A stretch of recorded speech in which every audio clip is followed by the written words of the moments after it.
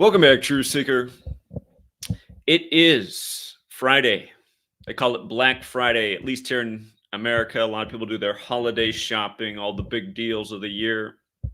But it's Black Friday out here. And 2 years ago on this date, they confirmed the first case of COVID from Africa on Black Friday. I'll let you think more about that. But for covering things like that in the past, I've had my videos taken down for hate speech, and there's never any hate speech intended in these videos. I'm just showing the significance of being aware of numerology and gematria, the practice of coding numbers into words, or gematria, and how the headlines unfold day after day, and how you can see day after day how the headlines pay tribute to history. It's almost like being a character in George Orwell's 1984. If you've never read that book, you should read that book. That was required reading when I was growing up in middle school and high school. They made us read that book multiple times.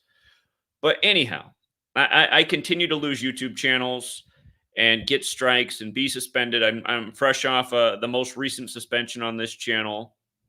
And again, just in the last 2 months, I've had 2 channels deleted all the way, and 2 more channels suspended multiple times. And again, it's always hate speech. Every time a video gets taken down, it says hate speech. And in the time of COVID, every video said medical misinformation, even if the video had literally nothing to do with medicine, which happened all the time. And back then, it's like, how can this video get taken down for medical misinformation? You appeal it, you think, okay, got to win the appeal. There's nothing medical in the video. And then somehow it's upheld for medical misinformation. And you were talking about the significance of, the 37th president in U.S. history. It's just, anyway, this is not hate speech. It is numerology. But it's also being aware of history and doing research and understanding why these things relate to each other and how it goes back to the Bible, which is a historical text to some. And it's very numerological, and every verse is numbered. But yeah, I think every YouTube content creator should just start using the same hashtag in this age of social media where hashtags are a way for people to find topics. I think if just everybody posted their absurd, just imagine all the content creators in the world that are getting censored right now, if everybody's used hashtag stop censoring us, or maybe it's be something shorter than that so it's just easier to type in, but just some hashtag, every content creator who's getting censored just complain. I mean, and of course that those complaints can get taken down. I just feel like people need to, it's not good to be whiny, but this is a literal complaint, and if enough people are raising awareness of how bad it is, maybe something's actually done to do something about it. We have all these supposed congressional representatives. I called my Congress member to talk about this topic. I haven't heard him bring it up. I feel like if I was an American congressman, a U.S. congressman, this would be what I'd be on every day. The destruction of the First Amendment by these big tech companies, because it's important, because they control public opinion right now. This is where people discuss matters, is online, and if you can only talk about things a certain way, man, you're having a major impact on the culture and society. And yeah, again, that's why I've always done this work. I was 18 years old when 9/11 happened. Talk about numerology and history and putting it all together. Doing research, finding out there's this thing of practice of coding numbers into words that's biblical, and in that code, Tisha B'Av equals 9/11, which is to remember the destruction of the 2 temples, and a million other things like Al Qaeda. And anyhow, when I learned about these things long ago, I realized this stuff was not an accident. It just made too much sense. We're obviously being lied to by our authorities, and again, you chase the federal city. Where does it go back to? It goes back to well, it goes back to a lot of things, but to make a long story short, Washington, D.C., named after the Freemason George Washington. And of course, the Freemasons have a headquarters in Washington, D.C., the building with 33 columns on the outside that are each 33 feet tall at the address 1733, when the highest degree of the Scottish Rite is 33, and modern Freemasonry was made in the year 1717, like 17 and 33. And again, in this practice of coding numbers into words, Mason is 17 and Masonry is 33. But anyway, I'm just tired of showing these kind of things and losing like years and months and days and just tons of hard work over information that should be available to everyone. And if you guys don't know, in April I actually drove from up here in Washington State, the northwest corner of the United States, down to Southern California or middle of California. Really, it's the Bay Area, but we did drive all the way down to Southern California too. But we stopped by YouTube headquarters and we were greeted by a large fleet of security that said we're not allowed in the building.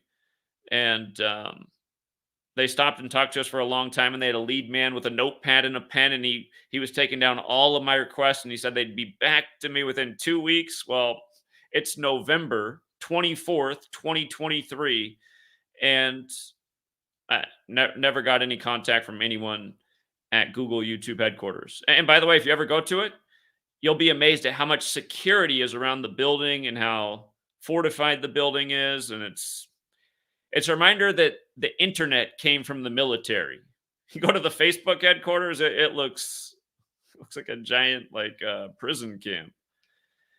Cameras everywhere. But anyway, yeah, it's sad to watch how easily the country it's just annoying to think that for 13 years we pledged to 13 stripes and learned about the country that came out of 13 colonies, but nowhere in those 13 years did they mention, the secret society that George Washington was worried about. Again, if again, I mean, I have videos where I bring up these things and the video's taken down for hate speech. It's like, but yeah, if you guys do not know, George Washington, he was worried about the Illuminati.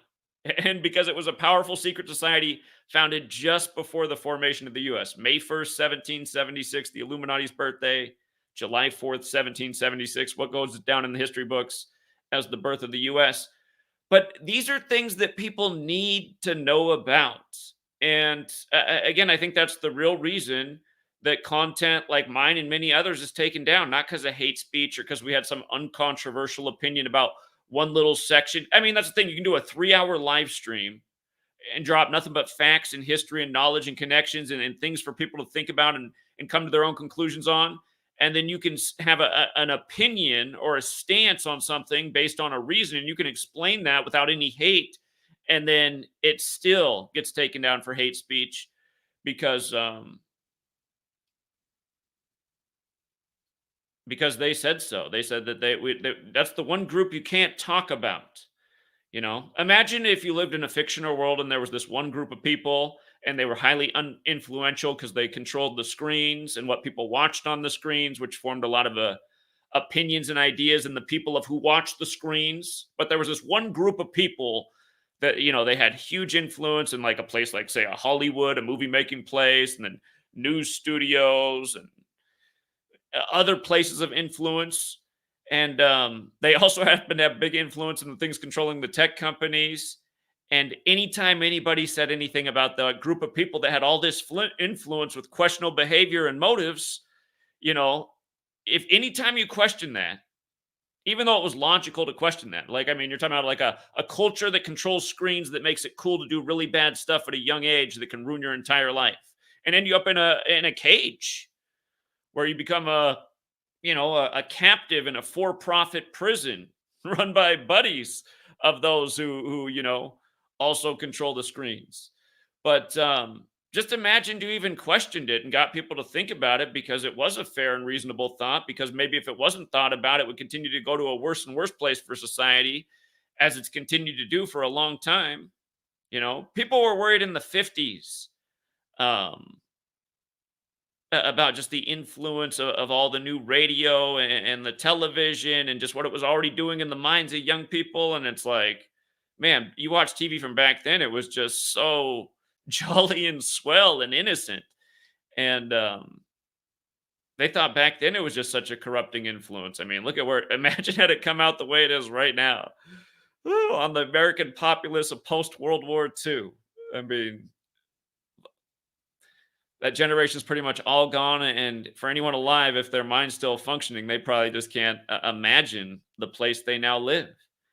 And from living in a community that mostly had older people for last 5 out of the last 7 or so years of my life, Um, Again, I notice a lot of those people understand the whole censorship thing and why it's bad. This younger generation, some people are cheering for it.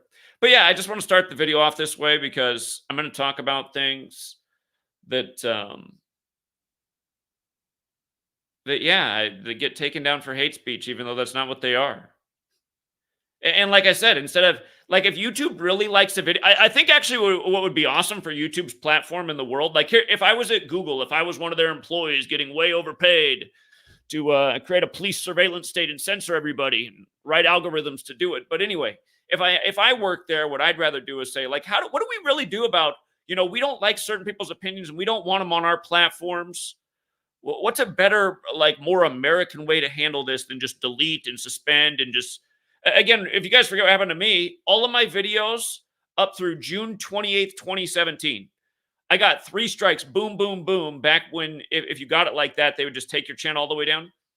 I was taking a week off, so I wasn't even posting content. I had no strikes when I went into the week off that I was taking to put the final touches on my first book, Letters and Numbers. And by the way, I'll show you guys where you can download my books for free.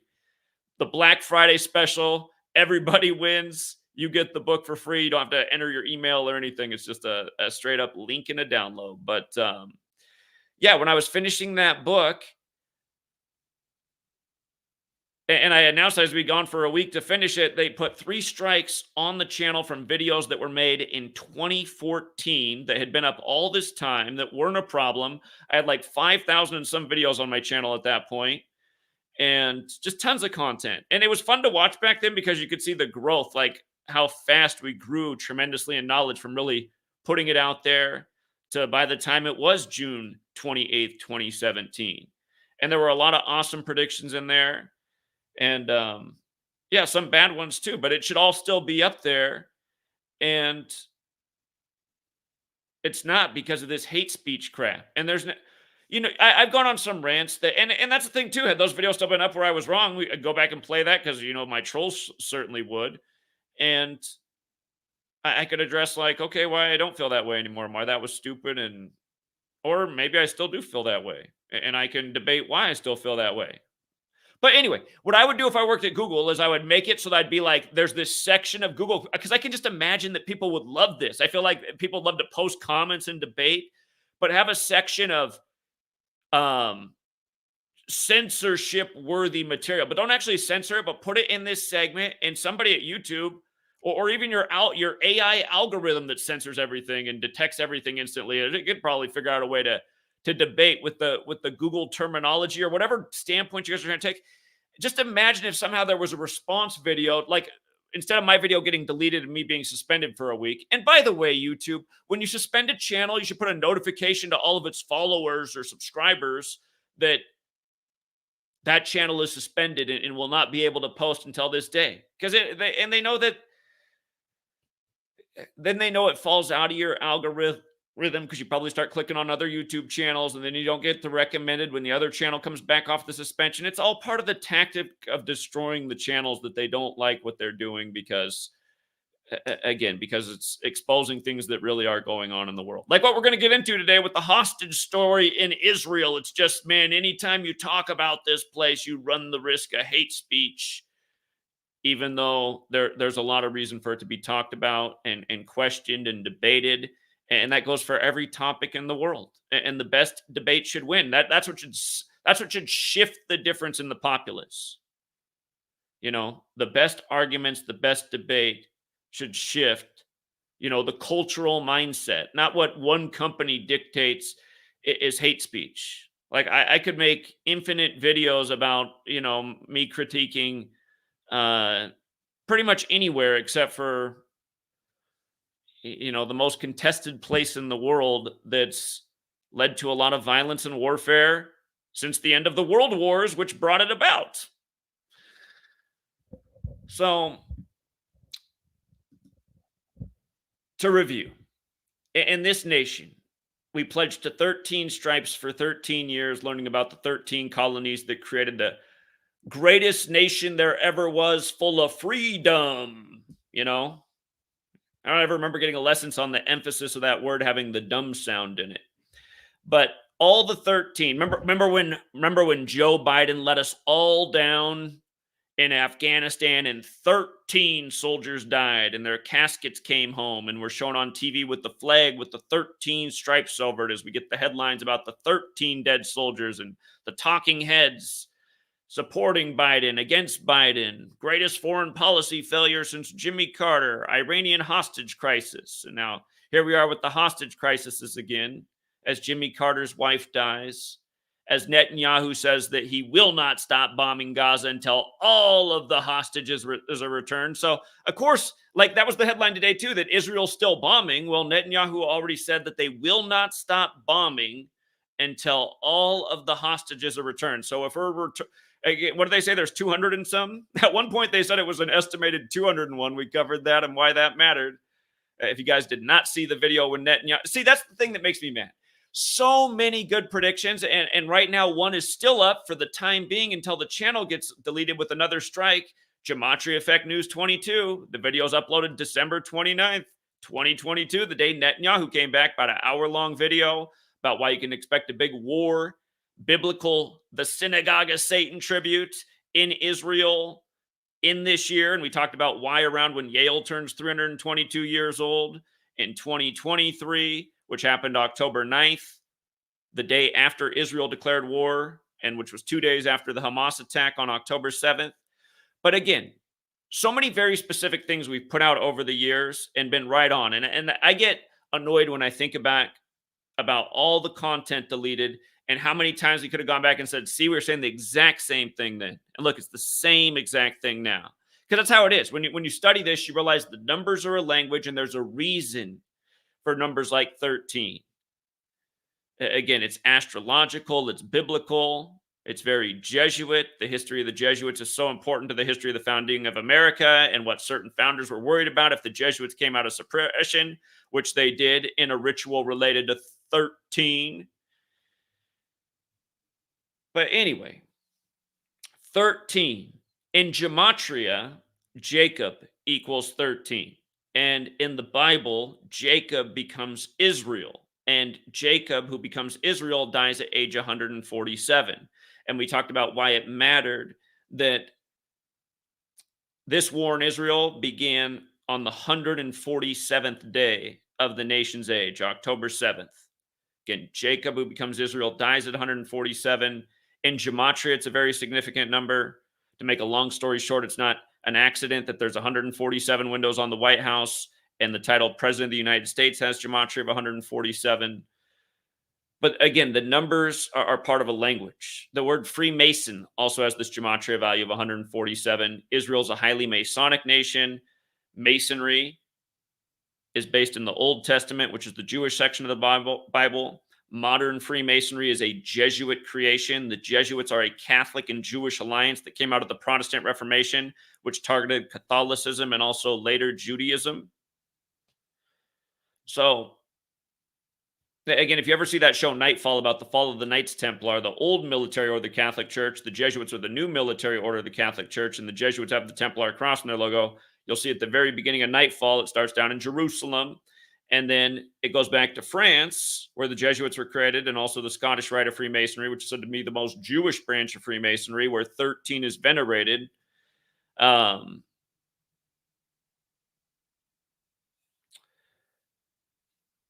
I lost my train of thought. Just Masonry in Israel and 13 and numbers. Masons are builders, mathematics hand in hand. And again, the Masons are highly invested in Pythagoras, who was said to be in Gematria, but it was in Greek, so it's known as isopsophy, where in Hebrew it's Gematria.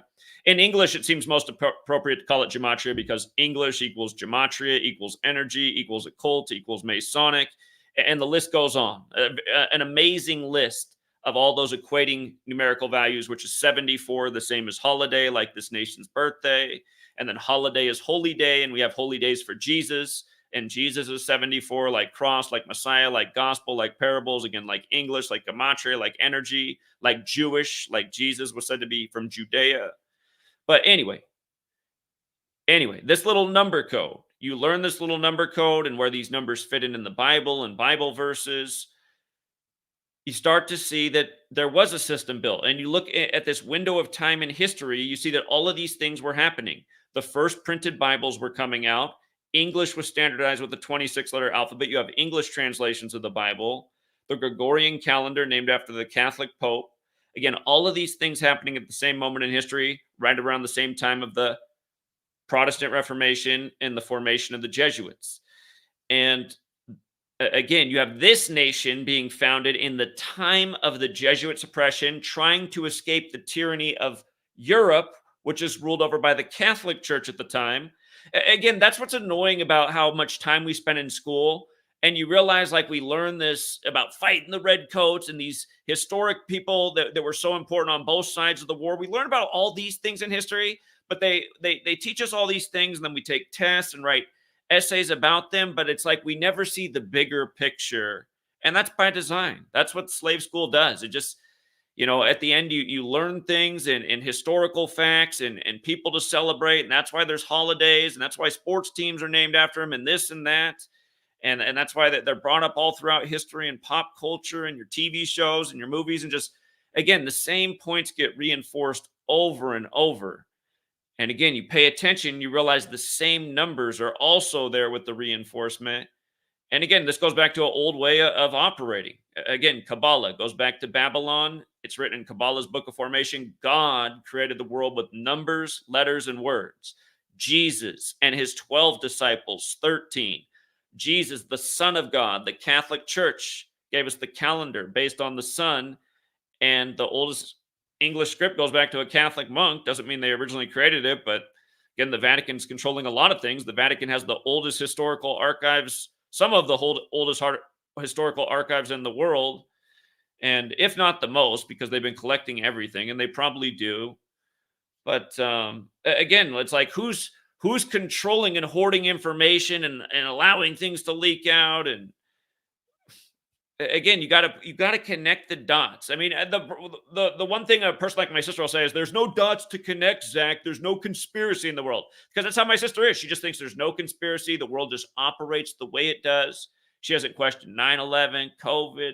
She's been just marching in line with all these agendas, and I think sadly there's going to be consequences for that.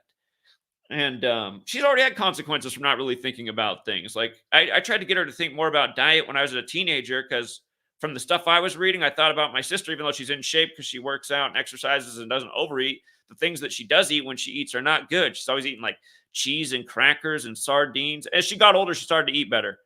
But she just when she goes to get tacos, only meat and cheese. And from what I was reading, I was like, this is not. Anyway, she ended up getting cancer at a young age, and she went through the whole chemo thing, which I also wish she didn't do. And she lost a part of her female anatomy, and it happens to a lot of women. And it's just like from marching through this system without questioning and trying to improve your position from what you've been taught. Again, she doesn't want to think that we've been made to be ignorant and exploitable and easily consumed by corporations. And again, she just doesn't want to think about it. It's easier to just enjoy life and go on vacation. And again, for people don't know, my sister, she married into wealth, so she's had a life of abundance since she got married in 95, and she's born 97. I take it back. Oh, hold on. I'm getting older. It was either 97 or 98 she got married. She's born in 71. So she was around 26 or 27 when she got married. And instantly she's just traveling and living the life. And that shortly after that was 9/11, and just her and I, we haven't been able to talk about things ever since. It's just, and it's sad because I realize she just wants again to enjoy her life and the blessing that came into it, which is wealth. But yeah, there's consequences, and now she's making decisions for herself and her children. And anyway, you can't talk about any of these things, even though you should be able to talk about all of them. And if we're wrong to talk about any of them, again, put it up in the worthy of censorship section where people can hammer away and make rebuttal videos, and let's just see if there's any good, smart, logical arguments, or you know what, just have like a live debate team. They got like 50 pro debaters just that work at 8-hour shift each day for Google, and they schedule a debate, and the up for censorship. If they can't make a good argument, then Google has the rights to take it off their platform because it's just trash, wasting gigabits in space. They got servers to pay for. Um, but yeah, there should be something because there are a lot of wasted gigabytes in space, and I don't think I don't think a big section of them are people questioning the mainstream because there's just not enough people doing that in reality. And that's the thing too. It's like this mainstream. They always want to hammer on minority groups, and well, for years that's what they did, and program people to think certain minority groups are bad people, and but now anyway, now it's like they flip the script in a way to just like for the polarization of society and the teeter totter they have us on. But oh shoot, I lost my train of thought again. I'm just talking about all the tactics they deploy on us to play these games and keep us going back and forth. Oh yeah, I was just saying a minority group in the world is like the truth seekers and the people questioning things. We're a minority group. There's like maybe 1 in 100 people in the U.S. are questioning things. Maybe it's gone up more in recent years. Maybe in the 21st century because things have gotten crazier from 9/11 to the cooties. The cooties pandemic, the one that you can't even say by name. It could go down as hate speech or medical misinformation. How dare you say anything cooties related without being the World Health Organization in Switzerland, where all the bankers are who got super rich with all the government central bank loaning. And remember, founders said if we see, that's the thing that bothers me, man. 13 years of slave school, and unless you had like a good teacher like I did, Mr. Beck, who I had for English, the only black teacher I ever had at high school was Mr. Beck, and he would speak out against affirmative action. I'd say to him in his class, I'd say, "Well, I see what you're saying, but think about it. You're the only black teacher at this school, and you're a good teacher." And a lot of teachers at that high school, probably I don't even know, probably well over 100 teachers. He was the only black teacher at the high school, and you know what? He got suspended while I had his class. But man, what was great about that guy is he was teaching us about Israel and all the violation of the Geneva Conventions. And now I think about how he got suspended too. And I remember when he came back, he was just what was so lame when he came back, and he would say, "Listen, I got a daughter to feed and a wife." And just everything was by the book from the lesson plan. His class was the best until I got to see that happen in high school. That formed an opinion on me too. So shout out to Mr. Beck wherever he is. What's funny though is when I shared gematria with Mr. Beck, he didn't respond back, and he always responded back to me. And I was older too. I kept in correspondence with that guy. Thought that's weird. He didn't respond back about that. How gematria, English, holiday, occult, Masonic, all these things equal the same thing, like the nations. I reached out to a few older professors and teachers that I kept in contact with. None of them thought it was interesting at the time. I was just like, what in the world? Anyway, I didn't even that did have an impact on me at the time, but I was like, okay, this just goes with it. This reminds me after 9/11, man. People just can't see the obvious. I'm just going to proceed ahead and see what there is. But yeah, again, for all the protection of minority groups, man, the people who question our reality from what we're told by authorities every day, we are a serious minority group, so we deserve protections.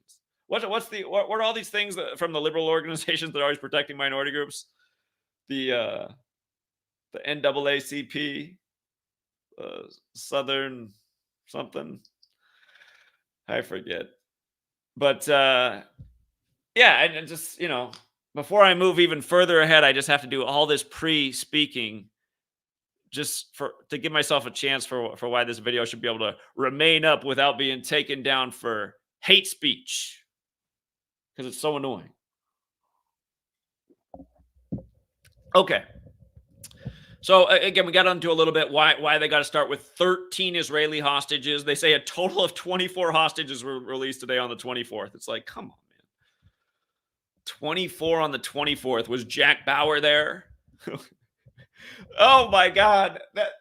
See, I remember being younger and just like seeing how my sister and I were growing apart through Jack Bauer and the show 24. Remember how that was the big hit show in America right after 9/11? All about the super agent, was he CIA, FBI, I forget, but some federal agency, fighting terrorism and all the crazy situations that go down and pushing all the stereotypes.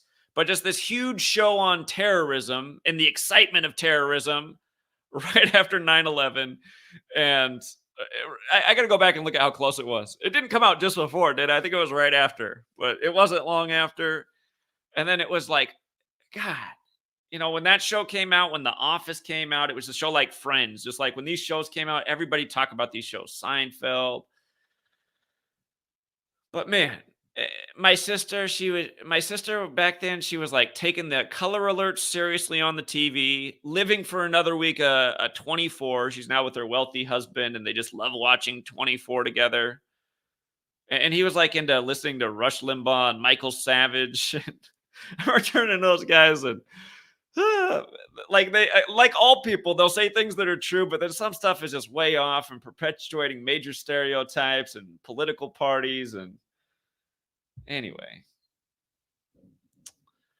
but yeah, 24 hostages on the 24th, you guys. I didn't even look into that angle, but it just pops into my mind right now. Maybe there is is the son who played the 24 character? I know it's one of the Sutherlands. I can't remember if his name's, is it Kiefer Sutherland?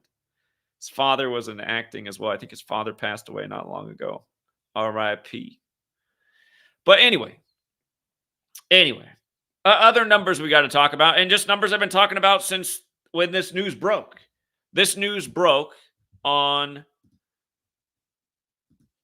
again, the story of, here, things you need to know. When this news broke on October 7th, that Hamas had attacked dancing Israelis at a concert, and again, that seemed like a sick joke because dancing Israelis was the name given to the group of Israelis who were arrested celebrating in New Jersey, filming the 9/11 attack, who then went on TV in Israel years later and said that they were there to document the events that day. And again, dancing Israelis was the terminology.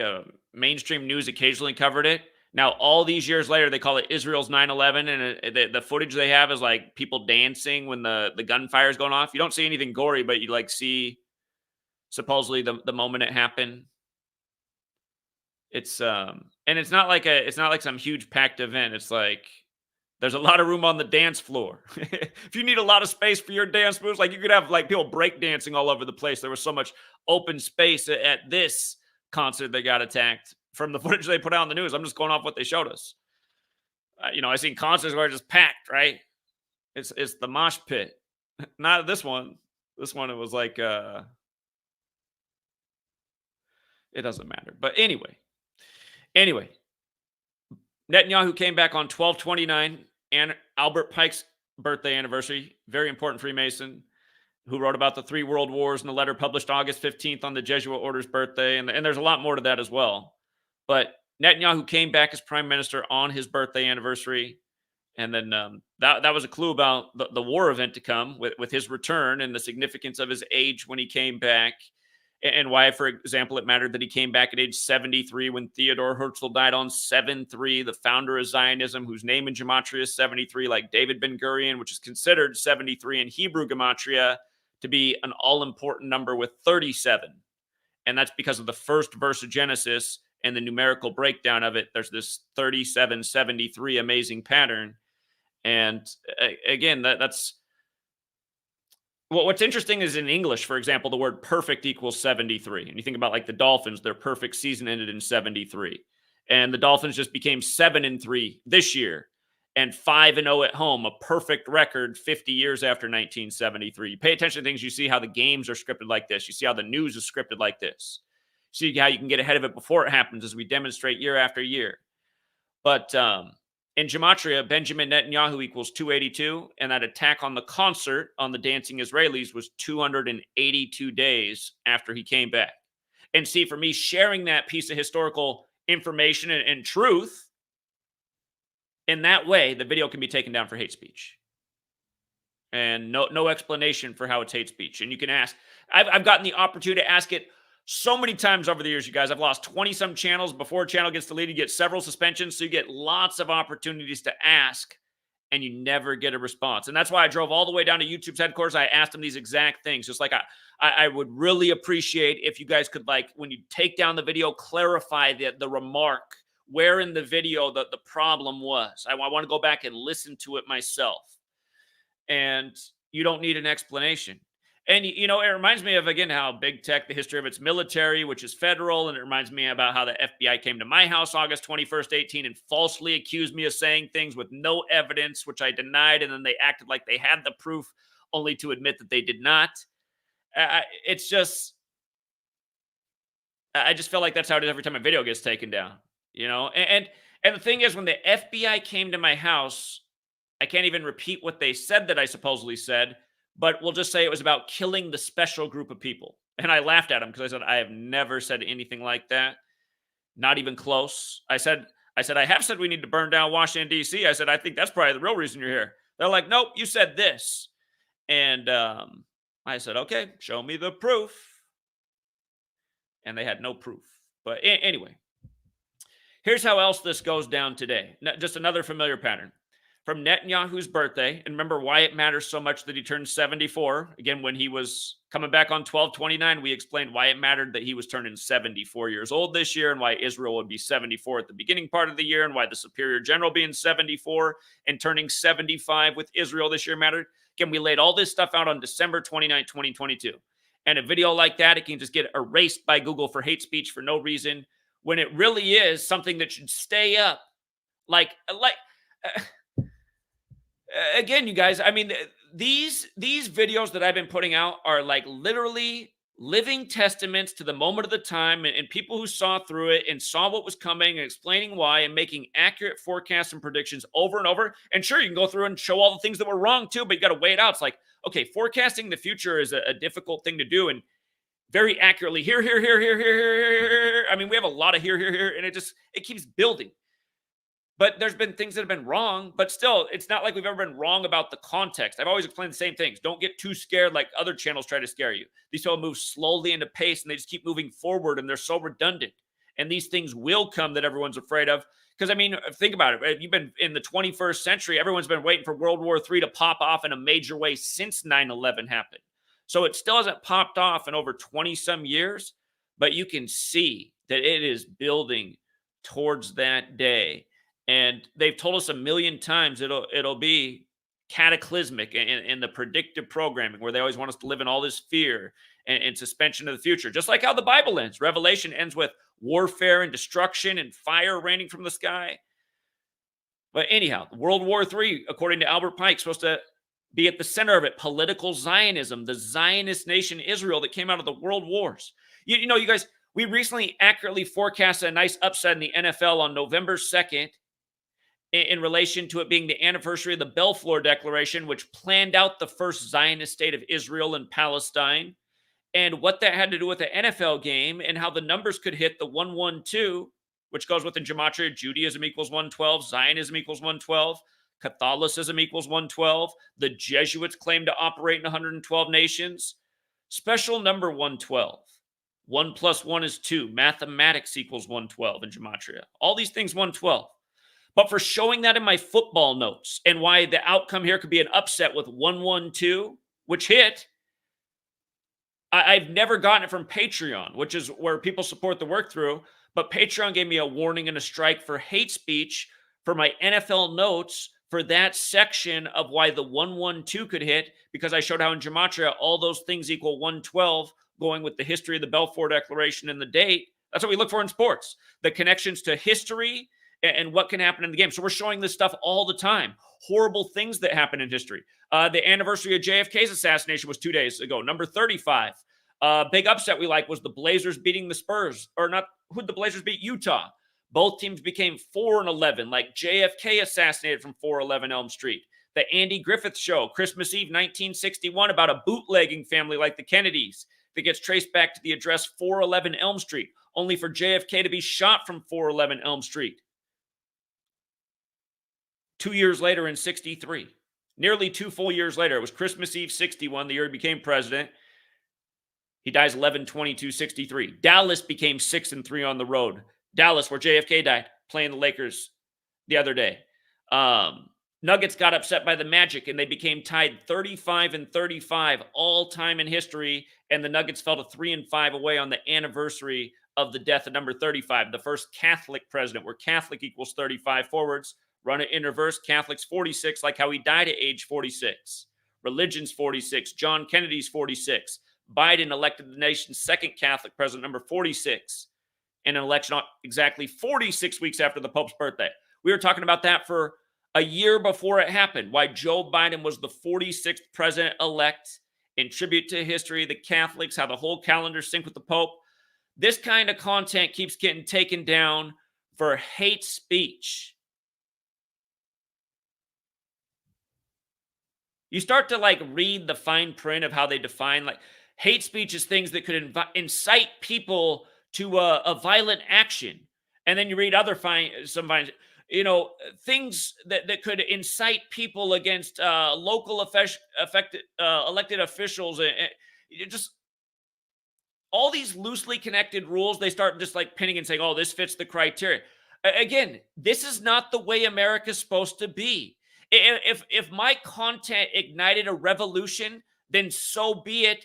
There were founders who said every 19 years there needs to be a revolution. That was the best one, Thomas Jefferson. And he was, Thomas Jefferson got ritually offed on a 7-4 on the same day as Adams, and they both penned a letter about their concern about the Jesuits coming out of suppression.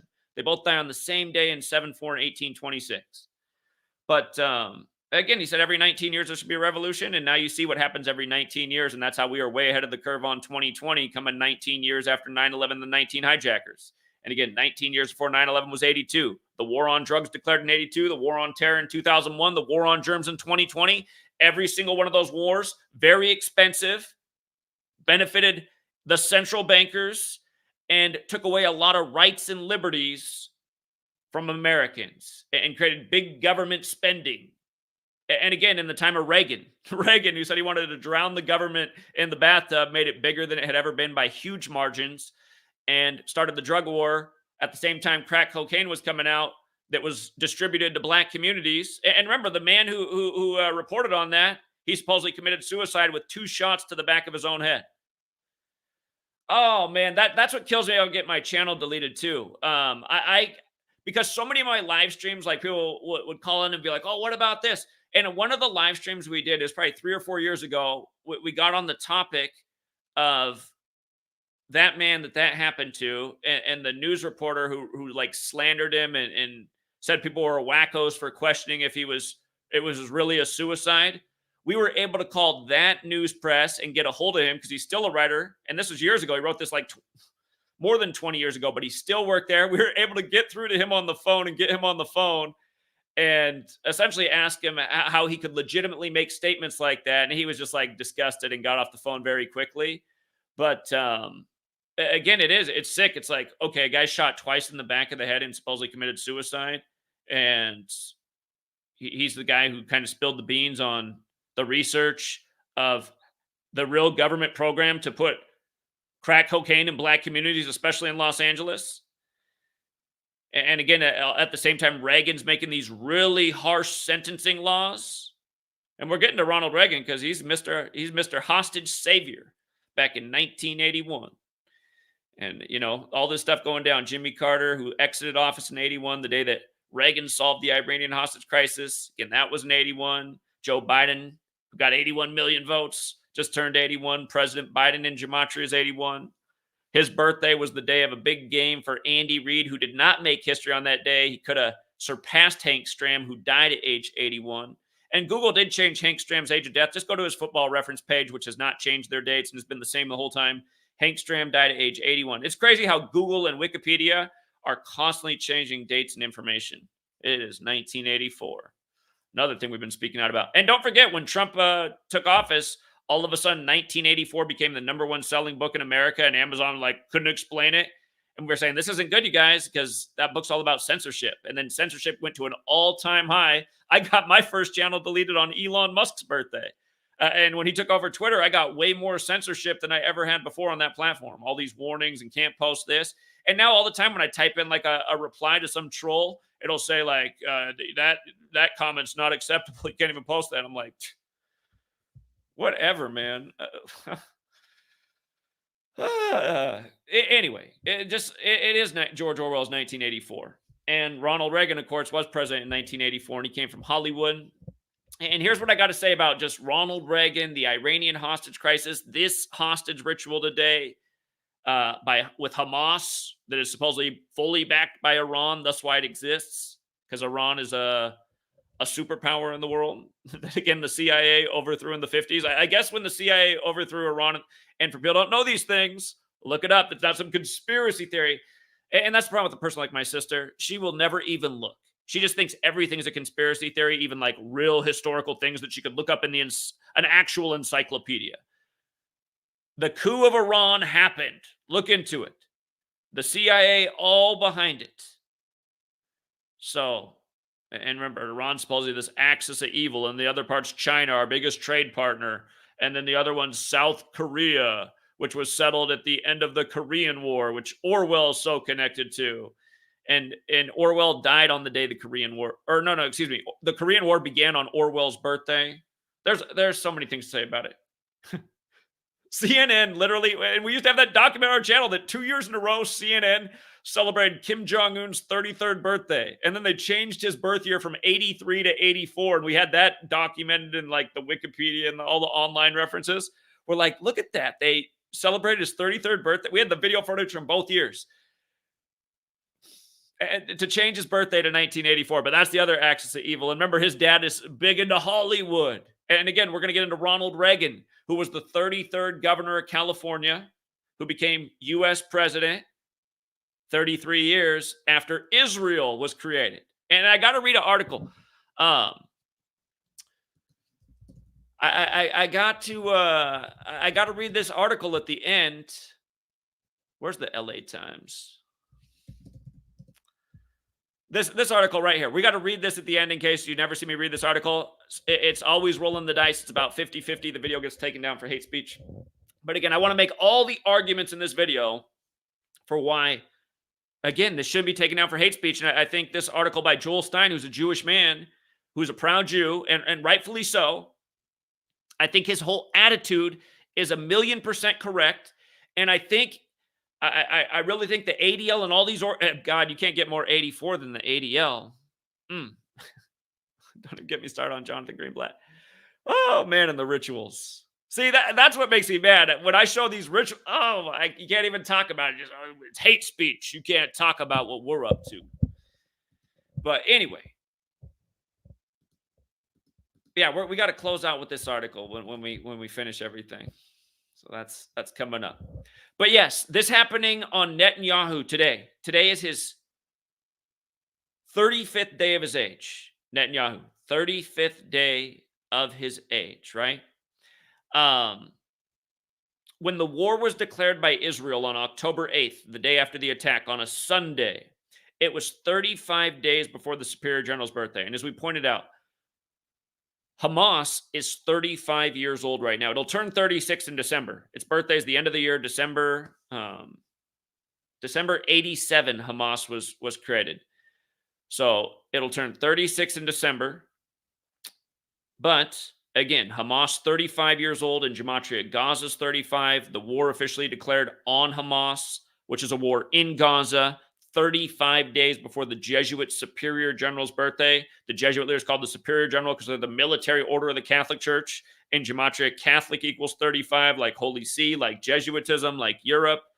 Big number. The word eye is also 35. In Genesis 3:5 about the eyes of God and these people playing God by this Kabbalistic code. But anyway,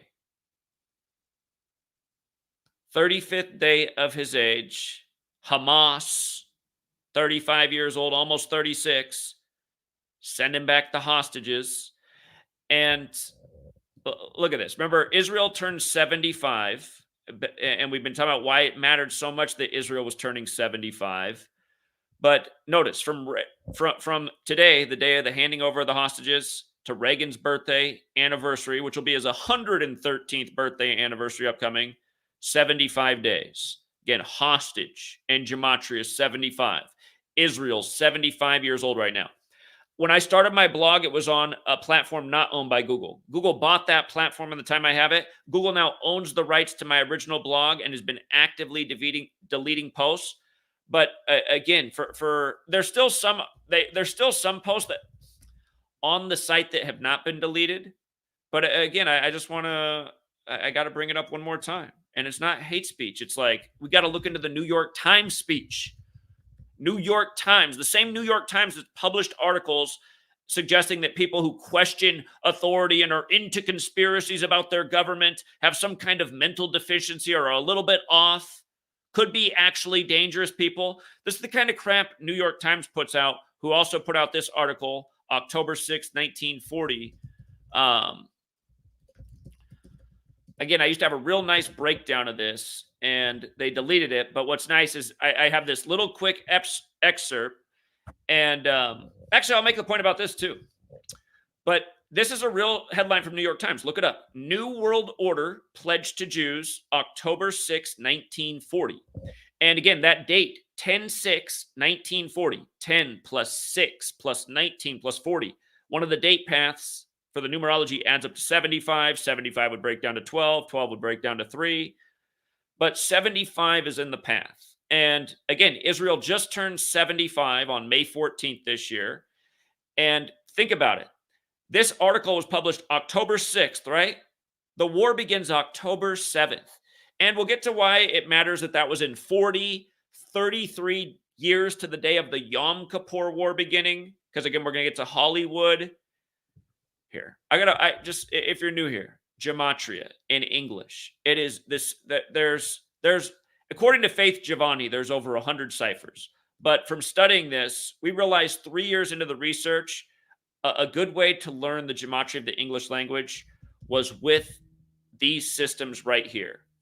Hollywood with the alphabetic order equals 129.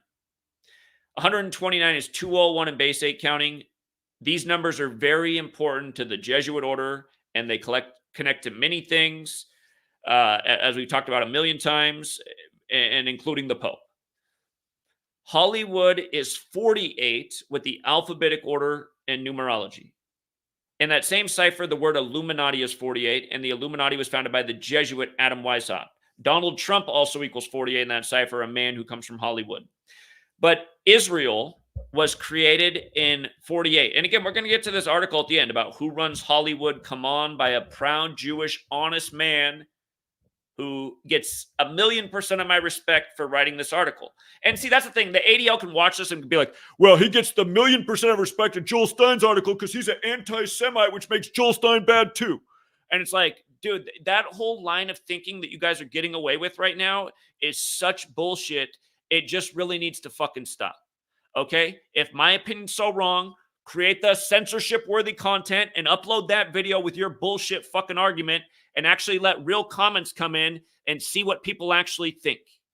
The problem is what these people know is I don't give a fuck what people think. I know people are little bitches that bow down to authority and will get fucked in the ass all day by us and keep supporting our Hollywood trash and our mainstream music trash and our TV media trash and celebrating it and spending their wealth on it and believing in it and supporting it and believing in it and supporting it and believing it. Hey, Steven Spielberg's got another one coming out this year.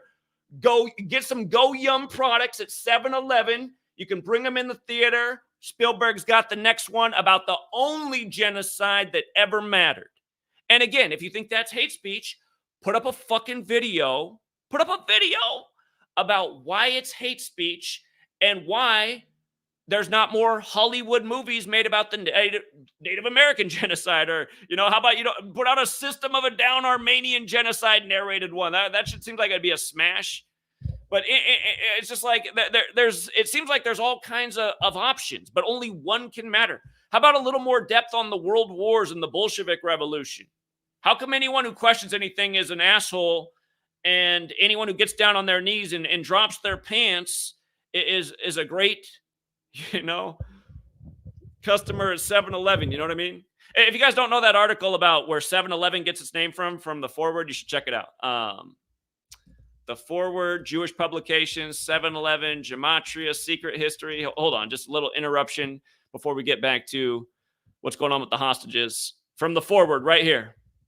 The Secret Jewish History of 7-Eleven. I'm surprised the ADL hasn't taken this publication out for this one. I love that they posted on July 11th. I have a breakdown on this article, but we're not gonna break it down. We're just gonna read it. When you walk into your local 7-Eleven who sells the Go Yum food products, who's really doing the hate speech? I mean, that's what I hate about this Orwellian ass world. We know who's really doing the hate speech, selling them Go Yum food products. Living out here in agricultural land, it's like you drive past one farmer's field and he's got his cows out in the grass and they're happy and they're moving around and they're munching like cows do all day.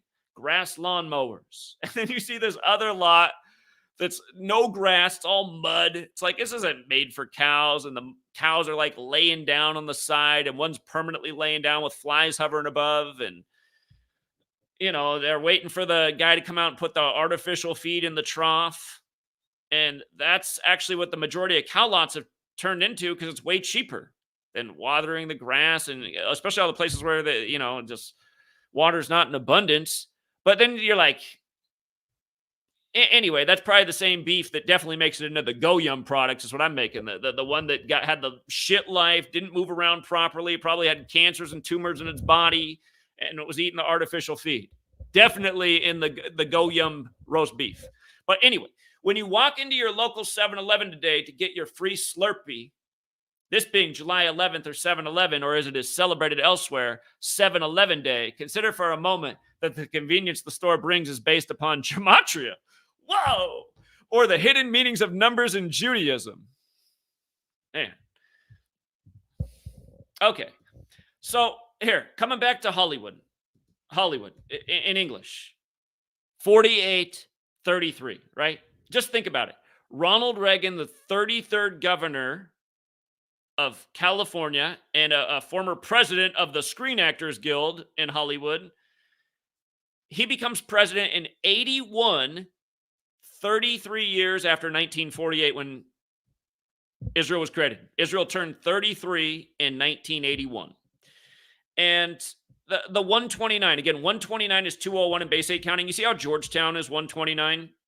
If you write out the Jesuit order, it's also 201. And if you write out like State of Israel, it's 201. And again, David Ben-Gurion died 201 days after the anniversary of its establishment. And Order of Illuminati is 201. And Adam Weishaupt, who was Jewish and Jesuit trained, who founded the Illuminati, died 201 days after the anniversary of its establishment.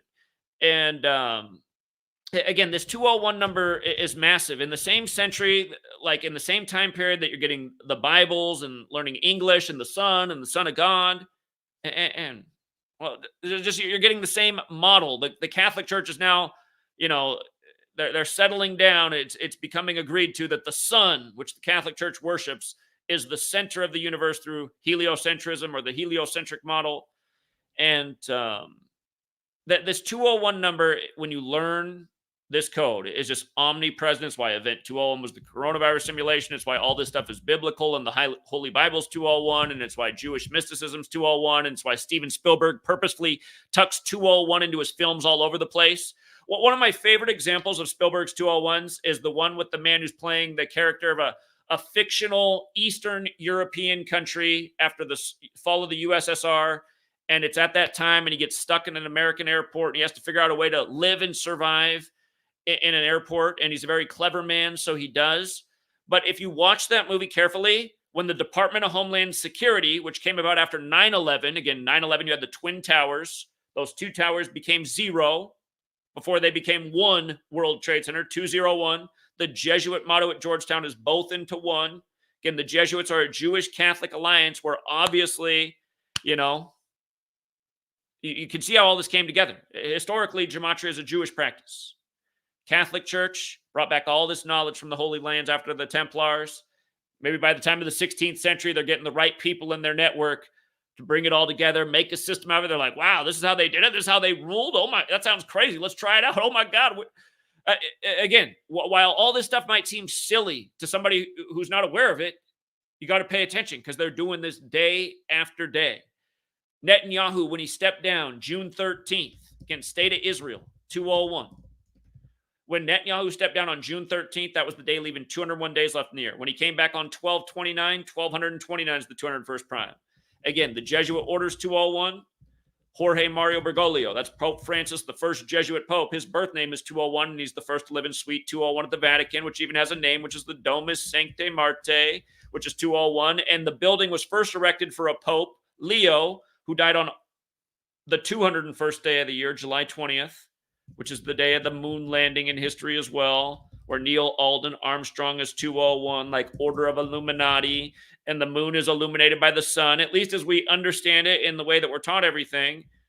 And again, I got to say, it seems to make sense. Some people are disputing it all right now. I get that's the thing, when people are lied to, then they'll question everything, even if maybe like it wasn't the thing to spend all their time questioning. It's like, have you realized what's happened in the world in the last decade while you've been trying to figure out the shape of the earth for sure? Like, don't you feel like you should put that time into stopping what was going on Earth? Because I warned all you guys back in summer 2015 when this shit went viral. But again, it is amazing how it all fits together. And you can see that heliocentrism also has 75, like Catholic Church, like Roman Catholic, like Ignatius of Loyola, the first superior general, the founder of the Jesuits, knows his name 75 and 201. Again, the Catherine the Great preserved the order of 201 Jesuit popes or 201 Jesuit priests and a million other things. But this year, on the Superior General's 75th birthday, Arturo Sosa, his birthday is November 12th. He turned 75, right after Israel turned 75. The NFL, home teams went 7-5 that day. Russell Wilson, 75th pick of the draft, won in prime time in a big upset and got his team rolling. And I've always said, like, Russell Wilson's this little Jesuit pawn. His name, Russell Wilson, equals Jesuit order. He's Mr. Jesus. The Jesuits are the Society of Jesus, and he's totally fake.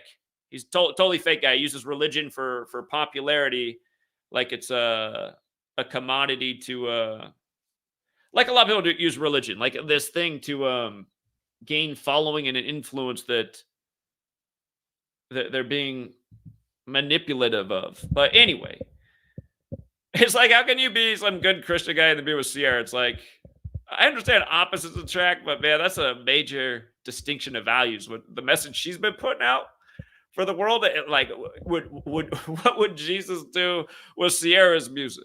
And again, I'm not judging. I'm just saying these things don't make sense. These are arranged marriages, and we've been talking about that with Russell Wilson, who I'm pretty sure is in dudes anyway.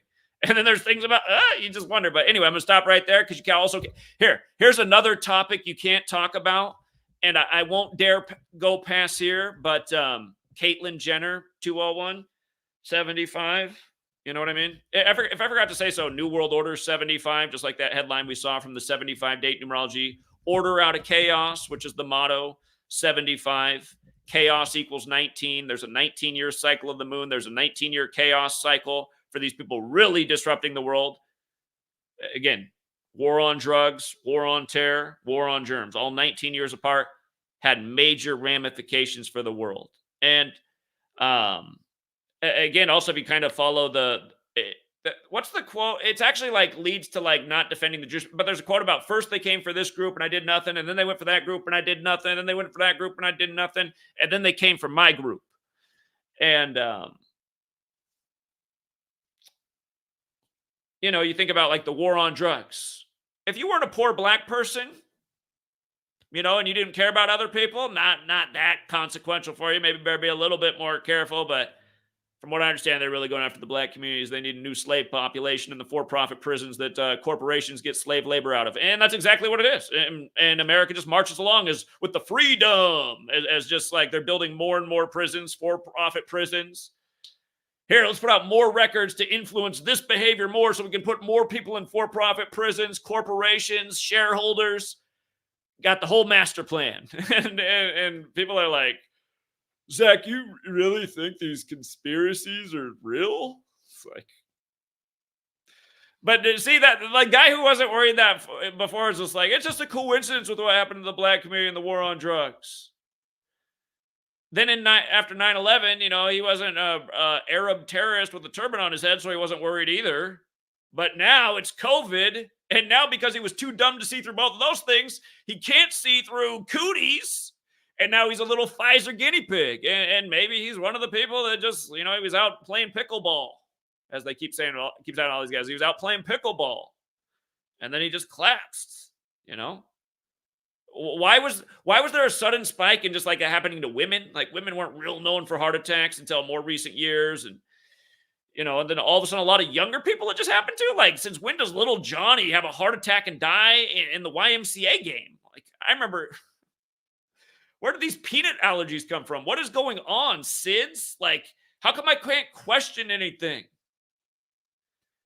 How come I can't bring up any of these topics? I thought we were getting smarter. I thought we were getting more advanced. I thought lifespans were supposed to be getting better. And because of world trade, like World War was like impossible. You see, if you grew up in the 90s, this is what you were learning. Like literally in your 13 years of slave school. And in my science class, one of our teachers was very just excited for how long our generation would live to because of all of the medical improvements and advancements and how much he thought costs were going to go down. Because you see, he's looking at the world like through a lens of a honest, good person who will work in a public school system and make a jack shit salary because he thinks that's what's in people. They do their best. They go out and do their best every day. And they don't think a lot more about going out each day and doing their best, and they're assuming everybody else is doing their best. Like my dad's that kind of person. My dad's like a nice, he's a perfect worker. He's just going to go out and do a great job. He's going to work his ass off for nothing, and he's not going to give anybody a hard time. And if anybody really messes with him, unless they're, again, he's just going to let it go. Dirt off his shoulder. He doesn't have time for that. He's just, my dad's an easygoing, try to please people for the most part type of guy, unless you do something that's like you have to do a lot to make my dad mad. But they want people like my dad, that they want a society just like my dad. They want to, like, I feel like if the Illuminati could mold humanity like into all being like my dad, that's exactly what they'd want. He'll just go out and work his ass off, and he won't ask for anything. He won't take any days off. He doesn't get sick either. That's the amazing thing about him. And yeah, just like, that's what they want. And he does, he like, even if he thinks things are funny, like he's like, it's not my place. But as nice as those qualities can be for certain things, they also like, and I don't think it's just my dad. I think there's probably a lot of people like that are somewhat like that in the world, and especially just won't ever like they won't question at all authority. Whatever authority says, they're just going to do because it's easier that way for them. And of course, you push people far enough. Like maybe there's a place where it gets, tyrannical enough. Even my dad could get pushed too far and be like, okay, And thankfully, my dad didn't get any jabs because he was listening to me about that, and he didn't have to for his work. They never required it. But yeah. Anyway, just the point is like you can't share life stories, you can't question things, you can't talk about things, you can't point things out, you can't teach knowledge for the sake of trying to help other people see through. And again, for anyone to make the argument, well, all of your work is total bullshit and coincidence, which some people think it is, like my sister, which is just amazing to me. And again, maybe in this video I haven't shown like the greatest proofs, but here again, just let's always revisit this one. You have to understand, for years we've been showing how they do things numerically by a code and tribute to numbers from the Bible. And the first hostage video released for this whole hostage crisis again was Mia Shem, and this is actually not the video I wanted or the post that I wanted. But notice that Netanyahu's birthday is 1021, and Genesis is the first book of the Bible, which the Abrahamic religions are based in. Again, the Old Testament's Jewish, but Christianity and Islam are based in the Torah, the 5 books of Moses that begin the Old Testament, starting with Genesis. So at the beginning of the Bible, Genesis 10:21, it first mentions the people of Shem. Netanyahu's birthday is 10:21. He's got this harsh rhetoric because of the hostage situation. He's demanding death and killing and essentially vengeance. Eye for an eye type of stuff. But really, it's more than eye for an eye because he doesn't know that all these people have been killed. He knows they've been taken. Man, they're just blowing people up all over. Doesn't matter who. Don't mess with Israel. Don't you know what happened in World War II? And if you got a problem and you vocalize that problem, we're going to take you down for hate speech. And you know what? You guys, I'm talking about how they can take stuff down. In other countries in recent years, they've made it so there's jail sentences for even... Hold on. What country has crimes for questioning Holocaust? This exists now. Legality of Holocaust denial. This is a whole topic on Wikipedia. But Holocaust denial can be prosecuted in Australia and Austria, of course, where Hitler's from, and Franz Ferdinand, who World War I's connect to. Belgium is the they say the battleground of Europe because it was in the middle, but Holocaust denial illegal in Belgium. All over the place. Look at all these places. They got laws. Let's see what it says for the United States of America, though. They haven't snuck in any laws here into the cootie. Could have been a new law in the time of cooties. In the United States, Holocaust denial is constitutionally protected free speech because of the First Amendment. And thank God for that. A United States court in 1981, the year Reagan took office, in a case brought by Mel Mermelstein, took judicial notice of the occurrence of gassings in Auschwitz during the Holocaust, declaring that a legally incontestable fact. Hold on. A United States court in 1981, in a case brought by Mel Mermelstein, took judicial notice of the occurrence of gassings in Auschwitz during the Holocaust, declaring that a legally incontestable fact. Okay, so they're just saying that definitely happened. Interesting that happened 33 years after the creation of Israel. A federal court ruled 33 years. Think about that, you guys. Again, Israel is a very Masonic nation in the same way Washington, D.C. is a very Masonic city. And remember, federal equals 33, like masonry, like secrecy, like order. All of those words are 33. House of the Temple in D.C., 33 columns, each 33 feet tall. 1968, when so many things went down, was 33 years before 9/11. Again, Bush got out of Skull and Bones, a Masonic order. George W.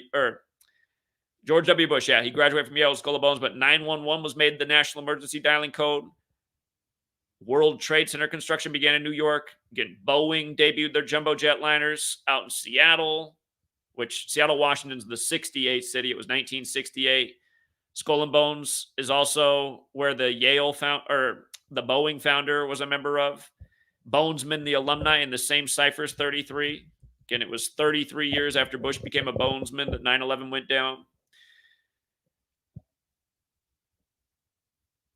Anyway, 1968, 33 years before 2001. This 33 thing with 1981, 33 years after the establishment of the nation. And that means next year, 2024, which isn't far away. You got this big eclipse coming up. X is the 24th letter. Elon Musk, that Manchurian candidate that has a lot of people fooled, just like the overgrown Orange Oompa Loompa Donald Trump. These little Jesuit puppets. Again, he renamed his thing X, officially rebranded it on the 24th day of the 7th month, while the Illuminati and the United States of America were 247 years old. And a moon's full cycle over 19 years is 247 lunar months. Again, just the object that's illuminated. Elon Musk, this little Illuminati plant. He wants to merge the computer with the brain. Yeah, next year is going to be 33 years after. For how long? For you guys, at the rate things are going in the United States, these things will get overturned. Like they'll figure out a way to undermine all the amendments. I mean, the Second Amendment's been so undermined. Yeah, you still have the right to bear arms, but there's all these rules if you can bear arms, and then what you got to do with your arms, and it almost like defeats the point of having an arm. It's like, well, if I got to do all that legally, or all this, that makes this unfeasible. And man, what if I need it in a situation? How do I even get to it in time? I'm dead. I can't even get out of the safe. You got to have it. You got to have it like in 2 boxes in a car, all in pieces. I mean, come on.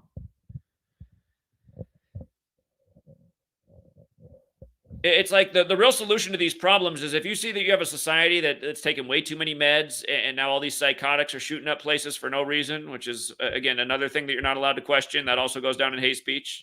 Again, I just got suspended exactly 33 weeks to the day on my video of the number 33 in the Tennessee shooting. and also the one where we talked about how the shoes changed during the surveillance, which they did. They went from Pumas to Vans, and Vans is a Masonic company.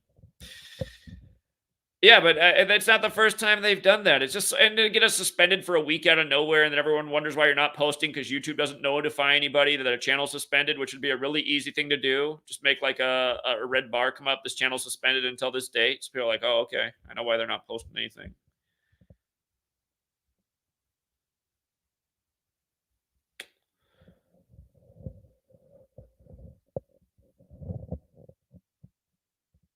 But yeah, anyway, I mean, literally laws and nations from questioning.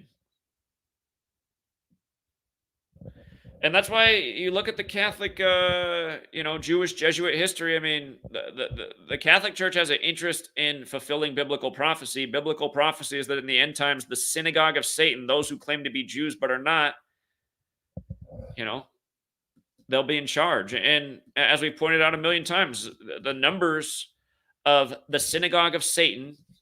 Look at this. I mean, how's this an accident, you guys? The synagogue of Satan, 223 when you run the alphabetic order forwards. Philadelphia, 223 when you run the alphabetic order in reverse. Again, the letter written to the Church of Philadelphia about the synagogue of Satan. The number 223 is the 48th prime. Like, remember how you had that huge ritual at the beginning of 2023? We talked about then the massive ritual with the earthquake in Turkey, which is where the biblical Church of Philadelphia would be. And it's about the synagogue of Satan. The verses that corresponded with the date, and the Grammys were going on, and you had a transgender and a homosexual singer. And again, this isn't hate speech. I mean, that's fine if that's what you really want to do with your life. If and you're not being influenced by pop culture and celebrities who you worship, like if that's actually what you want to do instead of just like following what's on the screens all the time, which is the point I'm making, because this stuff's on the screens all the time in a highly ritualistic fashion. But you had a transgender and a homosexual dressed up like in this satanic tribute with like flames on the stage. And as that's going on, there's this huge earthquake in biblical Philadelphia. It's like, okay. And for years, we've been educated about military and earthquakes and ritualistic earthquakes and where this fits in with Agenda 21 and 2030 and the plans for depopulation. And again, what a way to go about it. If you're world elite with technology and wealth and can pull this off, and you run nations and suck up people's taxpayer dollars to do it. If this is what you want to achieve in the world, depopulate, what a perfect way to do it through militarism that goes off as Mother Nature. But yeah, see, talking about these things, just people like they lose their marbles because they don't know anything, because they haven't listened to anything about anything, or the past presidents who warned about the military industrial complex and the underground weapons testing program and the above weapons program testing, all these things. And JFK in 1961 speaking about the future of weather control and how it can be like a utopia, make sure there's no famine or drought. And to think that they were figuring these things out back then. But like I say, what if the psychopaths, like the synagogue of Satan types who just want power and control, what if they control the technology? It's just like, hey, I can go in your house and I can make you a nice meal with your oven. That's what it was made for, or your stovetop or whatever. If you let me use the stuff in your house, I can make you something really nice, and you'll be glad I came over to your home and did that. You might even invite me over again. I was polite. You enjoyed the meal, and I did that because of all that was provided. Or I could go into your house and be a total psychopath, and I actually wanted to burn your house down because I want to rebuild something nicer there, and I know that you don't have the insurance, your insurance situation. Somehow you're going to have trouble replacing the replacement. Anyway, I got some. So anyway, I'm going to go in your house, and I'm going to tell you I'm going to make a meal, but I'm going to be reckless and crazy, and I'm going to set a oil and gas fire on your stove, and I'm going to burn your damn house down. You're going to. That's like how these people are. They take all the things that are good and then they make it bad. Instead of JFK's utopia, it's JFK's brain scrambled because he had a night. Just going with the cultural narrative, the official story, he had this narrative to, he saw kind of what was wrong with this central bank and the maneuvering of war. And how money gets people aligned. So he wanted to do something to shift. This is the story that JFK had plans to shift something about the money system to lessen this central banker control. And then boom, next thing you know, dead on 11 plus 22, 33 in Dealey Plaza, right? Named after a 33rd degree Scottish Rite Freemason. But yeah, prime numbers, you guys, they're important. 223 is the 48th prime. Israel established in 48. And then also like 149 is the 35th prime, and JFK was the 35th president, born on the 149th day of the year. And in light of them putting 30, that's another thing. The 35s on everything. Revelation also has that gematria of 149, which is the 35th prime. Like Catholic, like how they gave us the Bible as we know it, and it's very numerological. And anyhow, the other Mia Shem thing for hostages, the better Mia Shem thing that I wanted to show you.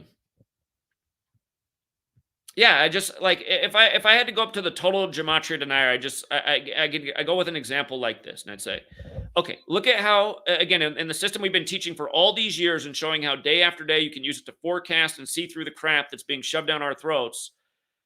Look at how Mia Shem overlaps with Catholic, and again, this is the same point that we've been making for all these years. 145 more chapters in the Catholic Old Testament. Mia Shem and Catholic both equal 145 when you run the alphabetic order in reverse. Israel's date of establishment is 14/5. And then we just saw the ritual they did with the Star Wars missile defense system last Friday, and how it was synced up with George Lucas and the Star Wars film, and why it matters that George Lucas has the same birthday as Israel, 14/5, and why Star Wars came out on the 145th day of the year, and Israel's flag, the star.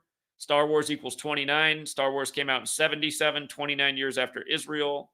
Now, Israel, the first military in the world to use a Star Wars defense system as of last Friday. Or was it 2 Fridays ago already, the way time melts away? But it was a Friday ritual. We definitely covered it. Mia Shem, 71 forwards, like Catholic. The war began October 7th on Putin's 71st birthday, 71 days before the Pope's birthday, when we're on a calendar synced up with the Pope. And the more important thing is that on October 4th, on our TFR episode, we circled October 7th for world terrorism based on the 10-4 emergency alerts in Russia and the U.S. on the same day on 10-4. Said how it was pointing to October 7th and talked about the significance of Putin's 71st birthday. Then, with the alphabetic order and numerology, the war was declared by Israel 35 days before the Superior General's birthday. Again, Hamas is 35 years old. Gaza equals 35. Gaza getting punished while Hamas is 35. Now today on Netanyahu's 35th day of his age, the first hostages are turned over by Hamas. And it was in the Mia Shem name from, again, we covered this back on October 17th is when I got wind of this news. October 17th. And then, of course, Mia Shem in reverse is 46, like Catholic, like 46 books in the Catholic Old Testament, like JFK, number 35, killed at 46, like Biden, number 46, elected 46 weeks after the Pope's birthday, inaugurated on the Pope's 35th day of his age, years after the death of his son, Beau Biden, at age 46, 201 days before the Pope's birthday, when his wife and daughter also died in big 201 rituals back in 72 when he became senator-elect. And, again, his son died 201 days from the Pope's birthday when he was 72 years old. Jesuit order is also 72. Sun moves 1 degree on the astrological wheel every 72 years. So again, the numbers are a language, and you just pay attention. You see how perfect the rituals are. Again, Israel was established in a Catholic ritual that came out of world wars with Jesuit Catholic fingerprints all over them. People get mad because they're like, Zach Schilling, because there's Jewish bankers too. I'm not denying that, you guys, but again, the whole world is so focused on Jewish bankers. They're a part of it. But you have to look at the whole picture and how this has been put together and why. If you refuse to see through this, like, I just get tired of coming here and saying, I already know it's all bullshit, so what do I have to know gematria for? It's like, God, you must have like a zero attention span to not know the answer to that question. If you go to your family and say, and they're not awake, but somehow you're awake and you know everything's bullshit, and all your argument to them is, it's obvious bullshit because it's always bullshit, and it's more bullshit, and it's Jewish bankers. How does that sound? Because again, that's the comment you guys leave for me, and I don't know what else you guys have to say besides that. Jew this, Jew that. Okay, instead of the tunnel vision, take a step back and see the bigger picture. We're on the Catholic Church's calendar. We have life synced up with the light. The calendar is synced up with the life of Jesus, according to the Catholic Church, the sun in the sky. And I mean, again, if I didn't know anything about this, and this was the first presentation I was ever watching, and in the video, the speaker, all he said in the beginning was, I just want you to think about this. There's an ancient practice of coding numbers into words, and I'm going to present the Catholic Church, the calendar, the language. And I just want to start right here to just really think about this. I'd have it like this if I was doing the presentation. I'd only have these ciphers up, the alphabetic order forwards and backwards. I'd say, okay, right now, the time you're learning this lesson, you happen to live in the time of the first Jesuit Pope. And then I'd ask the audience, I'd say, how many of you here, what do you know about the Jesuits? Or have you even heard of the Jesuits? Maybe that would be the first question. Yes, no. How many of you have heard of the Jesuit order? And then the downside about doing that is like, it's from you see the people are the same from the time they're in grade school till when they become adults. They're the same. They look around to see what other people are doing first. Like, is it okay to say that I know? I don't want to look like a nerd. But, okay. Oh, that's enough people. Yeah, me too. So again, it's just like hard to get people to be honest about anything because there's like all this pressure from every angle to have an opinion about anything in this world. Supposedly in a world where free speech is most important, everyone's scared to speak freely. But anyhow, and these are the things like a real leader needs to talk about in front of the nation, like on Inauguration Day. Yeah, you guys might have the First Amendment, but how many of you actually feel like you're able to speak your mind freely without fear of persecution by anything? Friends, peers, anything, school, your employer, your publisher, whatever, anything, your sports agent, your sports team, But anyway, to get back to where I would start, Isus Hominum Salvator, the Jesuit motto, has gematria of 274. And maybe to make the point, I wouldn't even have this up there. The 266 is interesting because the first Jesuit Pope is the 266th. But then I'd say, okay, after we make this point, we go to the next slide. And I would say, okay, the Jesuit motto has gematria of 274. The Catholic Church has celebrated the sun in the sky's birthday since the year 274 AD on 1225. And by the way, 1225, that number has a square root of 35 to come back to the significance of 35. And the word eye is 35. And Genesis 3:5 is about the eyes of God. And a lot of people celebrate the sun as a god. Some see it as the eye of God because when it's out, it's light. You can see. When it's not out, it's darkness, like when your eyes are closed. But there's a huge 35 connection. The Roman spelling of Jesus, Jesus, also equals 35. And interestingly enough, so is the word Satan and Baphomet. But anyway, the Catholic Church, Catholic 35, like Holy See like I. They spell it S-E-E, like see with your eyes. Has celebrated the sun in the sky's birthday since 274 AD on 1225. And then, again, you can go through how the history of English goes back to a Catholic monk, how we're on the Catholic Church's calendar named after a pope. You can make the point about how Pope is 52 to go with the 52-week calendar. But here's the thing. Roman Catholic Church, when you run the alphabetic order in reverse, Roman Catholic Church is 320. The Catholic Church has celebrated Jesus Christ, the Son of God in the sky's birthday, since 320 AD on 1225. That's 46 years later, right? And again, where Catholic is 145 with the reverse alphabetic order, like the 145 more chapters in the Catholic Old Testament, with numerology applied, Catholic is 46 to go with the 46 books in the Catholic Old Testament. And yeah, there's a long history of 46. Man. Do you remember how earlier this year we were going over the history of assassinations in 144, and then you had that big ritual down in South America with the assassination of a presidential candidate on the day leaving 144 days left in the year, the same day we were doing those videos. And then we looked into how that nation's birthday was in 46. And it was the same day that a man was arrested in Utah for supposedly threatening to assassinate number 46, Joe Biden. But anyway.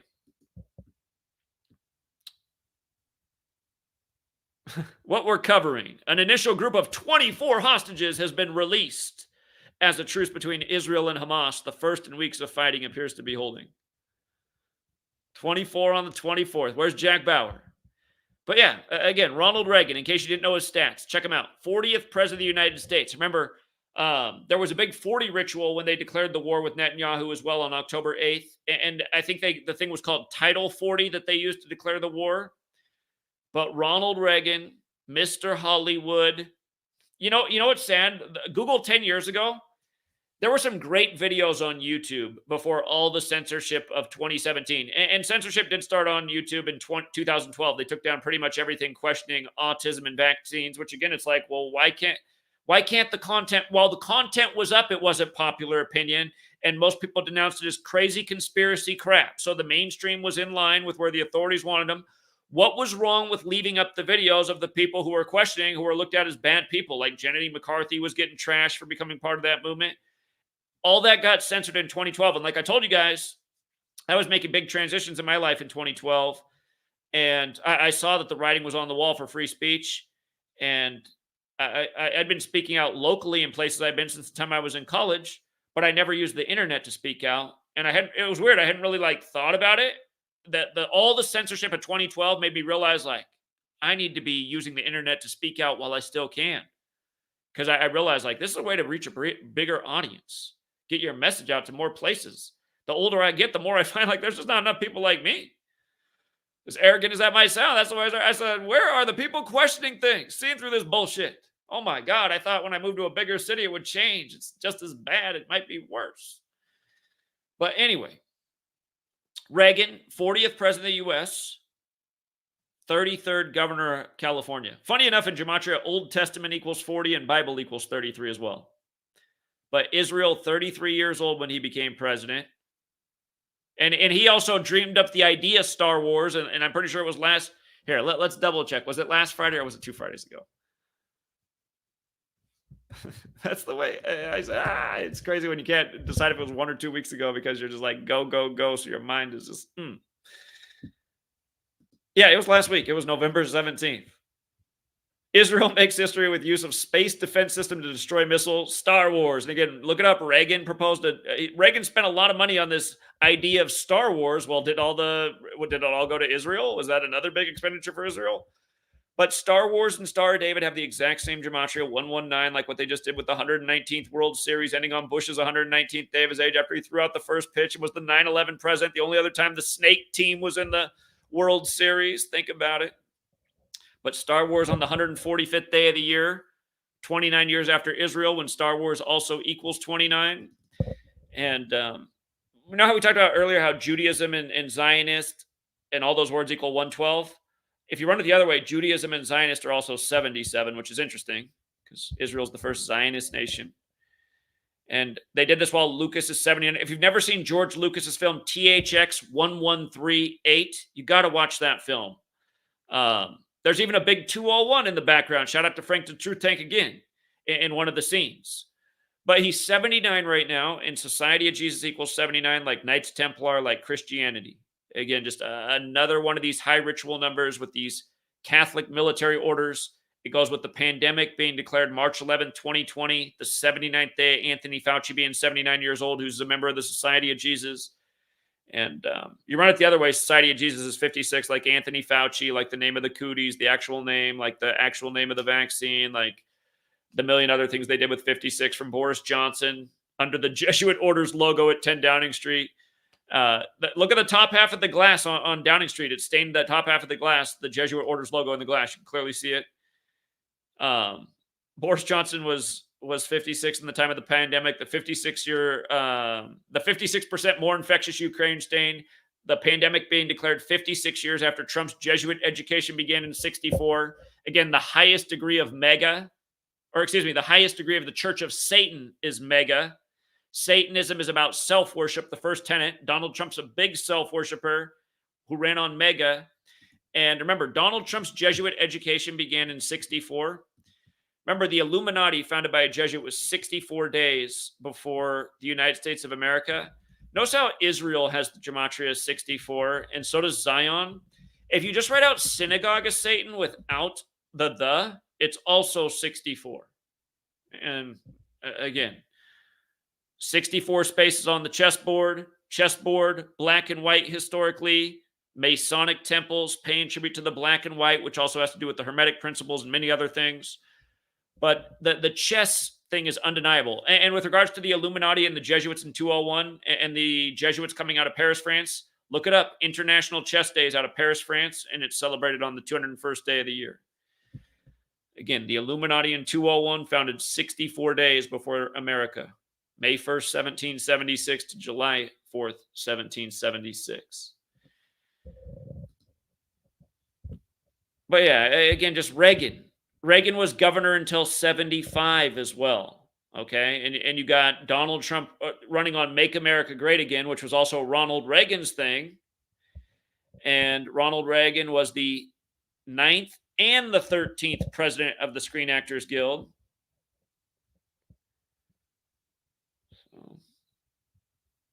He was seen as an authority figure within Hollywood, before becoming the president of the land. And think about Donald Trump, who's in Hollywood, who was the apprentice. Again, the apprentice, the first degree of Freemasonry.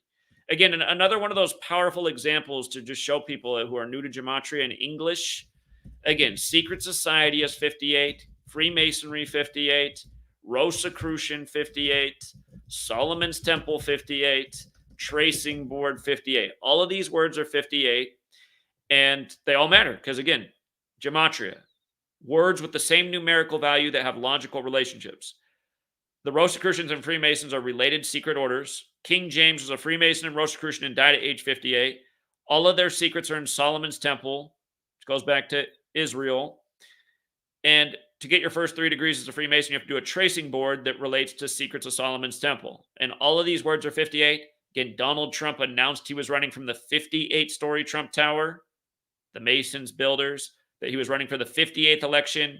Trump had 1,000,058 rituals. Hillary's book about why she lost to Trump was called What Happened, which is 58. But The Apprentice, the TV show that people first saw him as an authority figure, again, the first degree of Freemasonry is The Apprentice. Like, to me, it's just, I don't know what's wrong with people's brains. Long before I found Gematria, I realized that most people are illogical, and it's like, it's not evidence and information that forms their opinions, it's something else. Like, it's to fit in. It's because they don't know how to think for themselves. It's because it's what their parents told them, or their minister, or their politician or president, or their favorite TV celebrity. It's like people have ideas in their head that are not their own. They're,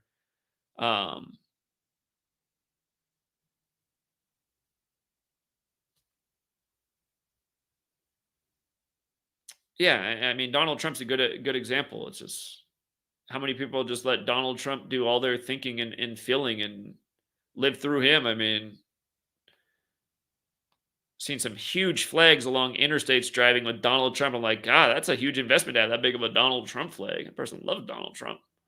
Crazy. The overgrown orange Oompa Loompa TV actor who's clearly playing you for a fool from day one. How don't you know about this knowledge in the information age, my man with the 5,000-foot flag?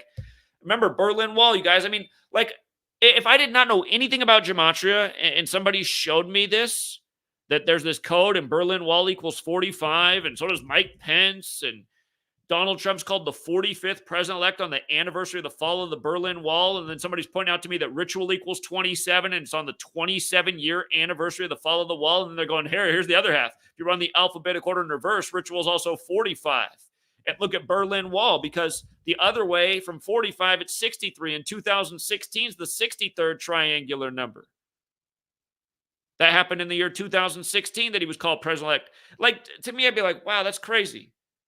And I'd be like, you know what? I learned about this from somebody online who predicted why Muhammad Ali was going to die that year, and he ended up dying on June 3rd in 2016 when they say the Prophet Muhammad died at 63. Muhammad equals 74 in the most simple cipher. Muhammad Ali's got the 201 in it too, and that wasn't his birth name. I wonder if there's a 201 in Malcolm X's assassination, because there's one in MLK's. Muhammad Ali is Mr. 201. Just the connection with MLK, Malcolm X, and Muhammad Ali, they're all seen as influencers, cultural leaders, heroes, people who stood up for things.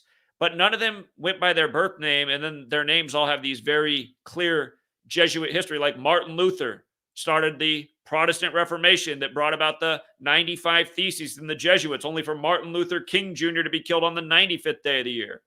The man from Atlanta wins the World Series in 95. They win the World Series after Hank Aaron dies in a mega ritual. And you can't, I mean, I've had videos taken down for making the point about how it was even a mainstream headline that Hank Aaron had recently gotten and promoted the jab, and then he's just gone. And the Braves are just winning the World Series. But like I told people then, it wasn't the jab that took his life, and it was obvious because the ritual was perfect. Like all the other decade years, we've been showing how they kill these former players, connected to these teams, connected to these rigged championships, year in and year out. Last year, the Chiefs, Len Dawson, dead 172 days before the Super Bowl.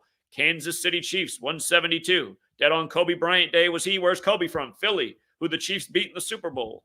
And now this thing they just did on Biden's 81st birthday with his hometown Pennsylvania team coming in 8-1, which reminds me his hometown Scranton, Pennsylvania is off Interstate 81.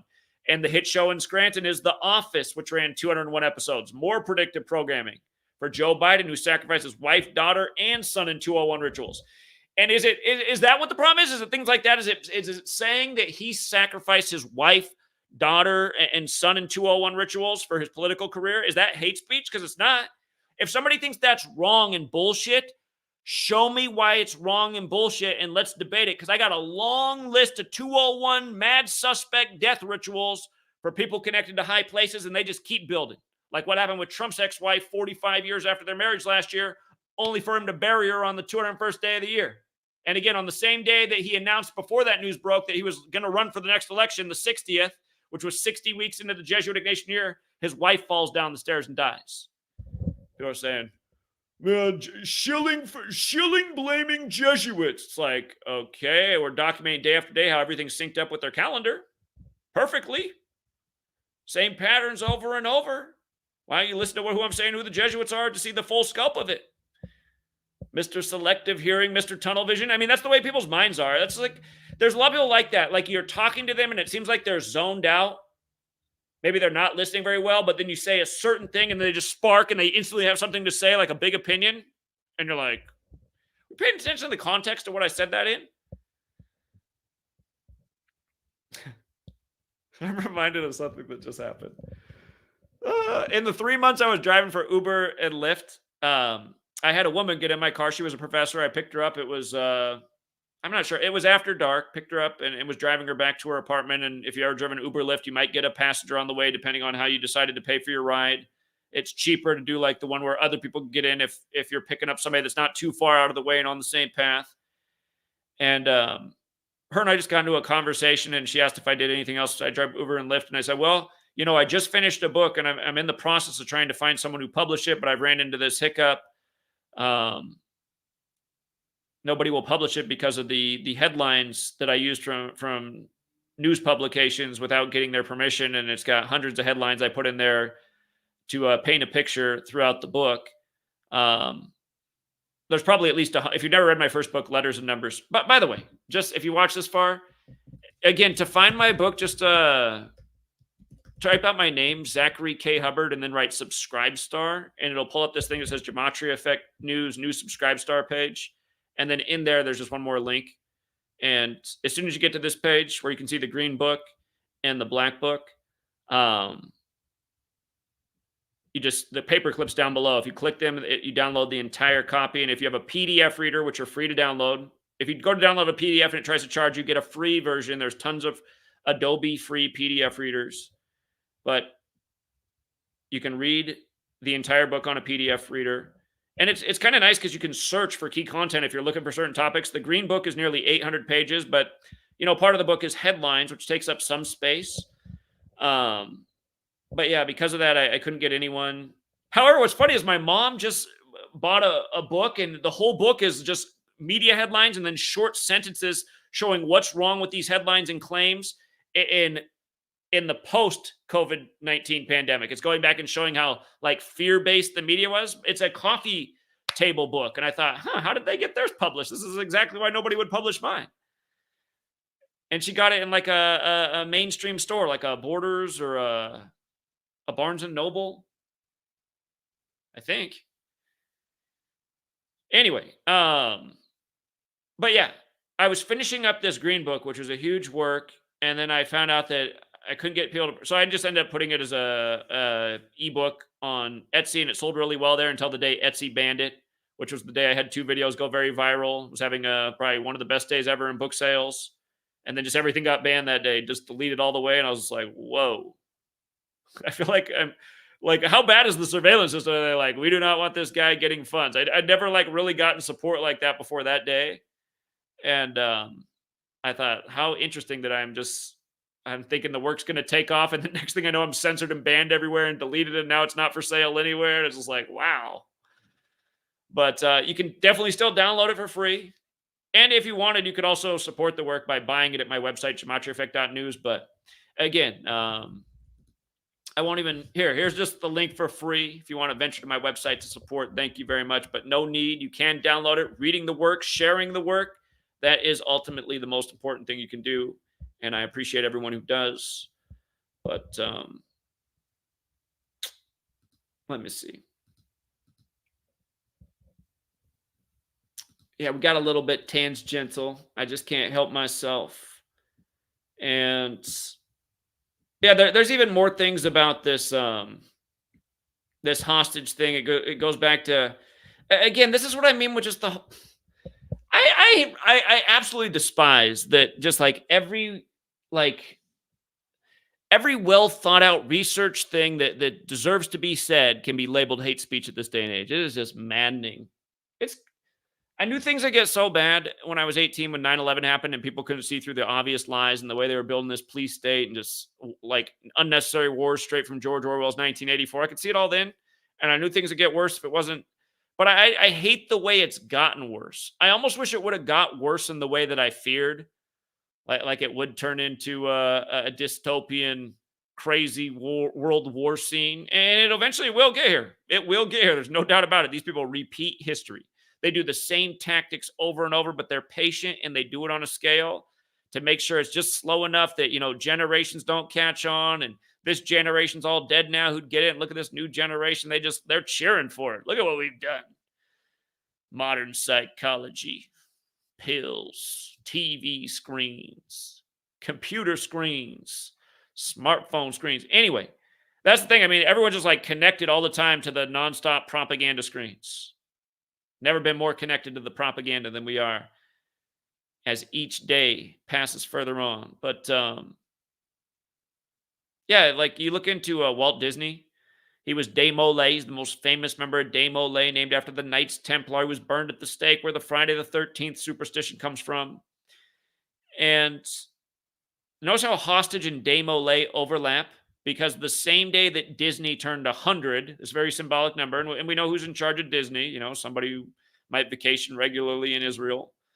That was the same day that the Mia Shem video came out. And she almost looks like she could have been like a Disney teeny bopper, right? She's got like these special eyes. She has a memorable face because of her eyes. She has a rare eye color. I'd say the majority of men in this world would find her quite attractive. And first video put out on this interesting day of days when we're mentioning, again, and what we're documenting day after day for year after year, and then writing book after book about, is who's doing this, who is capable of doing this.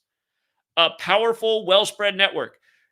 Let me ask you, is a thing like Disney powerful and well spread? I mean, if you don't know the answer to that question, you really should learn more about the world you live in. Disney's not just Disney. Disney owns Disney owns everything from like news media companies galore to food companies galore to property galore to travel agents, just tons of things. I can't even come close to naming it all. It's ridiculous. And notice the things that rule, man, that they know how to hook people. Disney's fun, creates memories. Children love it. And it's in their head from a young age, right? It's like you're learning to literally worship Disney from a young age. And you know what's funny about Disney? Of course, Disney got some 201s. Walt Disney World in Florida's off exit 201. Walt Disney World equals 201. Walt Disney's full name's 201. Let me see. Oh, here was one too. Mass chaos. They had a brawl at Disney on the 201st day of the year. I forgot this one. But in Gematria, Walter Elias Disney's 201 and Walt Disney's World 20 is 201. And again, it's off exit 201. On Adolf Hitler's birth certificate, it says Adolphus Hitler, which is 201. There's a lot of theories about why people think there's some major connection with Hitler and Disney. Some people think it's the same person. Some people think they're very close relatives, brothers. Again, if you've never researched that, look into that because it's interesting. It's based in drawings. And again, the Catholic Church turned a blind eye to the Nazis. Where did they get all their money from? The Vatican had a central bank to finance the Nazis. Uh, again, the original Templars are bankers, or excuse me, the world's first bankers were Templars. If you don't know that history, look into that. The world's first bankers were Templars, and that's because they had the means and capability to guard people's precious assets. It's like they were the top shit at the time, and numbers and skill and armor and fighting. You know, you weren't going to rob them. You want to come rob them, you're going to die. You know. Man, if we still lived in a world like that where people knew how to defend themselves, then maybe they wouldn't all be a bunch of weaklings waiting for Big Brother to take care of every little move. I need my check, Big Brother. I need my jab, Big Brother. I need you to tell me what to do on the TV today, Big Brother. There's just more and more people like that in America.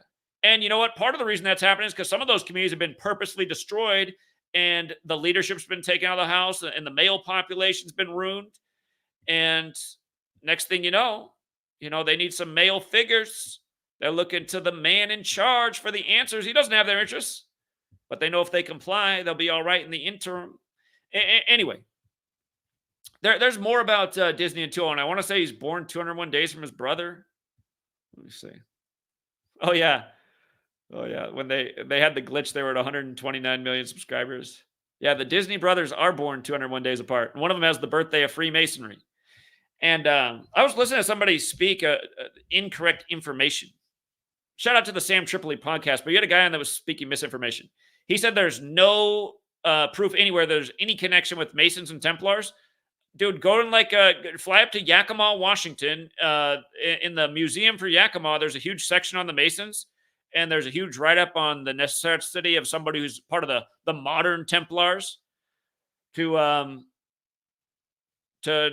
oversee the creation of a modern day lodge, unless he's trying to argue that that there's no historical connection with modern day Templars to the historical order. But again, I don't know what the point of going on and sharing this kind of information in the world is. It's like go on and show something that actually helps change things. And what we do every day, for the people who don't get it, this knowledge should change things. This knowledge should help people see how bullshit everything is and what's going on. And there is some kind of Illuminati and order. And it is very Catholic because all roads lead there. And the same numbers are there over and over. And it's funny because it's funny how for me, just like to realize all this at this point, all these years later, I could, the only way I could communicate what I thought about the United States of America after 9/11 is that I was like a character in a Disney movie that could see through a magical spell over the land. And for all of us who are awake, I think that that's the right analogy still. It's like, how can you not see through this? How can you not see through this?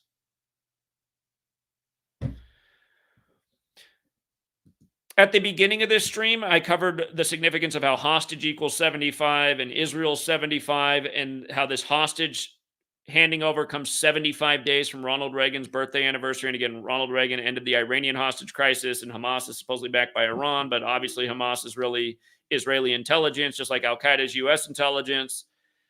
But Jimmy Carter's the other half of that. And remember, Jimmy Carter's big number is 54, right? Today, this first handover of hostages comes 54 days after Jimmy Carter's birthday. You know, what year was the Olympic terror thing? What year was that? That was in 72. The same year that Biden became senator-elect and his wife and daughter died. It's about 2 months before Biden became senator-elect. 72. His wife is 72 right now.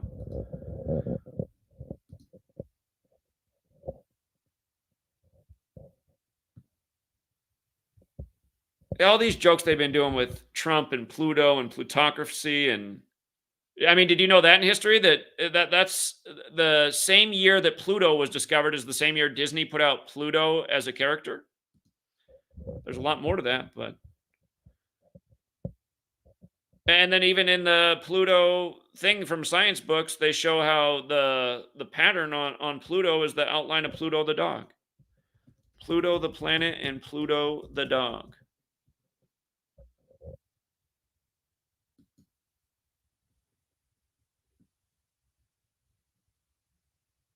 I mean, if you didn't know these things, this is old information, but in case you didn't know these things, look into them. It's just like, what year was Pluto discovered? Was it in 1924? Is that when it was? 1930. Let me see. I forget what it is. Maybe it was the more recent ritual they did with Pluto in 24. I forget. I can't keep everything straight. But anyway.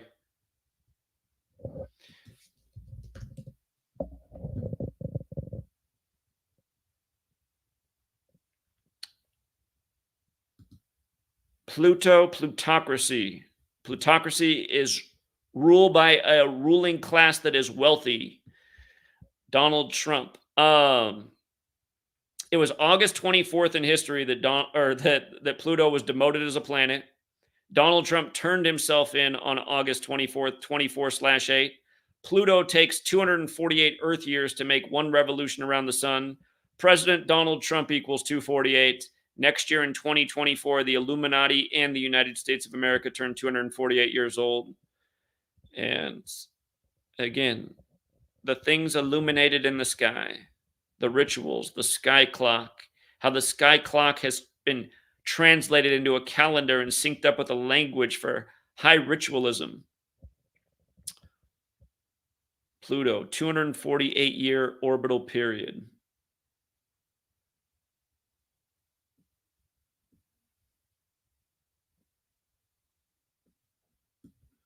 Again, Illuminati, Donald Trump, Hollywood, and evil all got the gematria of 48. Donald Trump's face in the Illuminati card deck from the 80s, back when Oprah asked him if he thought he'd run for president-elect someday. And by the way, Oprah, her name Oprah Winfrey has the 58, and Oprah alone, the big way, is also 58. And again, she's the one who asked Trump back in the 80s if he thought he'd be president someday or run for president. He ends up winning the 58th election all those years later. That's what I mean about patience and a script that's unfolding over time, where the clues have been laid down in this Kabbalistic way. And that's why, things are getting crazy with Israel at age 75 in light of the New World Order. And the New York Times headline from October 6, 1940, a date with 75 numerology, but again, New World Order, order out of chaos 75, order alone 75. Again, the Jesuit rituals with the nation, Ignatius Loyola 75. We did the whole list earlier, but that's why it's unfortunate that after all this years of presentation and accurate forecasting and the same connecting of dots and talking about the same patterns endlessly, it's a shame that more people did not take hold and aren't rising up for the right reasons. Again, I just hate when they start showing protests in the news, when they stir up their crap and they have all their paid for protesters and leaders out there to suck in other people, it's like, this isn't what people should be out here protesting for. They're controlling your thought process. So you're thinking about the wrong things. You're protesting the wrong things. You need to see the forest for the trees so we can do something about the actual problem. Not letting our brains be controlled by the people who want to control and know how to control and have all the tools to manipulate and control. You have all their perfect characters that they bought and paid for, like Donald Trump and Joe Biden and the rest of them. And they've paid for these people have paid for it in the lives of people around them. They are well paid. They get the advantages of being famous. I mean, look at Donald Trump, That guy, just days before becoming president-elect, supposedly in a video talking to the former nephew of the former president and grandson of,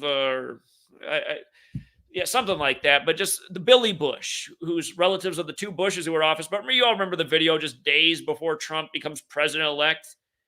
He's talking to Billy Bush on the bus. They thought they were in private, but he's talking about, you know, how he, because he's a celebrity, can do whatever he wants to women. He likes to grab them by the pussy. That was the big line that Trump said, he can just grab them by the pussy because he's famous. And in a way, it's kind of sick to think that, he became president elect and beating a woman too. That's the terminology, right? You beat the other candidate. He beat a woman after he said he could grab women by the pussy because he's rich and famous. He talked about like how he doesn't care if they're married. He's just, if he's into a woman, he's going for it. One of his favorite tricks is to take him to the furniture store, offer him a nice piece of furniture. It's like, what's that about, dude? Just like taking other dudes' wives and smashing them on new furniture because you're a celebrity. I mean, it's gross. And then it's like that guy became president-elect the next few days. And what's that say about the nation? And again, since all this stuff's Bible prophecy and there's all this foreshadowing of destruction coming to America, again, what's in the Bible? Societies that get destroyed because they're unethical people. They're sinful. They don't give God his respect. They exploit their ability at life. I mean, I suppose I'm biased as a person to see that that's the way society is because I was raised Lutheran. I left the churches at age 12 because it didn't make any sense to me, and I saw everybody was full of it. But I still think there's a creator, and I think there's good and evil, and spirituality is a real thing. And in some way, there is some form of karma, and sometimes it's confusing, but sometimes you see it unfold in rapid time. Sometimes it's a longer ongoing story. Somebody who's more scientific will say, see, that's bullshit. You're not being consistent. Hey, you want to know not consistent?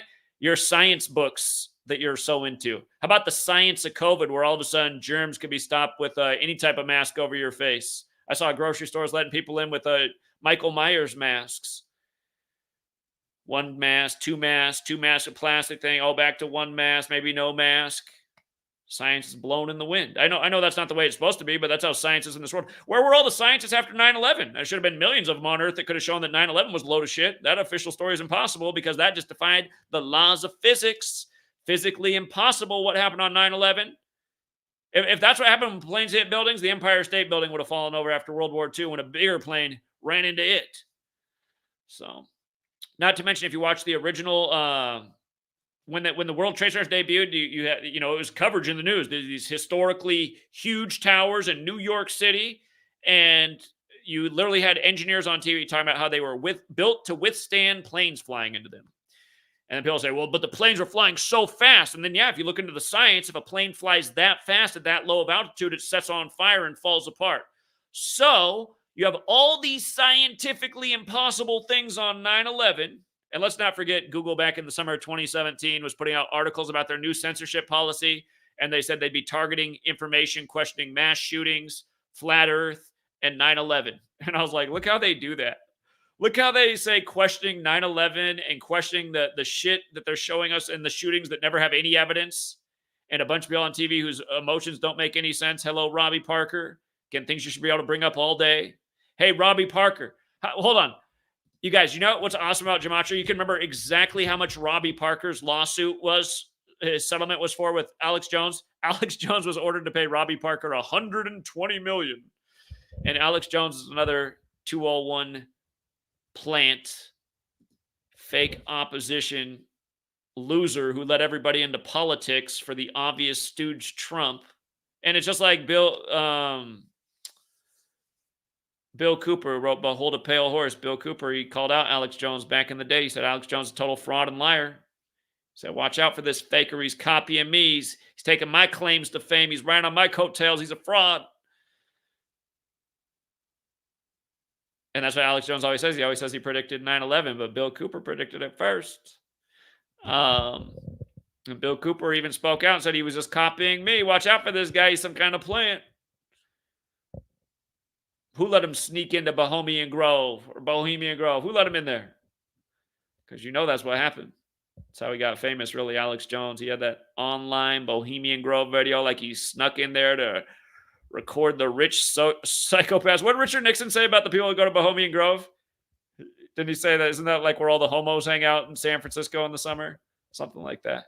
Now even just like repeating the Richard Nixon quote is hate speech. Oh my, I don't like the way he he could have rephrased that moment of poor history.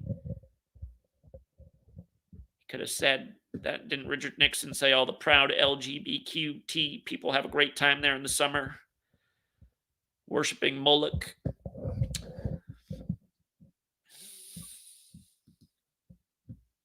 But yeah, all these things are rituals, you guys. It's all ritual. It's all a big joke. It's all language. Plutocracy, rich by the rule. Oh yeah, that was the other thing. The good thing from the date of the election to when Trump did that mega 248 ritual, turning himself in. They said he was in jail in Atlanta for 15 minutes. We've always called Atlanta the 15th city because Atlanta equals 15 and 120, which is the 15th triangular. You see how Atlanta's 69, 120, and 48? Again, Donald Trump's also 48, but Nosa Illuminati is 120, 69, 48, and 150, which isn't far off from Atlanta. And the Illuminati was founded on the first day of the 5th month. If you had 1 through 15 together, it's 120. That's how God says that humans cannot live past 120 in the Bible at a certain point. So, and a lot of these weird Illuminati types, man, they do seem to live damn old. It's like, what do they know that we don't know? What kind of machine they got Jimmy Carter keeping him on alive just so they can report the perfect ritual like they just did with his wife? This whole hostage business going down. Been covering that since Netanyahu again, he said he wasn't going to turn over, he wasn't going to stop bombing Gaza until all the hostages were returned. And he did that hours before it hit the anniversary of the beginning of the Iranian hostage crisis. It's like, come on. Oh, you know what? The Iranian hostage crisis began in 79. Maybe that's part of the reason George Lucas is 79 and they got the Star Wars defense system going, defending from Hamas's rocket attacks. Maybe that's part of the joke too. So, but yeah, anyway, I think I always feel like I do a bad job with my videos because I just cannot stay on topic and I get so tangential. I think it's also part of the problem with my writing, but I think I did eventually get through everything I was meant to get through and more. And now just to close out, again, just shout out to the ADL and Jonathan Greenblatt, who took office on the 201st day of the year, who hates the First Amendment. You know what makes me sad? There's people who've made videos in the world saying that I'm Jonathan Greenblatt. You guys, come on, man. Jonathan Greenblatt is much older than me. And Jonathan Greenblatt doesn't spend day and night. I mean, how could I be Jonathan Greenblatt when that guy's all over the place spewing his latest bullshit and I'm always here pumping out the content day in and day out? But anyway, Jonathan Greenblatt would have this video taken, and he already has that video. Last year I got suspended for 2 weeks for covering this article. And all the video was about is why people can't blame Jews for everything. But at the same time, Jewish people should be honest about the influence they have in society. And like, again, imagine a society where like we could talk about it. We're like, okay, I get it. You're Jewish and in your belief system, this is kosher. Okay, you don't think this is such a big deal. But see, over here, the way we grew up, we think this is bad. And the problem with what you're doing is, see, your people, congratulations. You guys have risen to the top and you're controlling these things that are putting all the content on our screens. Not all, but most. And I just see how it's poisoning my community. So that's why I don't like it. And that's why I would like for you to stop. And they'll say, well, you see, that's not the way I believe. And because I have risen to the top, this is what I'm doing, and this is working out very well for me because I'm very wealthy, and you know, I mean, I'm enjoying all the things that come from this wealth and the culture we've helped create. And you know, if your problem is you know, what I'm doing and the influence I'm having, maybe figure out a way to have as much influence as me and out-influence me. So, and maybe that would be a fair response if you actually think about it. But see, now the problem is, well, they'll still make, I guess you can still make the same argument, but this must be the kind of arguments they make to justify what they do. Because I'd say the problem is now everybody goes to the internet to for their information, and they might say, well, listen, yeah, you've read that it was the history, or you know, it was the military that brought about the internet, but who was really in the shadows back there pulling the strings to bring about this technology for this control and this influence? I don't know his name. I mean, who was it really? Did his name end with Stein or Berg or have gold or silver in it? I don't know. But just come out and just say it all, because one way or another they figured out how to run it all. And in a way, it's like that's the bottom line. But yeah, these people are putting things in society. I mean, does anyone really think that like the influence of gangster rap on America has been good? I mean, how many? It just, I don't know. Maybe people, for some people, it has been good, I suppose. But it's just like it's just taught a lot of bad values. I mean, like a huge thing in gangster rap is like it's just you. It's like Satanism in a way. It's just you. It's like you just gotta do whatever you gotta do to be you. You wanna, sleep with all the girls, your best friend's girl, kill everybody, be the biggest gangster, sell the most drugs on the street, have the most money, be the most notorious. I mean, like none of those things, like if those are the ideas getting put in people's heads, again, hermeticism, all is mental, mentalism, all is mental. If these are the things going in people's minds, like are these none of these, I mean, unless it's some kind of reverse psychology, but it doesn't seem to be that way. It just seems like there's just been a decline in culture, and it's not just gangster rap either, just to pick on a genre. But again, and for people, that's not a slight on black people who runs those record companies that distributed that music all over and told all millions of people who are probably way more talented who had a nicer message to hit the road, because that's not what was in season. See, we got a new plan. We got rock on the streets. We got the music to help people want to sell it and live the dream and be the next gangster rapper with the big bankroll who's seemingly immune from prosecution. Again, just, and it's not just that too. It's just like they sell all these young people all these bullshit ideas. You're not going to be a great pro sports star. You might make it to the league, but you're not going to be the great star. The great star is born to some former player, even if they're not going to tell you who his dad is. This is a father-son secret society league. You know, what's with Tom Brady's dad being like a mega insurance billionaire, and the only thing they advertise during the NFL, seemingly before besides cars and beer, is insurance? Got the great Patrick Mahomes State Farm ritual winning the Super Bowl in State Farm Arena, and then you learn the Gematria State Farm equals 103. It was the 103rd season. He came into the Super Bowl 10-3 in the playoffs all time, beats the Eagles, which equals 113 to become 11-3.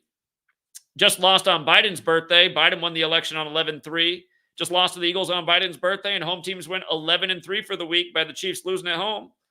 In NFL Week 11, the master number in a sport of 11 on 11. You know, the word Jew in English gematria is 11. The master number. The chosen people. And again, that's a big debate. Go talk to the Hebrew Israelites, and they got some points too, but they've been radicalized. There's some kind of like group that's just here to bring hate and division. But again, one of my favorite moments in all the years of doing this was being in Buffalo after the top shooting, educating about why we had that date circled for a horrible tragedy just like that for the sake of the ongoing agenda.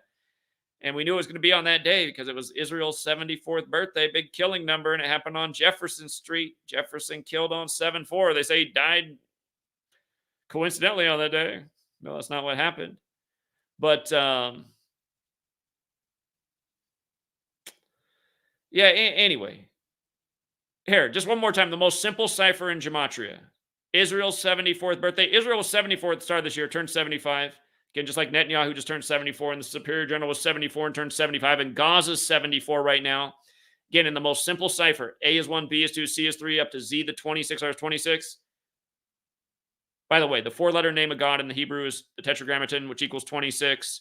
In English, God equals 26. 26-letter alphabet, this whole code, Kabbalah, about how God created the world with letters, numbers, and words. Think about people using language to control others, Kabbalistically, through contracts, through legalese, which you can only understand if you're educated at a very expensive price enough, which most people can never get into because they don't have the time or money or resources to do it.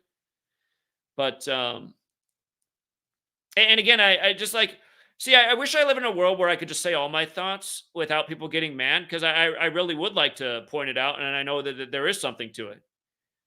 You ever notice like how nasty little state and city prosecutors can be in courtrooms that are just like there to make sure people have to pay for bullshit tickets and stuff, and you can just, it's like, what the fuck is wrong with this person? This is, and actually what I've noticed in recent years is a lot of them do probably like to fuck other guys in the ass by the sound of their voice, if you will. But also a lot of them also, oh, never mind. It might have something to do with the it might have something to do with this article though. But yeah, I just, this world deserves to burn to the ground for a lot of reasons. People don't need to die, but this system needs to burn. Everything we're under needs to burn. All this bullshit history, this bullshit religion, it just all needs to go. And just here's the new code, the golden rule: treat other people the way you want to be treated, and really be about that. Really be about that. If for a second you realize that you're doing something that hurts somebody else to gain position in the world, stop. Like, that's the code. People who go against that code, well, those people need to get called out, and something needs to be done about them. You know, that's the problem. The people who perpetrate on other people to gain their own status, those are the people who run this world. That's why if you read about the Jesuits and their history, it all starts to make sense. They say that the term "the ends justifies the means," they say that comes from the Jesuits.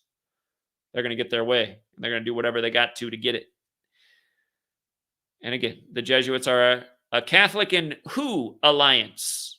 Okay, as we try to ponder and remember the answer to that question. Los Angeles Times, Who Runs Hollywood? Come On, by Joel Stein. And again, as a warning for reading this article, sometimes you can get taken down for hate speech, even though you're only reading an article from the Los Angeles Times. And really, I got all the respect for Joel Stein in the world.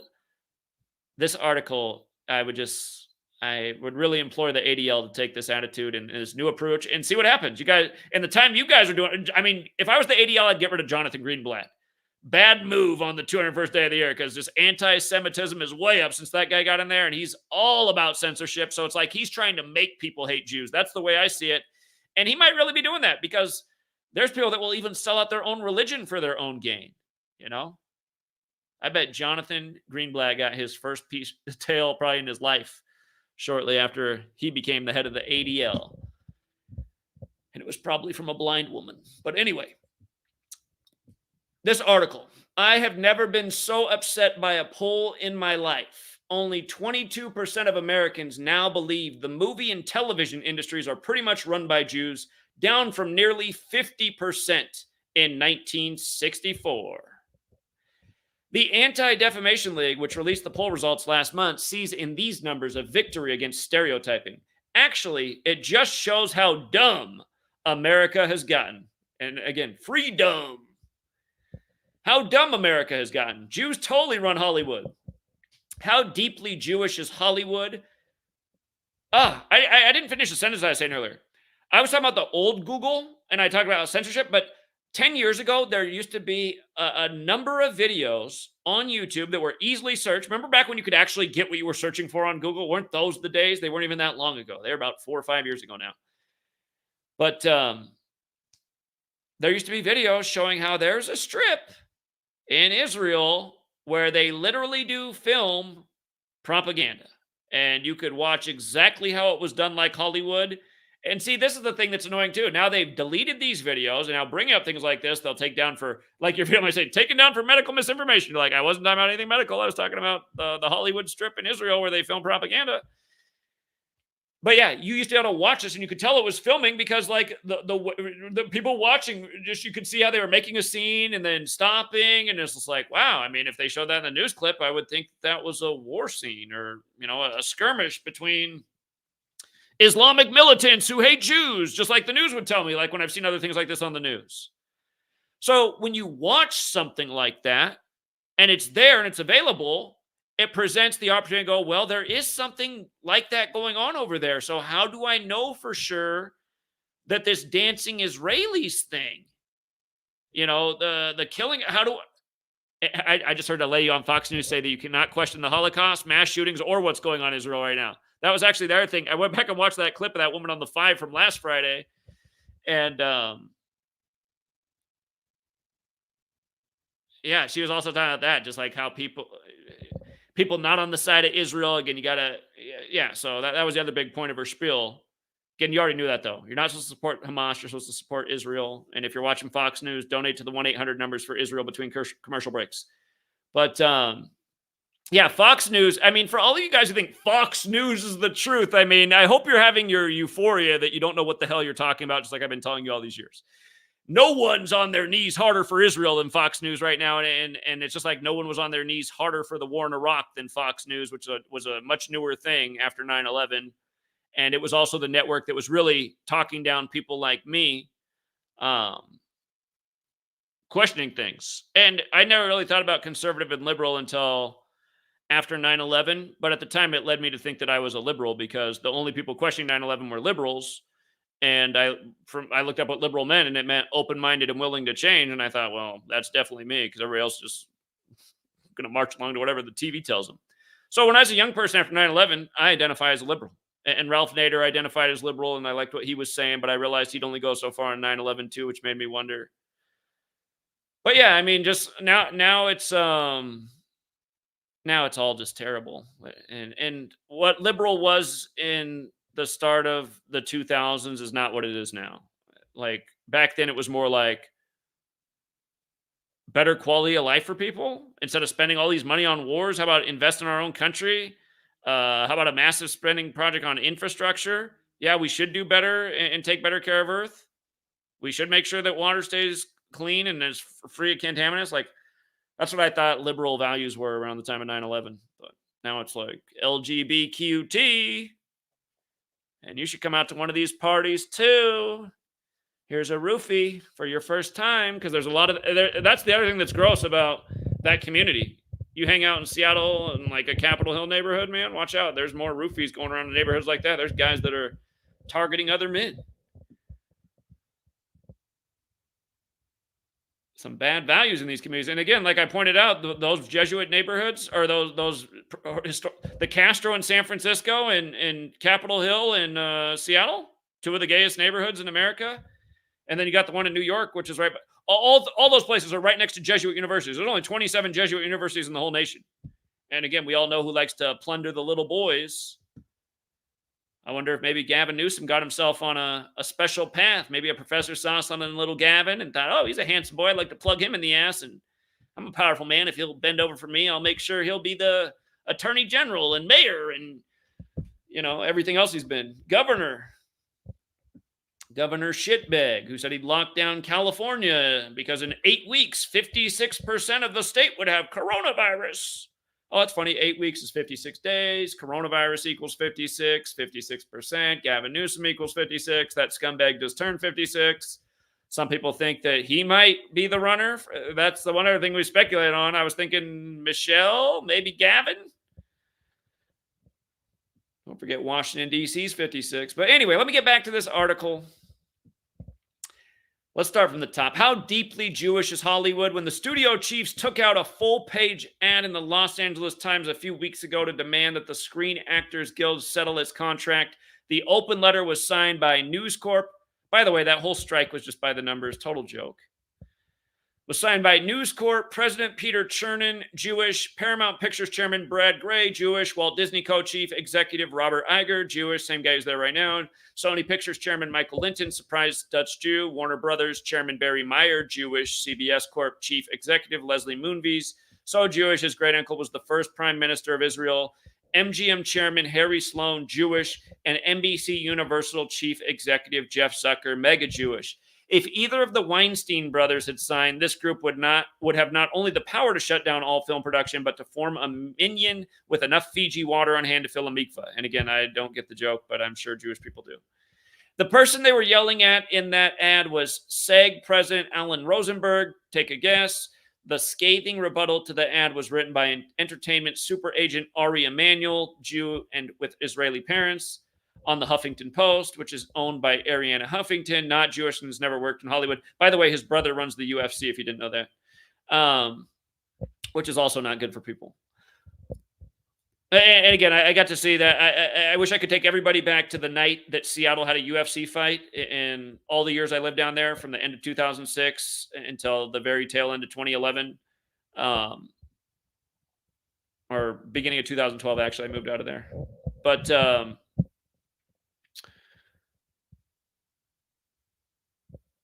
one UFC fight in all the years I moved down there, and I just couldn't believe it. I just thought, wow, it just shows how influenced society can be by things, because it was just violence and chaos and people breaking stuff all over, windows. It was just, I was like, wow. I lived right by Key Arena where the fight was. I mean, I was right at ground zero on the Seattle Center, and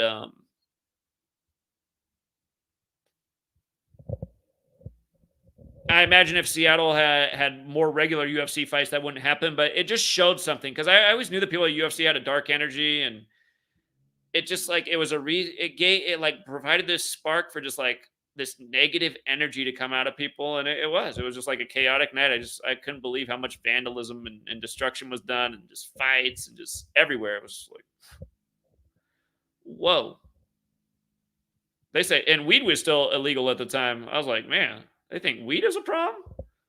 Better reevaluate this. I know people are weed and just smoking weed all around here, even though it's illegal. But see, bring one UFC fight to town, and man, you probably got millions of dollars in property damage just around here. Crazy. The Jews are so dominant, the article continues. I had to scour the trades to come up with 6 Gentiles. A Gentile's a non-Jew. So is a Goyim, like Goyim food products with 7-Eleven's secret Jewish history. 6 Gentiles in high positions at entertainment companies.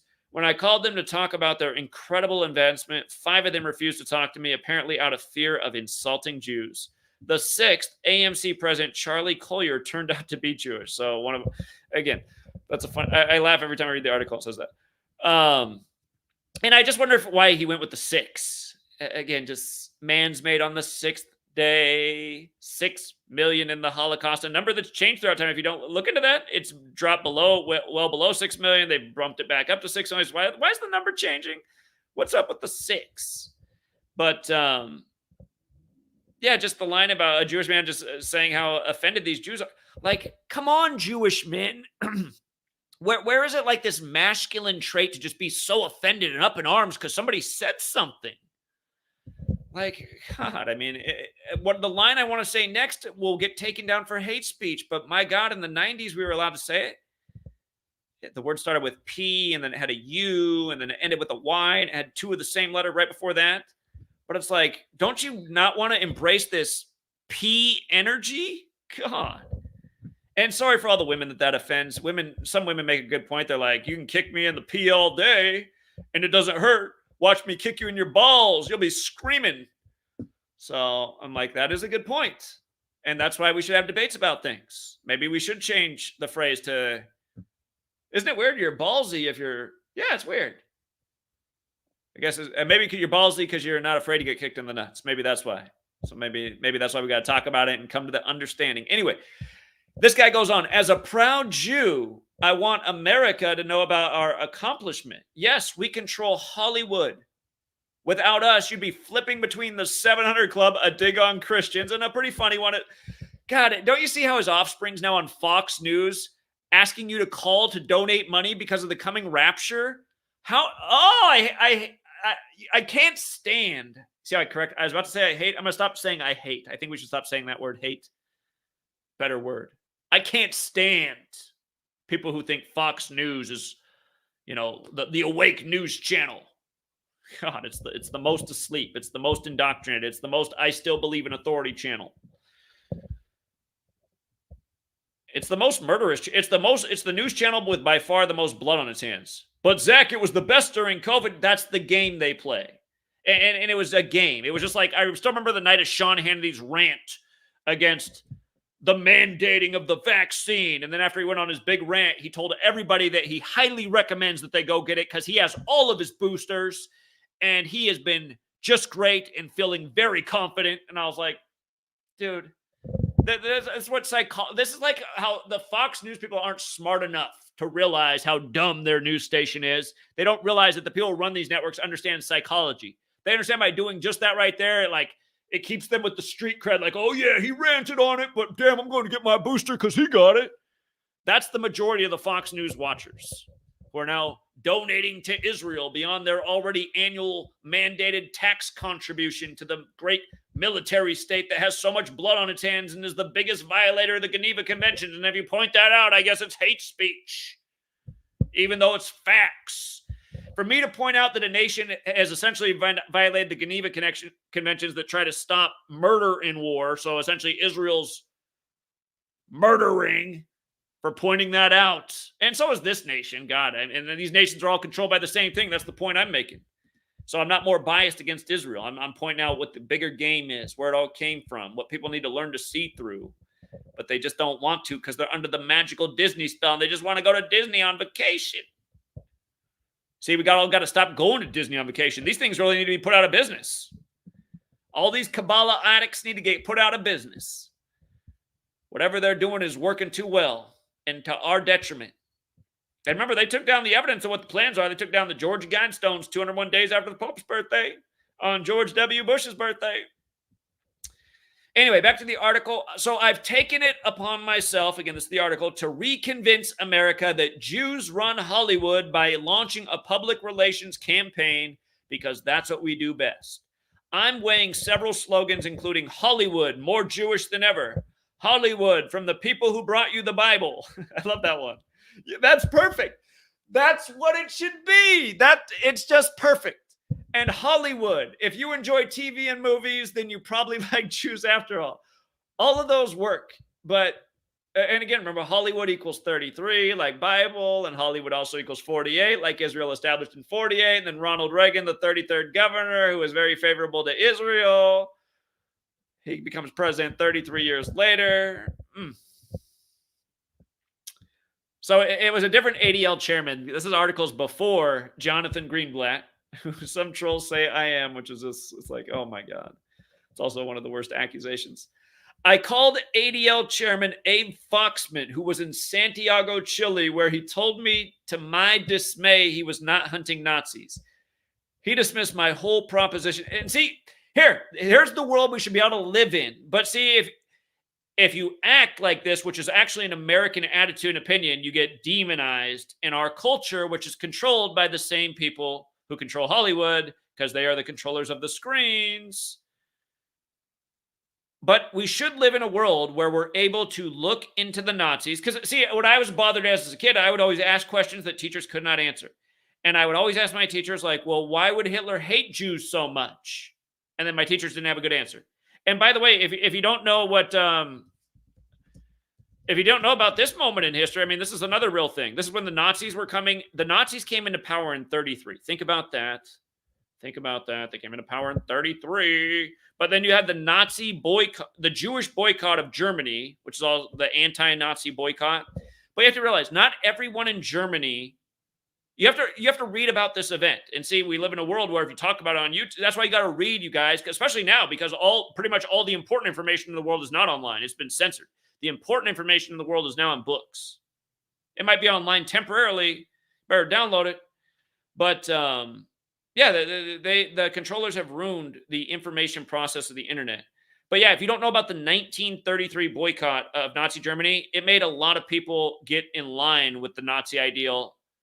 Where there's this Jewish problem, because this had a huge impact because people realized how influential Jews were in business, because all of a sudden there was a shortage of a lot of things in Germany. This boycott hurt the German people. And Germany was already crushed in World War I and made to pay reparations. That's why it doesn't make, you guys, that's why in our 13 years of slave school, they don't really explain much about World War I. And then they kind of skip to the most evil man in the world that everybody had to fight, Adolf Hitler.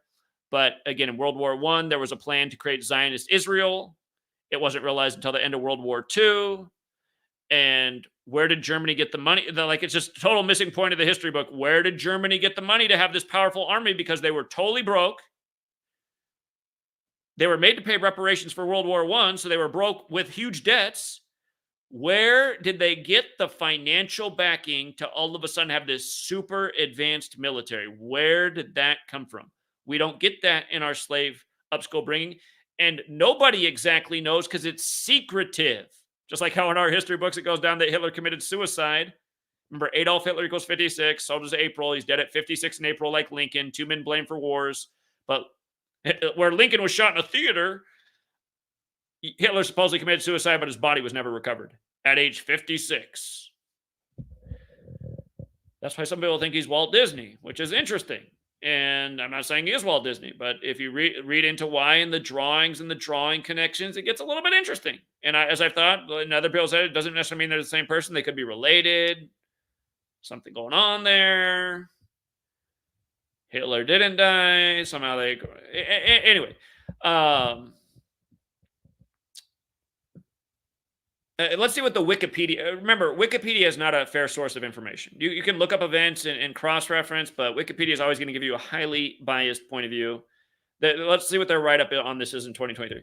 The Nazi boycott of Jewish businesses in Germany began on April Fool's Day, 1933, and was claimed to be a defensive reaction to the anti Nazi boycott, which had been initiated in March of 1933.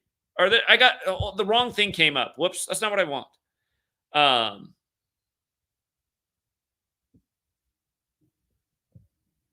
No, it's because it's. Let's try this one. This is the one right here.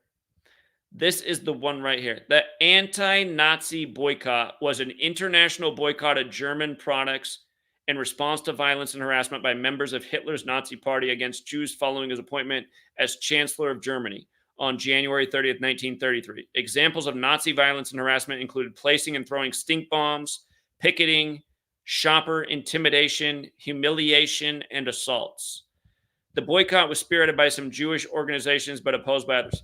You know, that list of accusations right there, don't you think those same accusations can be thrown out by tons of Americans today for things happening in America? So by thinking about that, it's like, okay, maybe Nazi Germany wasn't that much different than modern day America. And instead of that being like some huge scary thought, maybe just think about that, because maybe it's making something out of something that's closer to be nothing. Because does that not happen a lot in this world? How about knocking down towers in a controlled demolition and an obvious ritual on 911 to declare a national emergency and blame it on brown people that had nothing to do with it to start wars? They create a whole lot of fear and paranoia out of nothing is the point. And then it turned into something real. Beginning of 2020, the TV just nonstop cooties coverage where they're showing you the symptoms of cooties, runny nose, cough, fever, headache, cramps, sore body, tiredness, fatigue, headaches, migraines. It's like, so what symptoms not going to be like flu? Trouble breathing? Okay. Pneumonia? Okay. Well, I've seen all these symptoms in every winter of my life. I mean, older people die from this stuff every year. Oh my God, America, lockdown, nursing home in Seattle. People just died from China virus. I'm like, wait a minute. Old people died in a nursing home up in Seattle where Bill Gates is, and Costco is already telling people to form in lines. So we got to lock down the nation, and then when Costco reopens and everybody else is closed, we all got to get in the line, put on our cooties mask.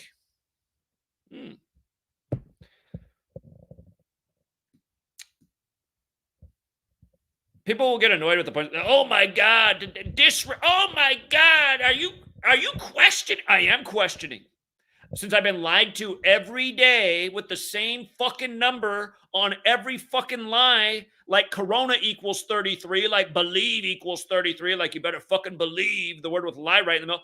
I am questioning. Why did they have to change the number several times before they eventually went back to the biblical 6 million?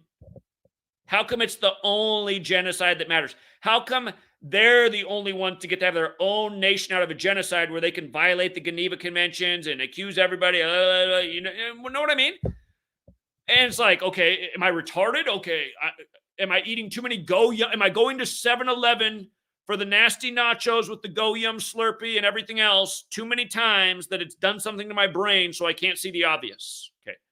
All the screens I'm watching come from this group of people. All the news networks are owned by this group of people, unless they're Ted Turner, who is a puppet for this group of people. You know what I mean? Ted Turner broadcasting down on the 33rd parallel with nonstop propaganda. Little CIA puppet, Anderson Pooper Scooper, he's all out there for Pride Month, if you know what I mean. How did this happen? Hey, I'm proud I get plugged in my ass. Me saying that's not hate speech, losers. Find some testosterone, okay? Embrace being a man and come back with a logical answer about what's so great that you get plugged in your ass. Why do I need rainbows all over my street, city sidewalks paid for by me, the taxpayer, so you can come out and be like, look at me? Why? That's not hate speech. That's like, I don't care if you're gay and you like getting plugged in your ass. I'm never going to give you a hard time about that. I won't discriminate, you know, but I just don't like this. Just these public showings of what? And making it seem like it's the coolest thing to do. It's not hate speech. Look, it's not hate speech. How come all these rituals unfold by a code over and over? The same one. How come it's like we're always being told what to think and believe, and it's actually not good for us?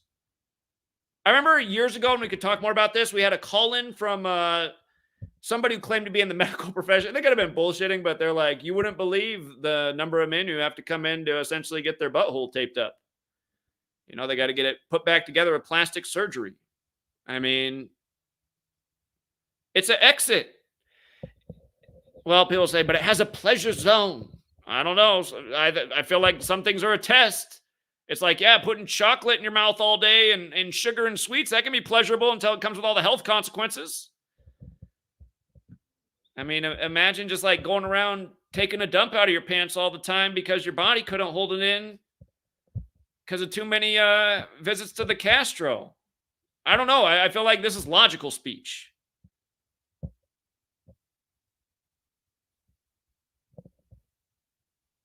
It's all depopulation too, you guys. So that's why everything they're pushing is depopulation. War's depopulation. Homosexuality is depopulation. Who knows? Sterilization? Again, Amazon. Amazon was nice enough to remake Utopia. Amazon was nice enough to remake Utopia and release it in 2020, a show about billionaires depopulating the world by faking a pandemic and then marketing a vaccine to make everybody go out and get it that's meant to sterilize humanity. Why put out that show?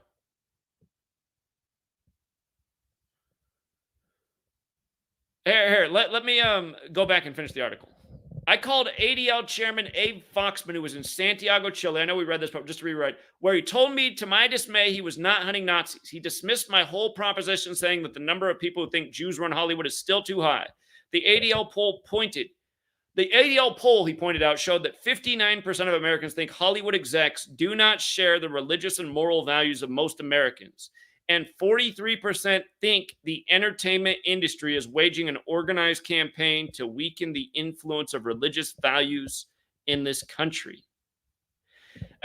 Instead of the terminology of religious views, I think take away the word religion, because pretty much all religions have the same moral tenets, just moral values. It doesn't have to be religious. The golden rule does not have to be religious. It's mentioned in religions, but it's really just, when you think about it, it's a logical rule that supports the idea of having quality of life for all people on earth. If everybody is treating people the way they want to be treated, I mean, think about what that means. You're going by a stranger that needs help. Do you stop to help them? Most people don't. Why don't they? Because they have this justification in their society, inside from their programming, that maybe that person's a trick. Something bad could happen to me. They have all these worries and fears. How did all this happen? It happened because not enough people were obeying the golden rule and enough people were doing the exact opposite, so that we now live in a world where no one trusts anyone because everybody's burning everybody. And like I say, I think the one thing that, like, if I could say there's one thing I did in this world better than a lot of my peers, again, in religion, there's a lot of rules around sex. And I don't think, I mean, all religions are different, but I think a lot of those rules are not true and they're not the rules of God. But I think people tried to create rules around sex because there's so much emotional connection, and which is a human thing. And then there's also so much responsibility. If you have children and you're not in a position to, if you can't take care of yourself and you're having children, man, how are you going to take care of them? You can't even take care of yourself. And there's a lot of people having children in those kind of situations. So there's a responsibility and there's a strong human component that can really have lasting, lifelong impacts on people. Scorned people in relationships. What's the terminology in society? Baggage. They got baggage, and that baggage comes from being scorned, being done wrong. Now they trust less. And yeah, again, it's just like, how many movies are being like, why don't we just have an industry of movies that are just constantly like good stories that remind us about why to go out and be good people? Those movies exist. There's several movies like that, but that kind of movie might come out once a year, a couple times a year, maybe a handful of times a year, compared to movies that are just plugging just like violence and just immoral behavior. I mean, it's just so disproportionate. And I always hate to admit that we subscribe to Netflix because I really think all of us should stop supporting all these platforms. But sweet lady likes her Netflix, and she was scrolling through, and she knows there was an 18-minute movie, and she's like, "Hey, there's an 18-minute movie on here." And I said, "Really?" And I said, "Huh?" I said, "I think short films are a category, but I've never seen one on here." She goes, "You want to watch it just to see?" And I said, "Sure." So maybe you guys have seen this 18-minute film on Netflix. If you haven't seen it, I'm kind of going to ruin it all for you. But what it's about is you can tell at the beginning, a man, he's out with his daughter. It's a beautiful sunny day.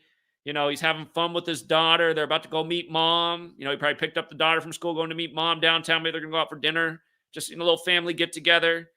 And the daughter's showing her dance moves, and then the dad's like, "Oh, let me show you my dance moves." And then the daughter's like, I forget what she said. Oh, they're British, so she goes, "Oh, that's rubbish, Dad," which is kind of funny. I like some of the British words, but anyway, you don't know where the movie's going, and then they get there on their walk, and they meet mom, and there's a hug and a kiss, and then he gets a cell phone call, right? And he says to the wife and I, he says, "1 second, I gotta take this call. It's a work call, right?" And he starts to step away to take the work call. And like in the seconds he's doing that, some psych, how we get all these stories out of here. Here, before I finish the point. You know how, again, London, they can't have weapons, right? So they can have knives. So the psychopaths over there, instead of them getting the mass shooting story, they get the mass stabbing story, right? So the way they do this in the film, it just shocks you because you didn't know where it was going. And you just thought it was gonna be like some nice thing. And then, but remember, the 74th day of the year is to remember the stabbing of Caesar, right? The killing of Caesar, stabbing and killing are both 74.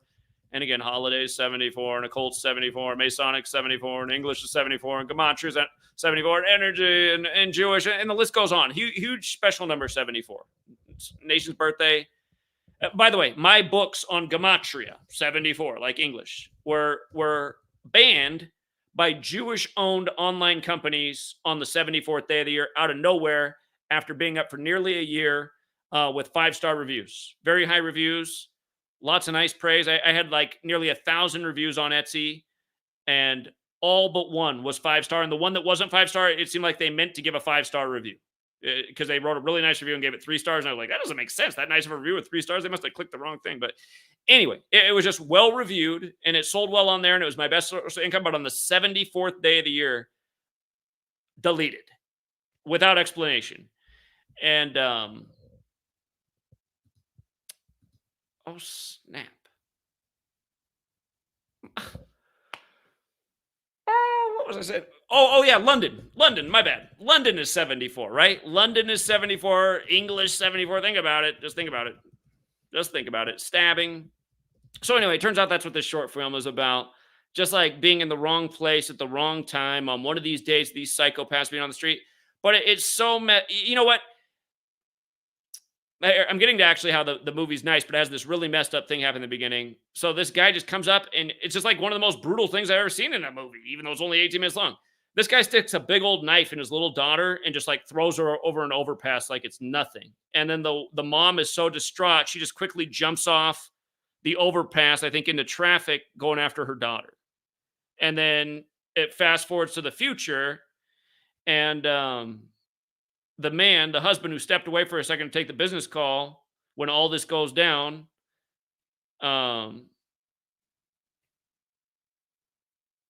it shows that he's like an Uber driver. And it shows like how he's driving around, just the types of conversations and the things that are on people's minds and the petty things that they're worried about in life. And he just shows him driving around silently, but you get the perspective of like, they have no idea what this man had happened to him in his life. And then what happens is,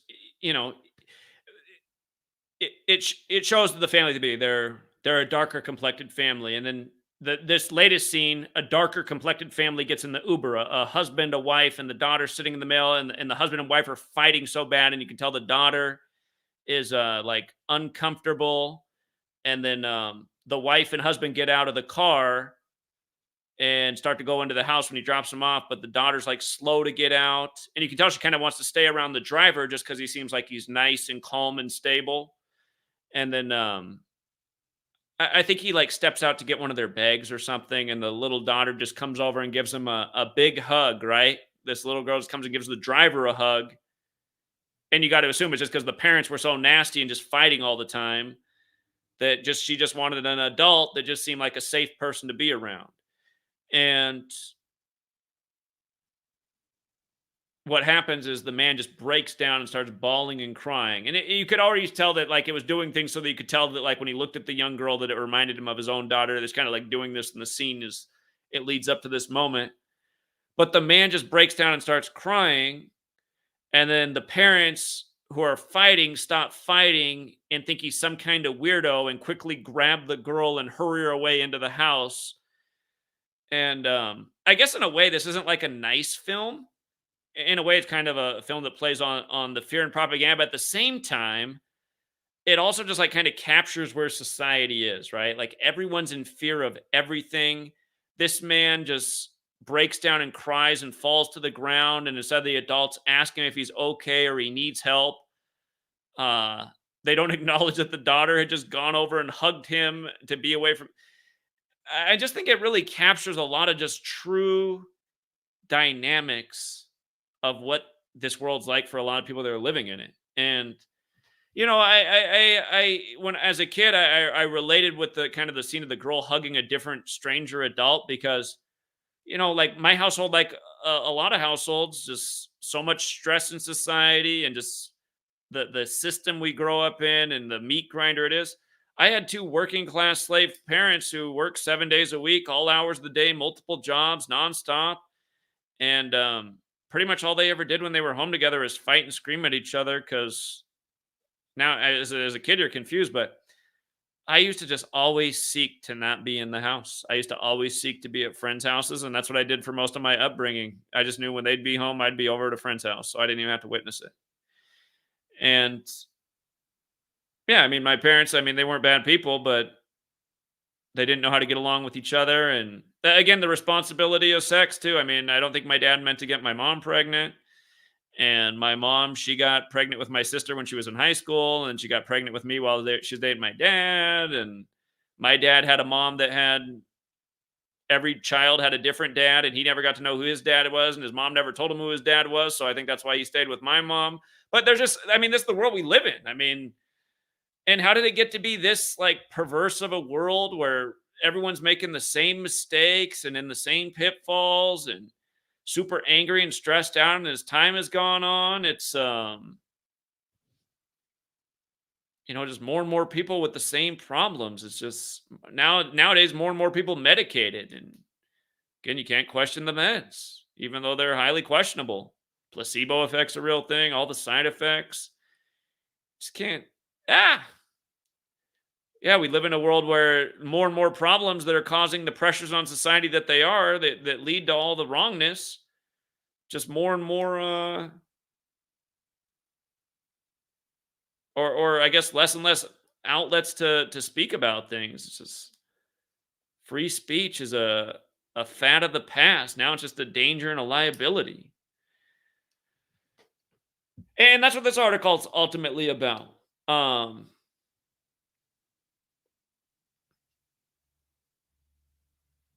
that yeah, we should just be able to speak freely and say the truth. And there's a certain people that don't want people to speak freely, and they don't want the truth out there. They only want their version of the truth, which is not the truth. Your version of history and everything that had to be exactly as it was, and you can't question that or else. I mean, that's bullshit. I feel like the only reason somebody would ever make rules like that you can't, like we were just saying, showing earlier, like how in all of these countries all throughout the European world, there's laws on the books that you cannot question the Holocaust, or it's a crime. It's punishable. It's finable. It's jail timeable. But anyway, this article after the sentence about how a lot of people, Americans, think that undermining moral values. Then it goes on. That's a sinister candor, Foxman said. It means they think Jews meet at Cantor's Deli on Friday mornings to decide what's best for the Jews. Foxman's argument made me rethink. I have to eat at Cantor's more often. That's a very dangerous phrase, Jews control Hollywood. What is true is that there are a lot of Jews in Hollywood, he said. Instead of control, Foxman would prefer people say that many executives in the industry happen to be Jewish, as in all 8 major film studios are run by men who happen to be Jewish. And again, I hate when people give responses like that. That's like the America's tactic for denouncing information. It's like they come back with some one-liner that doesn't necessarily make sense, but you feel like, okay, that's your argument. That's how you're going to announce what I'm saying. It means they think Jews meet at Cantor's Deli. Who said that? No, it means that Jews are in control of the entertainment that's going out that millions of people are watching and being influenced by. And some people don't like the influence that's being put out.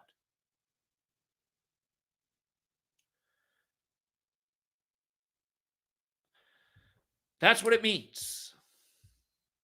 But Foxman said he is proud of the accomplishments of American Jews. I think Jews are disproportionately represented in the creative industry. They're disproportionate as lawyers and probably medicine here as well, he said. He argued, and it's true. And again, you can go and read books from the past written by Ashkenazis who claim that their IQs are way higher than everybody else's. And that's why they're God's chosen people. And that's why they dominate the world. And that's why they're in all the high desirable places. And you know what? If that's true, and it might be, because you know what? If you look at the evidence, there's an argument there. There's also an argument that they cheated and might have killed some people along the way and cut corners and really screwed people over. But say what you will, they've achieved it and they've been clever about it. And anyway, it goes on. He argues that this does not mean that Jews make pro-Jewish movies any more than they do pro-Jewish surgery, though other countries I've noticed aren't so big on circumcision. And again, there's a documentary out there about how Jewish America really is by Jews, by pro-Zionist Jews, 4 blood moons. From the beginning to the end, they talk about how there's no America without Jews. It was Jews who made America all along. So... and if that's true, that should be the history. That should be the history. That should be the understood history. So, why not? I mean, why hide? Like, why is it okay for 4 blood moons to exist and be viewable on streaming platforms, but somebody like me couldn't make the same claims? Like, I'd probably get taken down if I just came on here and said, listen, Jews made America. Jews run America. This nation wouldn't be shit without Jews. If I say it, then it's a problem. But Jewish people can say it, and that's the problem with language too. You think about gangster rap, a genre put out by Jewish record executives. It created a word that was only meant to be used by one group of people, and because that genre of music spread and more people listen to that word so much and use that word, it creates just more controversy and strife. Again, just these little things to bait people into agendas, whether it's putting them in for-profit prisons or just more divided amongst each other over things they don't need to be divided over while they continue to get ruled over. But yeah, you think about, I mean, I was talking about my dad being the typical, like, the cookie cutter American that they would really want, a hard worker who doesn't really question authority and just marches along. I think about, like, when my dad, from what I know about him in my life, is the happiest, man. He's his happiest when he's in front of a good, funny movie, just laughing his ass off. He's just having the time of his life. And that's the true thing about Jews. A lot of them are funny people. They make some funny comedies, and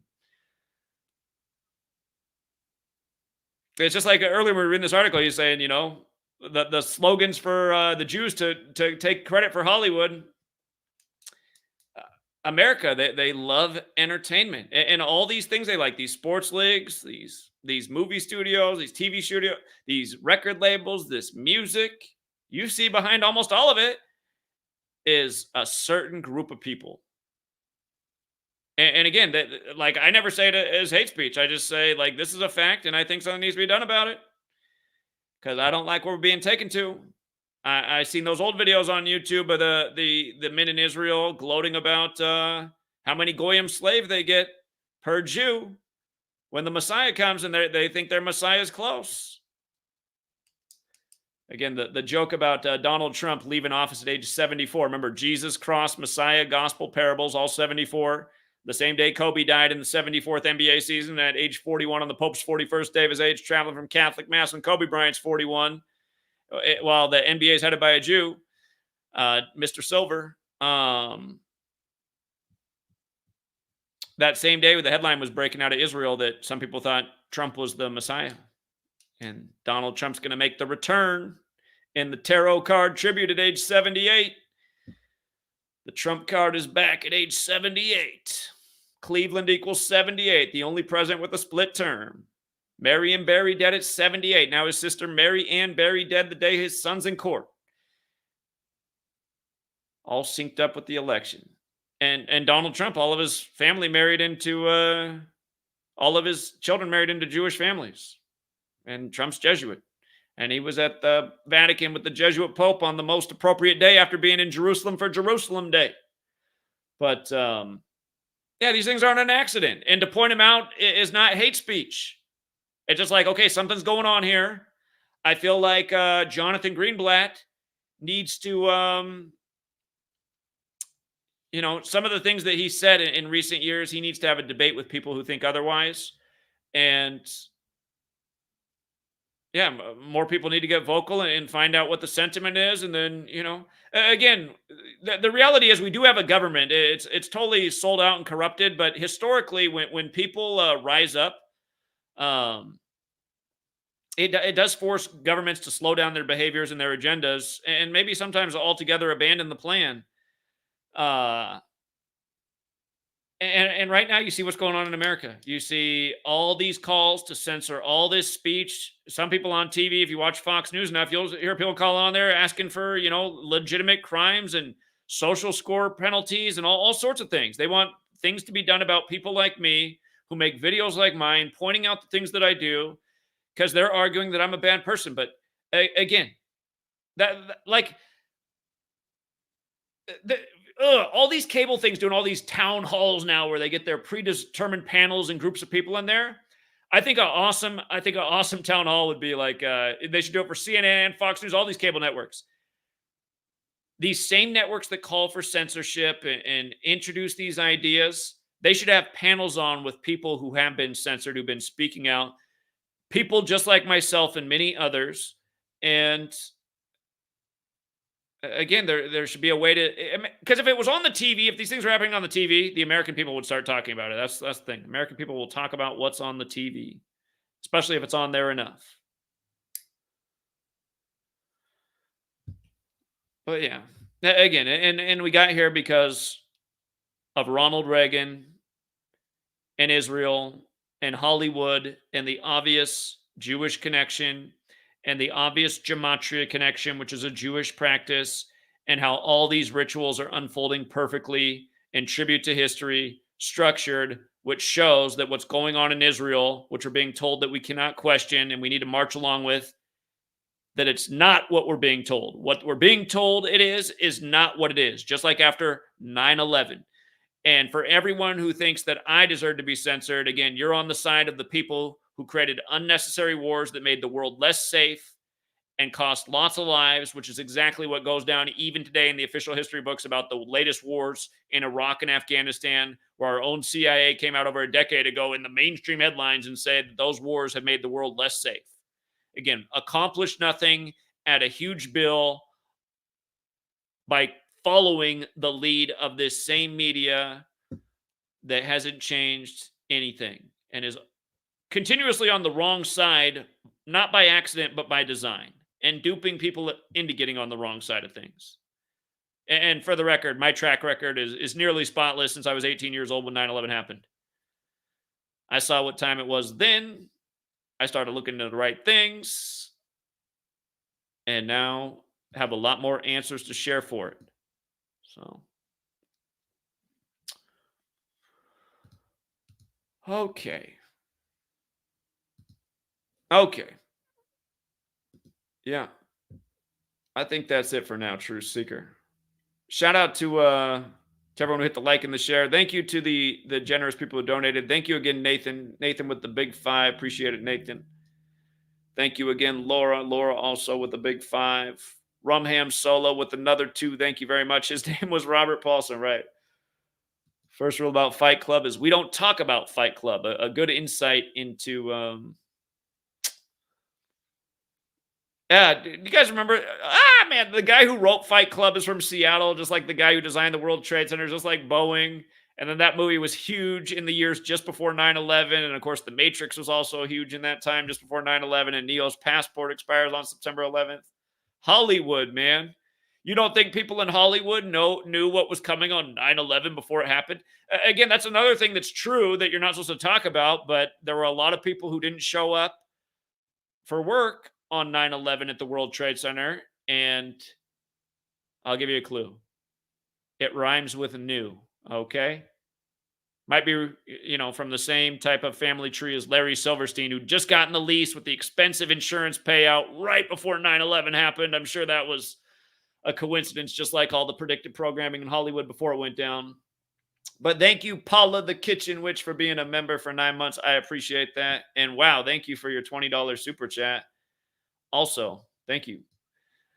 And shout out to Nathan again for another 2. Speaking of bullshit jokes, too soon equals 113. What's too soon? Is that a new campaign? Too soon? I don't know what's going on with too soon. Too soon? 2020 movie? You're going to have to get back to me on that one. You got me. Oh, by the way, this ritual, though, with the hostages, 75 days from... Hold on. I'm not sure where he was going too soon, but since he reminded me of 113, if I didn't say so, we talked about Israel 75, hostage 75, Hamas backed by Iran, Reagan, the historical savior of the Iranian hostage crisis, with all the parallels to Trump. It'd be funny if Trump comes back to office, he just solves all the problems. Day 1. World war's over. Trump's in office. Hold on. What do we got to type in here? Talmud 113 should pull it up. There we go. Okay. This ritual is 75 days from Reagan's upcoming 113th birthday anniversary.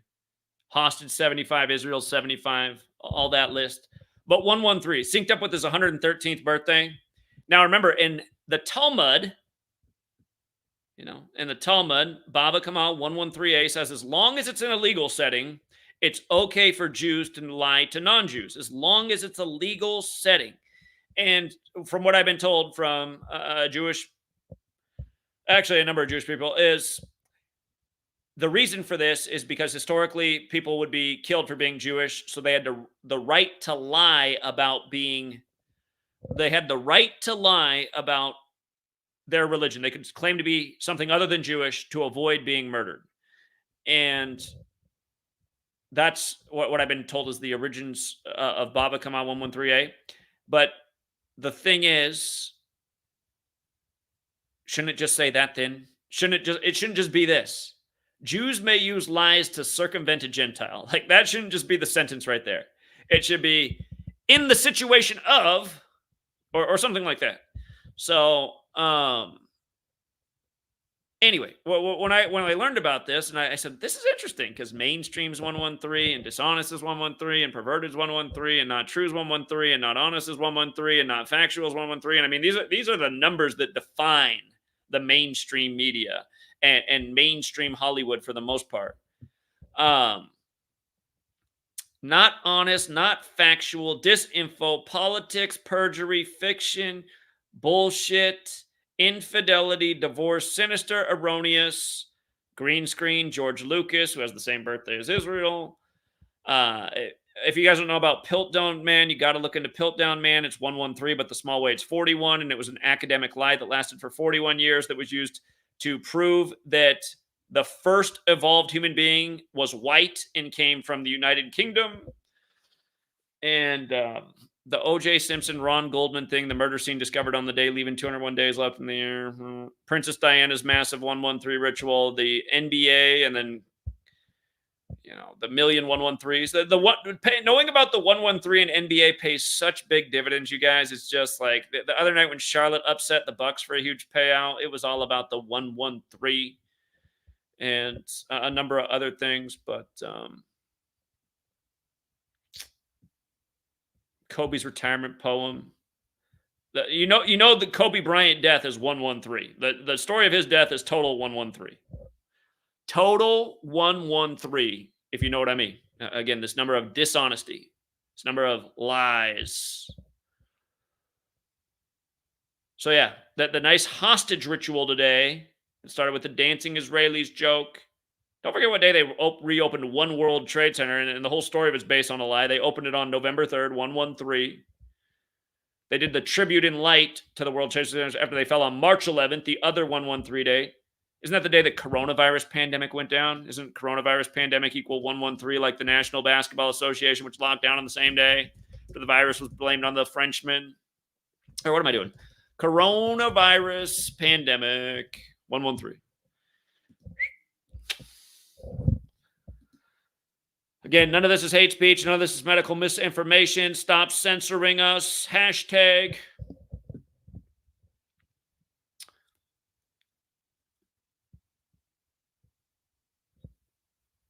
I remember when I was out on the corner in Yakima for over 2 months straight every day, getting out the word about waking up about to event 201. I remember one day this woman, she drove by and she was like hanging out the window and she did the heart with her hands. And I felt so good about being out there doing that. I was glad that I was here to capture that moment, how happy that made her. And there were a lot of people we made happy by being out there speaking. And, that's the other thing, too. Those videos, whenever we'd be out there speaking, they'd always get taken down for misinformation, hate speech. There were some great moments that happened out there. There were some great moments. But yeah, thanks for the reminder on 113. What's up, Truth Does Not Exist? Finish the story about the professor and the Uber. I thought I did. That's how it ends. It's an 18-minute film. It just ends with him bawling on the ground, and the psycho adults, they're just screaming at each other over nothing in front of their daughter, taking their daughter away to safety into their house where they'll scream at each other and ignore her and the fact that she just gave a stranger a hug because she just wanted to be around somebody who had a decent energy and aura around them. So yeah, it ends abruptly, but I liked it because it was so short. It didn't take up a lot of my time, and it was profound. And I thought the stabbing thing was horrific, and it was going with that ongoing fear mongering they have out there. But I just thought the way it captured just how people are and the stuff they're all caught up in, and that's why like a good attitude is if something bad happens to you, not get down, of course, but just like the idea that you're going to overcome, but realize that whatever happened to you, as long as you're still breathing, you live in an earth where something's probably happened a million times worse to somebody else and they overcame it too. So just like, again, it always sucks when bad things happen, but have the attitude you will bounce back and overcome, and you won't be held down by this obstacle. You got to be that way in this world. Otherwise, you end up like how they want you, like a quitter on everything. And the time I've been doing this, there was a million opportunities to quit because of something that happened. Interference, police, FBI, car crashing through the house, harassment, weirdos threatening me online, dead animals on doorsteps, etc. But yeah, I mean, I'm happy with myself that I never gave up, and I'm still out here pumping out the content, trying to wake people up, and all the censorship. It's again like that's the world we live in. We live in a world that's not fair. It is controlled by bad people who are super selfish and seemingly short-sighted. And yeah, I mean, that's the world we live in. And I guess that's part of the reason I do what I do every day. I want to make the world better. I've been sick of this world since I was a child. So I've been realizing this freedom thing since I was a child. I was like, free? But why do I got to be here each day in this boring room learning about nothing? Stuff is too easy.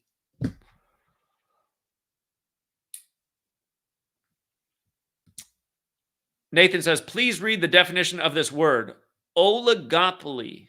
Okay. Oligopoly.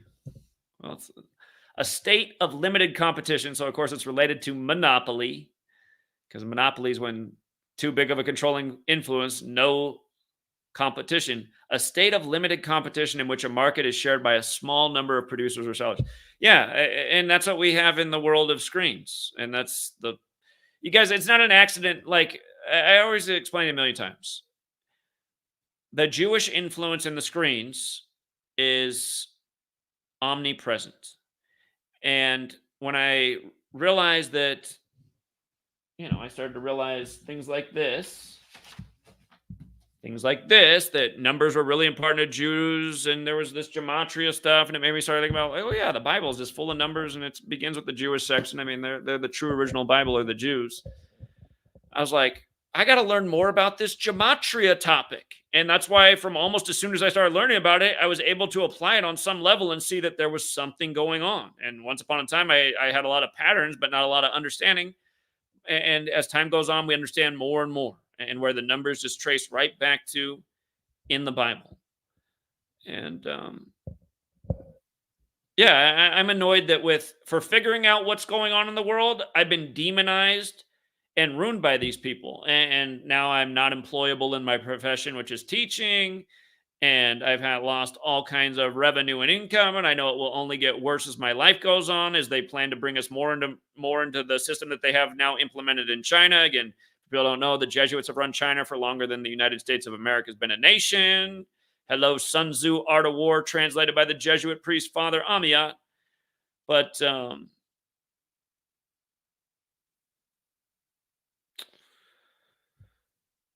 yeah, it's just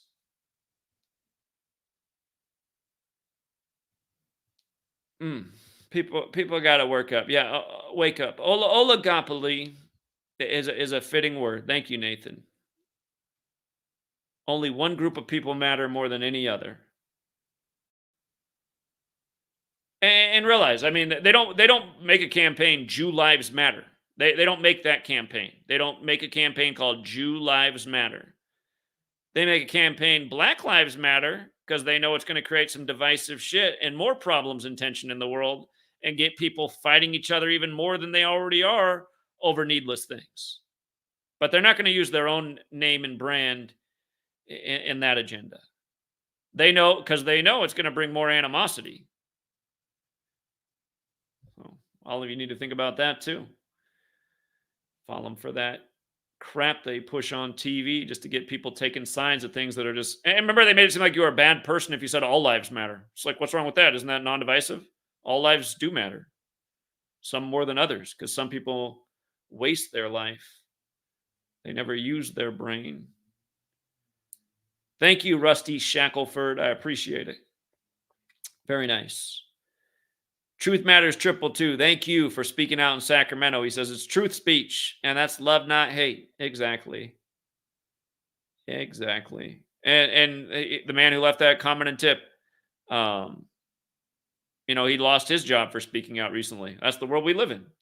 A world where if you use your First Amendment privileges, it just almost makes it feel like the country's just been a big game from the beginning. Yeah, it's your rights, but watch all the problems it's going to bring.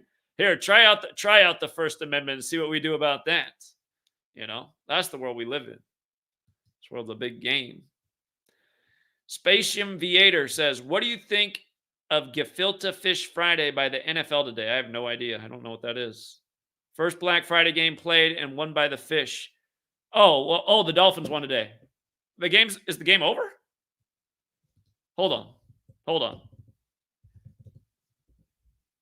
Oh yeah, they won handily. Well, that's perfect, because congrats to the winners. We liked the Dolphins a lot today. I thought the game started later. I didn't realize it was going to go on so early on Friday. I wasn't paying attention.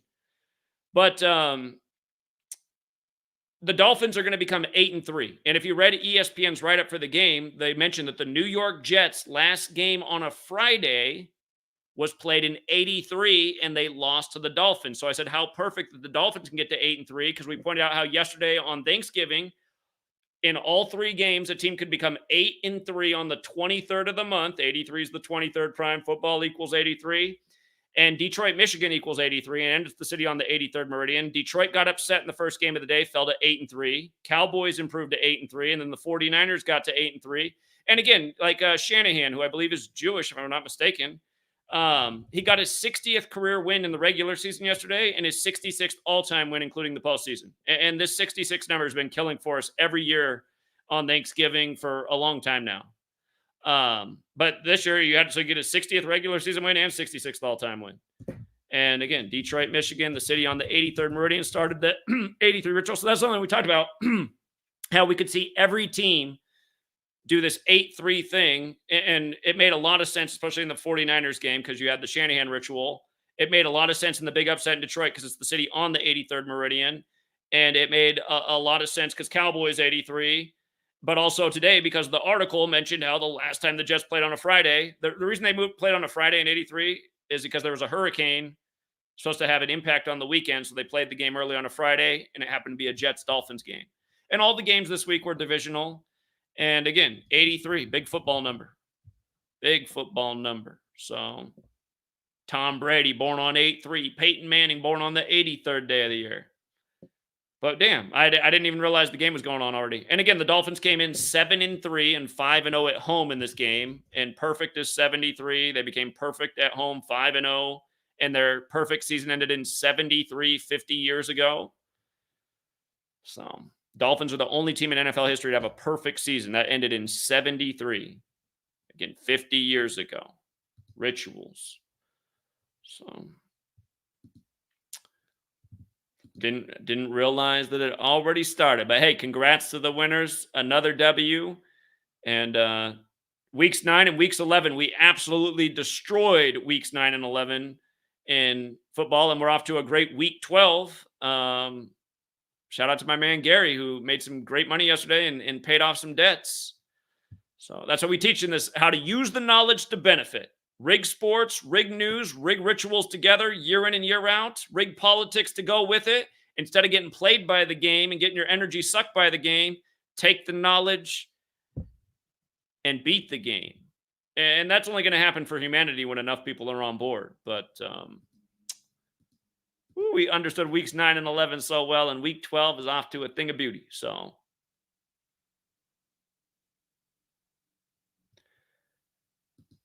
okie dokie.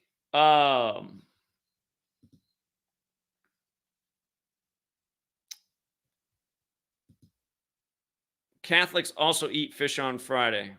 Interesting. Okay. So yeah, if you guys aren't on Gematria Effect Sports, just doing quick breakdowns on the games yesterday during Thanksgiving. On Patreon, we go over the games before they're played. Again, $5 a month gets you all the written content. $11 a month gets you all of the content, including live streams. And again, the knowledge definitely can be very lucrative. So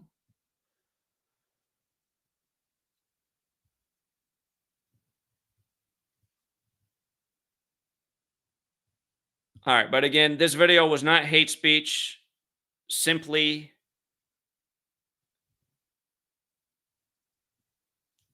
knowledge, some opinion based on research. But all of my opinion, it doesn't just come from some bullshit place. I've researched everything I think to death. And I always feel that my points are well supported.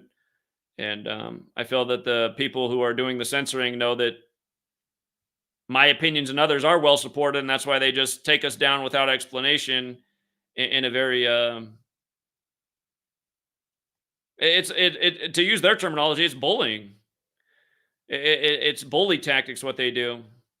Just like destroy everything you've worked for, just ruin it, and do it in an abusive way, a nonsensical way, a no explanation way, like they're holier than thou way. Okay. And by the way, I put colors all over the place because I figured that it would connect more with this generation. So sensitive about everything.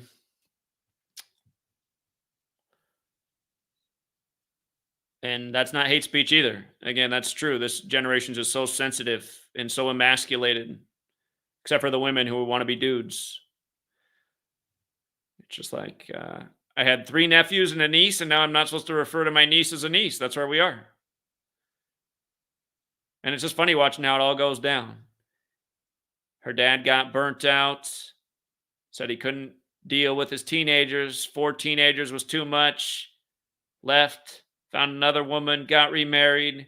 The 2 youngest children, or excuse me, the 2 middle children, both went through like a crisis. One now came out and I guess is LGBTQT, and then the other one just went. I think the gangster rap guy, him, he took a baseball bat to his house, and it's just like, and it's just sad just watching how it can happen. That's the crazy thing about watching this kind of stuff happen to my sister's family over the years. When when they first started out, I just thought that they were like invincible and wealthy, super happy family, and then just mm-mm. And it's sad. And I just remember when my sister was reading like How to Parent by Oprah Winfrey, or Oprah Winfrey's recommendations on how to parent, and I was like, Oprah doesn't even have kids, Jen. Why are you doing? Because I like things that she was saying that she learned from like Oprah's I was just like, that doesn't sound right. I said, we weren't raised that way. I said, I know that we weren't raised right in all ways, but I don't know about that. I don't know about that one. What's Oprah know about raising kids? Zip, zero, nada. Somebody says, what do you know about raising kids, Zach? You can make this argument, but at the same time, I got a pretty good argument. I've helped out a lot of young children in this world. I worked in group homes for a long time, teen homeless shelters, and school settings as a teacher, as a person around the school, before and after school, to help students even outside of my own classroom. And that's the society we live in. For doing that, I had teachers in the school complain, and the principals side with them and asked me to stop doing as much. And I just thought, wow, I work at a failing school in South Seattle that's on the verge of having more funding cut, and I'm busting my ass for free before and after school to help out other students in other classrooms who want help, whose parents have come in and asked for more help. And I'm the one getting called into the office. Here's an adult to do less because it's making some other teachers unhappy. And again, why was it making other teachers unhappy? Making them unhappy because they must have felt like maybe I was making them look bad. They're not coming in before and after school and staying to help their own students, but here's Mr. Hubbard who doesn't even have them in his classroom, you know? And I never made anything about it. I just, parents would come in and say nice things that, like, wow, I wish we had more. I'd say, well, I'd say, one of what there's something I would say back then to downplay. I'd say, well, a lot of the other teachers, they have families and children of their own. I said, that's a luxury I have in life right now. So I got more time. But at the same time, there were other teachers in the same situation. I mean, it's just like everything I've ever done in my life as an adult, I just always, well, everything except for my first job. My first job was a bad one in real estate, very dishonest, that paid very well. But ever since then, I went back to school, started working at the group home, teen homeless shelter. All these jobs, everything I've done has had an element of service and trying to do something to make things better. And again, that's just the golden rule. Like, hey, I want people to go out and try to make my day and do something nice for me and help me out today. So again, that's also part of the golden rule. Treat other people the way you want to be treated. Almost no one is doing that. And, I understand why. I mean, you guys have watched it happen to me in my own lifetime. I mean, in the time I've been doing this work, I went from wealthy and doing well at the start to being totally broke and in a really bad spot. Essentially from, in part, no doubt doing this, but also in part from being too kind to a neighbor, which I thought was the Christian thing to do, even though that guy gave me a bad vibe from the moment I met him. Back in 2014, I lost everything because I had everything in my house, which I had turned into my business. And my business, because of the federal laws, made it so I could not put any money from the business into the bank. So I had it in a safe, which was not secured nearly well enough. It should have been, again, it should have been secured cemented into the foundation. But yeah, from helping out my neighbor, because it was just everything went down shortly after I gave him more information than he needed to know. I didn't give him a lot, but he found out the information from me helping him. He had an idea that I was doing well, and he needed a little help, and I gave him a little help, and then he got all excited that I had cash in my house, and I told him, well, I don't keep that much, but I have a little rainy day fund, which was not true, because I don't know. It's just like I was just waiting. Again, for people who don't know my story, I had a nice little medical marijuana delivery service that was legal in Washington State, and the proceeds of the business were supposed to go into a brick and mortar shop when the ban on shops was lifted in my neck of the woods north of Seattle, which was Bothell at the time. Because even though it was legal in the state and Seattle had it, Bothell was not allowing it. And I knew when it opened up in Bothell, if I could get a shop and be like one of the first movers in the community, that'd be a good thing. And instead of that happening, everything ended up getting stolen before the ban got lifted. And what was crazy is it was just months after everything got stolen that they allowed shops in Bothell. It was just a really funny life moment. It was just like, you got to be kidding me. I mean, but yeah, had I not helped out my neighbor and just not said anything, it might not have gone down that way. It might not have gone down that way. So, and it sucks. And I mean, I've had other situations where you help somebody out and then they just create more problems in your life, or then they try to exploit you. And it's just like, I understand why people close. And the thing is, it's because those people who do that, who are takers, they're not abiding by the golden rule. They're not like stopping and going, wait a minute. I've asked Zach to do like 50 things now and he's done it all, but like I've noticed, or they should pick up like, because that's the kind of, I guess I take after my dad in some ways. Like I'll still help people out, even though I might be getting annoyed. I'll be like, okay, they asked for help and I guess I can help them. So I better, but just like some people will just keep asking for things. And then the one time you need something back from them, then they're not there. It's just like, wow, did all that for you and you couldn't help me out with this one thing? I didn't even ask that much. So, yeah. And then I always just think about all the people online that try to trash me by chopping up my videos and clipping and editing them and are faceless.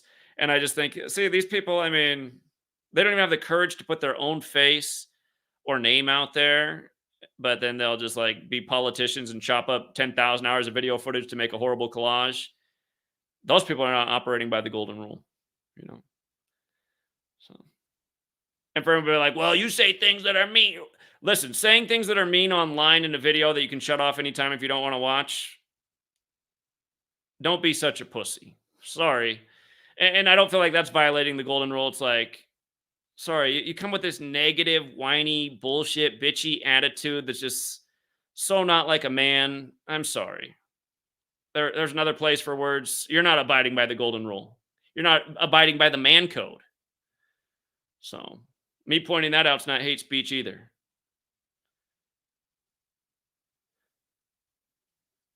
But yeah. Anyway, stop censoring us. Embrace the Joel Steen, who runs Hollywood, come on attitude. And let's recognize that there is something like Hollywood going on with Israel. And that's not an accident. Just like it's not an accident that Hollywood's always making movies supportive of Israel. Where's a Steven Spielberg movie about how Gaza turned into looking like a pile of crumbled bricks? Where's that genocide movie for the holiday season? How Israel let it rain on Gaza for the nth time.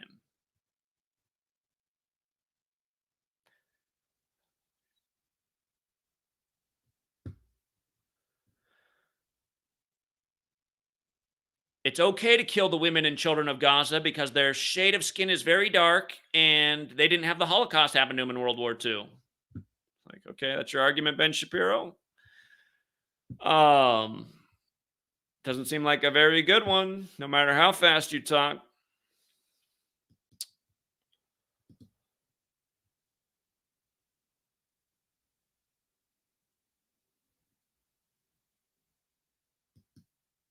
Thank you again, Space Invader. Colts season last season in Baltimore was 83, that big football number. A lot of 83 with the holidays. Yeah, their first season in Indianapolis was 84. And that's not an accident either. Again, remember, Indianapolis is the only city in America that equals 201. And remember, they let off the day on the Superior General's 75th birthday in Germany.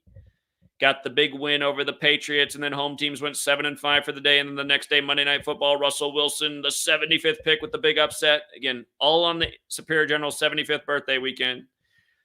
But Indianapolis also 201, like the Jesuit order, who the superior general leads. See how the Jesuit order is also 84, like how the Colts. And Jim Irsay, by the way, the owner of the Colts, his birthday is the day leaving 201 days left in the year. And I saw a headline about him today about how he was arrested for being a white billionaire. That guy, Jim Irsay is just an example of the puppets on the stage. Jim Irsay, there's no way that guy became a billionaire. There's no way that guy's anything other than a puppet. Prove to me otherwise, somebody in the world, that Jim Irsay is anything other than a puppet. That guy is a fucking retard. There's no way. There's no way Jim Irsay became a billionaire. And saying fucking retard, again, for people to cry about stuff like that, sorry, those words have meaning. I say that about Jim Irsay because he's always come across as a complete fucking retard, moron, idiot. Words from the 90s we used and we didn't get so butthurt about. God. It's annoying. But today, I was arrested for being a white billionaire. Just going along with the typical racial, white replacement, all these little bullshit ideas that get put in the media that people think they've heard about and they're woke. Oh, you were watching Fox News on white replacement theory, huh?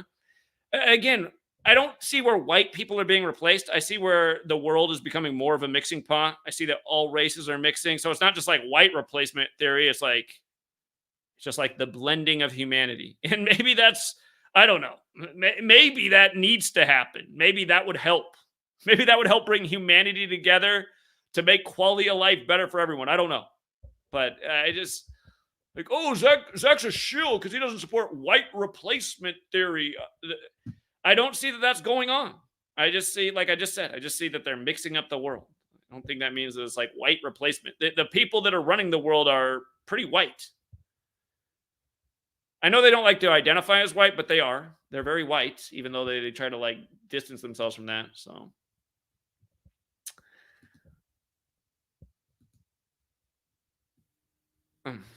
Yeah, anyway, I think we hit it all and way more. And again, I do want to flirt with the edge of censorship just because I think that's what we should all do in the age of censorship. I can't stand listening to people like bleep out all their words and just, it's like we're doing what they want. If everybody, like, I wish that's what every content creator would do. Okay, if you're going to censor for this, I'm going to say this today, even if I don't agree with it, just to challenge your algorithm. Here, what platform do you have if you just get rid of all your content creators? You have no platform. You have nothing. That's why humanity, it's sad that people can't, it's sad that, I don't know. I don't know what's wrong with people. I don't know why they can't see how important it is to have free speech, especially against a government like we have in the U.S. and other nations have, which is totally dishonest. This whole thing on the Rainbow Bridge, too. A lot of people asked me to make a video on that. I put up a post the day of, but they said he was driving a Bentley on the Rainbow Bridge.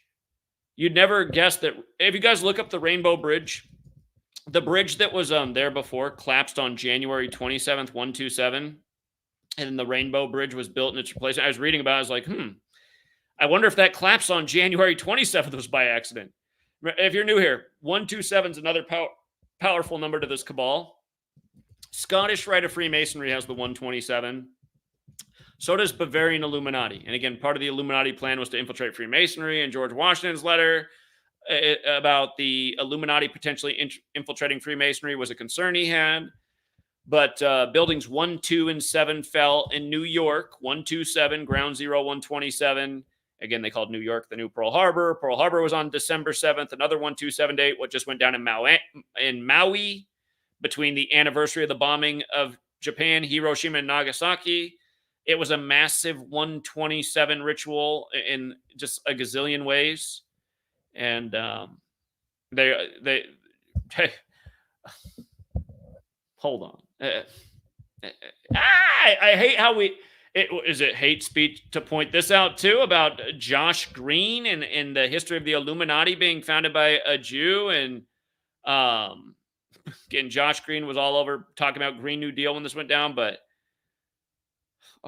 chapter 127A is what he just signed for these new emergency powers right before this went down as well. But hold on, the thing I wanted to show you is how it was his 247th day of being governor. while the country and the Illuminati are 247 years old that went down. Why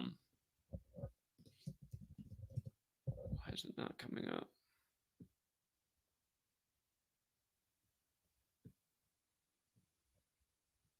I have a lot of posts on this. But yeah, if you look it up, it was his 247th day of being governor. I'm not sure why that's not coming up first in the search engine. But yeah, again, it's the Illuminati connection, and Bavarian Illuminati is also 127. So Josh Green, Hawaii. If you missed the work on what they did in Maui, again, I was going to go there, but then somebody reached out to me and they said there's no point because they got it all secured off and you can't even speak at the site, and they didn't think there was really another good. They said you might as well just save it until they reopen the place and go there and speak. I said, okay, well, hopefully that's not too far down the road, because in the United States of amnesia, everybody forgets about everything. But he took office December 5th, 2022. Here, check this out.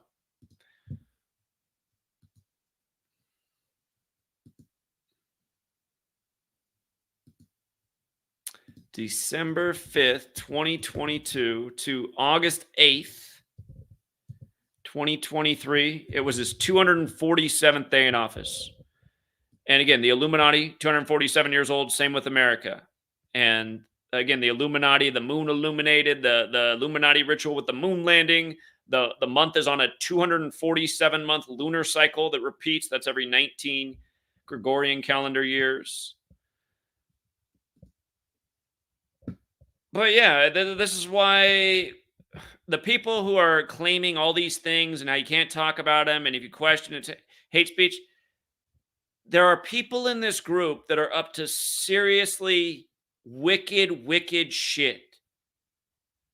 And to not be able to talk about that, again, it's not blaming all Jewish people. I'm not saying, go out and take this out on every Jew. It's not. Most Jewish people have nothing to do with what happened in Maui. But you can't tell me Josh Green doesn't know a thing or two. Josh Green knows something. The people who put out the Moana live action trailer with the island on fire exactly 127 days before it went up in flames. You can't tell me them who are connected to Disney don't have an idea what's going on. If you don't know all the 127s on Maui, you missed out. And it's a shame that like more people didn't get behind my idea. I thought it was a great thing to wake up everybody, but just like nobody cared. So on to the next thing. You see how Joe Biden's 64 and 44. You see how Maui is 44 and 64. Remember how Obama ran on hope, 44 and 64, elected number 44 years after the Civil Rights Act of 64. But Joe Biden, he was nice enough to show up in Hawaii 13 days after the fire on Hawaii's 64th birthday as a state. And again, 13 days after the nation burned up, like when the 13 troops got killed in the Jesuit ritual as Afghanistan's government collapsed. But yeah, it was Hawaii's 64th birthday, and Joe Biden, Obama's wingman, who's supposedly from Hawaii. And by the way, Barack Hussein Obama's 64. And if you missed all my work back then, they had it synced up with him and Kanye West. And Kanye recorded the album in Hawaii. The 808s and Heartbreak became famous at the same time Chicago became president, connected to Chicago, which had the Great Chicago Fire, which is synced with what they did in Hawaii. It goes on and on and on. But yeah, it's not an accident that Josh Green was on his 247th day being governor when it happened. And don't forget, the interim governor was the Jesuit-educated one who went to University of San Francisco. Her last name's Luke, like the verse here, about how it's all biblical and how it's really Jesuit. Let's see.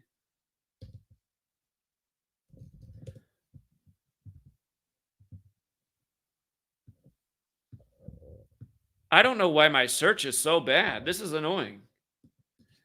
Come on. How does that not pull up?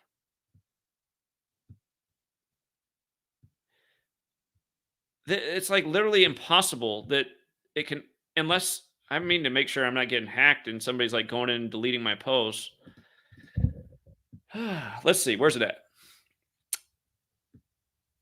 The woman who was the acting interim governor, because Josh Green was traveling in the U.S., like at the United Nations, talking Green New Deal when this went down. It was Sylvia Luke, who's Jesuit educated, and she was in office when it happened. And in Luke, it says, did I not put the verse up here? Oh, here we go. Luke 12:49 through 50. I am come to send fire on the earth, and what will I if it be already kindled? But I have a baptism to be baptized with, and how am I straitened till it be accomplished? So anyway, you got these verses. It's where the phrase baptism by fire comes from. But I am come to send fire on the earth. And that verse or that sentence has gematria of 144, like Jesuit order, like Pearl Harbor Day, which is 127. It was compared to Pearl Harbor. The Ignatius Loyola, the founder of Jesuits, is known for saying, "Go forth and set the world on fire," which is 144. And I wanted to go back to the massive fire in San Francisco on the 144th day of the leap year. And the fire began August 8th, the day leaving 145 days left in the year. The Jesuit-educated woman Luke, who was interim governor, went to University of San Francisco, which is 145, like Catholic. The New Living Translation for that verse, I have come to set the world on fire, is 145. And remember, it's Catholic too in the Old Testament and Catholicism, and Sodom and Gomorrah, they get burned by God with fire from the sky. And when you think Sodom and Gomorrah, if you had to pin it to one city, you'd probably pin it to San Francisco because it's notorious for the Castro. And it's a major Jesuit stronghold, and the Jesuits are Catholic, and the Catholic Church is known for plugging little boys, and little boys who get plugged are, again, they say there's a pleasure zone in your asshole. So if you get plugged in it and learn that there's also something that feels nice about it, you might grow up for a little, you're a child, right? That's your first sexual experience, being raped by an adult. But maybe in that rape, you realize there's actually something pleasurable about it. And I guess if you were constantly getting raped by an adult, maybe just the way the human mind works, the human mind tries to like filter out negativity and bad. The one thing the mind might focus on, if this just becomes a regular part of your life, is the part that feels nice about getting raped by the adult. But then you grow up and you've learned that sexual behavior. And again, I just make the point that two very strong Jesuit neighborhoods have the two most predominantly known gay neighborhoods, I think, in America, the Castro and Capitol Hill. Capitol Hill in Washington State kind of reminds you of the Capitol in Washington, D.C., where they lit up the house like rainbows as he kept calling her Michael. Why do you keep calling her Michael? Now the Rainbow Bridge. And they just got to mess with the Rainbow Bridge right before holiday travel between, that part of the country and Toronto. I'm sure that created a nightmare for people, just like the crazy weather that came in on the East Coast for the holiday. I'm sure it changed a lot of people's holiday plans, but I'm sure it was good for Agenda 21 and 30 because they got climate emissions more in check. But yeah, anyway, this was a collage of just things that needed to be said and probably should have been said in a better order. And they're all things that have been taken down for hate speech, even though there is no hate speech. There might be some controversial speech, but again, bring the debate. Play the clip of the video and say what was so wrong. Maybe I was wrong in the moment. Does the whole 3-hour video need to go down? What, because you're mad about 10 seconds that I said? No, so all 3 hours got to go, huh? That's what's annoying. YouTube's like, oh, you know what? You've had these 3 videos up on your platform for the last 5 years. It's been no problem. And we know you've made 5,000 new videos. And but we're going to take them all down because we decided that those videos from years ago we don't like anymore. I mean, what kind of policies are these? Why does YouTube have a policy to take down people's channels? I can understand. I don't even like taking down videos, but why can't they just keep taking down videos? They have an AI algorithm that almost does it instantly for them on everything. So like it can't be too much manpower. The AI is already built. Just keep deleting every video that you can't stand and don't take down the channel. How about that for a compromise? But stop taking down the videos too. Create a new section. Worthy of censorship and debate it. Get other people to debate it.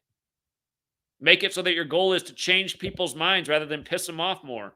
Everyone understands human psychology. If you push people into a corner and they have no other way to defend themselves or express themselves, that's when the crazier tendencies might come out, Boxer's getting his ass kicked. He's in the corner. He's getting beat the shit out of, and he knows it's over. He better land some Hail Mary or it's over. He just starts swinging violently. He's probably not going to win. He's probably going to get knocked out even faster, but he starts swinging more violently. He's more aggressive. It's more dangerous. Google made up the story the other year that supposedly they survived a mass shooting. It was all bullshit. The woman even looked like a digital AI creation, the supposed shooter. But they said she was reacting because she was tired of getting censored. That was like back in 2017, maybe 2018. I think it was spring of 2018 when that story happened. Supposedly somebody went and shot up at the YouTube campus because they were mad about getting censored. They understand that that's actually kind of like where you would drive a person to if you took away all of their ability to speak. Or once they get conditioned to it, then they're just totally down with tyranny and they just march along to whatever tune. But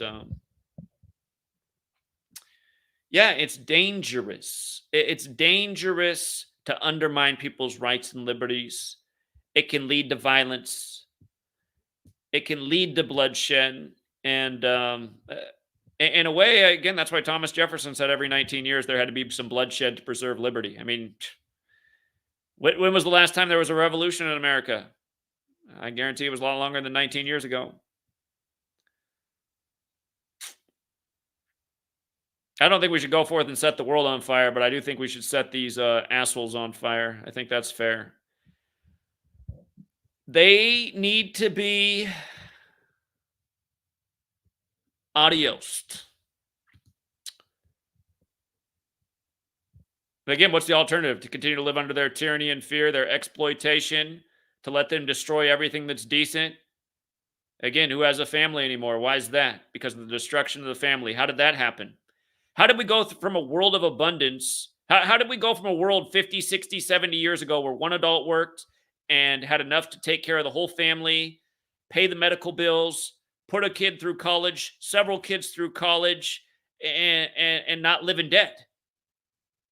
How did we go from that society where people weren't super in debt, could afford life, had access to organic food, and people weren't using the word organic because that's just what food was. How did we go from that world of abundance and wealth and quality family life to a world where we now are, where most people can't keep up with the bills, they are in debt, both parents work? How did that happen? It happened from a system that, again, people could still live that way. One adult could take care of the household,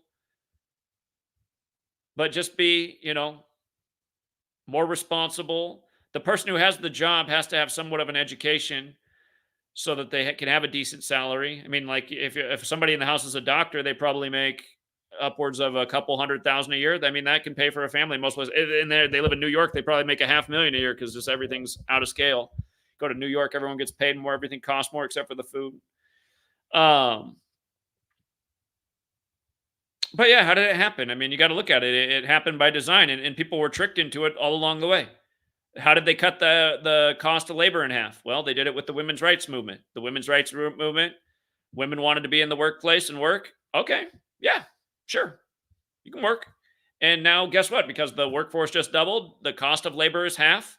And now you and the husband can both work in the factory all day and feel so equal and make the same amount of money you made before. But actually, we're going to make things even more expensive. We're going to make things even way more costly. And now you're both working and you're making less. And again, it was through a series of tricks and deceptions, and a lot of big expensive bills and printing of money, and exactly like what they did in COVID. They printed all this money and then they made the money worth less. And in history, some monies have become worthless because things just got too out of control. But and that's the thing too. It's just like you don't even need you don't need anything really behind anything besides a story. All you got to do is put out a story and people believe it, and that instantly becomes the reality.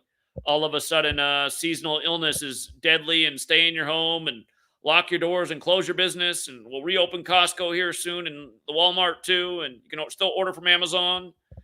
But stay in and subscribe to Netflix and watch the latest uploads of what was it? Between about Netflix ads between at the start of the pandemic about a virus being unleashed on a small town where the medical building's 201, like Event 201 was the simulation, and then Amazon's got Utopia. Ah, man. But you know what they did to us. And yeah, anyway, here we are. So if humanity does not wake up, if it does not use its freedoms and liberties that it still has while it still can, again, you guys, it's just going to be more of what we've seen, but more of a decline in society, more tricks to dupe people into the next thing. Here, yeah, now nobody can stay home to work with the kid. Now you're working for half as much money. Now your nation has all this more debt because of this war that it just stirred up because supposedly these people over here were coming for our freedoms and liberties. And it's like, that's not what's going on. I see what's going on. These wars, the taxpayer American people have to pay for that makes them broker and broker. And the super rich people make more and more off the wars and the direction of things. And again, wealth disparity in America. I mean, it was a long time ago that it's probably over a decade ago now. But whoops, no, what wealth disparity?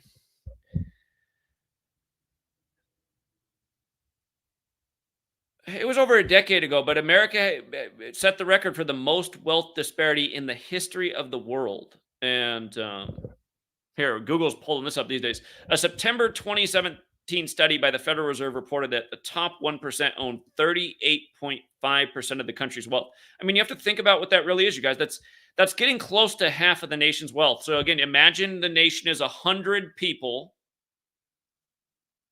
One of those people has 38.5%. So about 4/10 of the cookie is going to 1%, which means you have a little more than half the cookie left for the remaining 99 people. But if you follow this wealth disparity thing, let me see if they break it down well.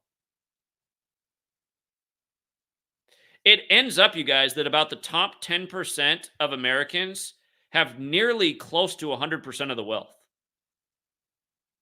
which means a whole lot of people have a whole lot of nothing. It means all they really have is debt and the ability to exist in the system because of the way it is with their eyeballs in debt. But they have like no real wealth. They have no land. They have no property. All they have are loans and debts. They're being used as pawns in this giant Ponzi scheme. And you know, it's funny. I was just watching Jimmy Carter, like some of his best of moments, just going back and revisiting some of his history. He said something other people have said too about how America is one of the only nations in the world that supposedly has a democracy, but only super rich people can afford to run for office. You know, so, and that's plutocracy, which is why they do the jokes with Trump, the guy born with the silver spoon in his mouth, who comes from Hollywood, that has a lot of connections with Israel, that has a lot of connections with everything we talked about, which goes back to stories and storytelling and controlling people's stories. If a story came out tomorrow that all of a sudden the dollar had collapsed and its value was now this, there wouldn't even have to be any evidence behind it. They just put it on all the TVs, all the papers, and then everyone thinks that like they can't afford anything. Because, the businesses that are owned by the same group of people, all these major stores you shop at, they're all in cahoots with each other. You put out the information to control the minds. We'll make the price adjustment to make it seem like everything, a loaf of bread now does cost $100. Gas is $25 a gallon. Just if they did it overnight, again, I mean, there's no legitimacy to anything going on. Just false information gets reported to control people's minds. Big business is controlled by the same people. The legions of blind lemmings are walking around going, what conspiracy? It's like, do you know what a conspiracy is? Here, what's even Google say the definition of a conspiracy is? Conspiracy definition, I've said this a million times, it's two or more people working together to essentially pull one over on somebody else or a group of people. A conspiracy, a secret plan by a group to do something unlawful or harmful. Okay? Don't people conspire all the time to take advantage of another group? And a lot of times it can be unlawful also, and hopefully you don't get caught. And they might not realize that what they're doing is harmful, but it is. If you're doing something to take advantage of another group of people to essentially steal their wealth or property or get them to invest in something that's total bullshit, that's harmful to them. That's the golden rule principle. So I always get tired of all these losers attacking me and trying to undermine me. It's like, okay, I've been teaching some of the most awesome knowledge in the world that's helped a lot of people change their lives for free for a long time. And then when I decided to monetize because I couldn't get my book out and I found out I couldn't go back to my profession and I was running on fumes for savings for doing this for free for 5 years without making a dime, I decided to charge a measly $5 a month for something I could have probably charged $100 for a month for and still had a huge following. Look at all the people that learn from me and now charge $100 or more a month. That Waters crypto guy, he learned from me how the crypto market's rigged by this. He started charging $300 like what, a month for crypto investing based on what he saw that I put out for free. And, he happens to be Jewish too and never gives any credit to where he learned from. But, yeah, how come nobody makes videos about these people who essentially like took what I was doing and put a huge price tag on it? I was trying to attack me. I'm like, man, I do it almost all for free. And then if you do want it, I charge $5 a month. Shit. Where else can you get education for $5 a month? And like I've said a million times, and I stand by it, I feel like the things I educate about, way more worthy than almost any college professor you're ever going to come across, any course you're going to sign up for. There are other things that I would say are even more helpful to have in this world. I think knowing the legal system, being a lawyer, and actually being like a real lawyer out to change the world, that could be awesome. That's probably more valuable than what I'm teaching. And I can't teach that because I didn't go to law school and I haven't studied enough. But that's something I wish I have. Like I try to think about things that maybe I could have that would be more valuable than what I know.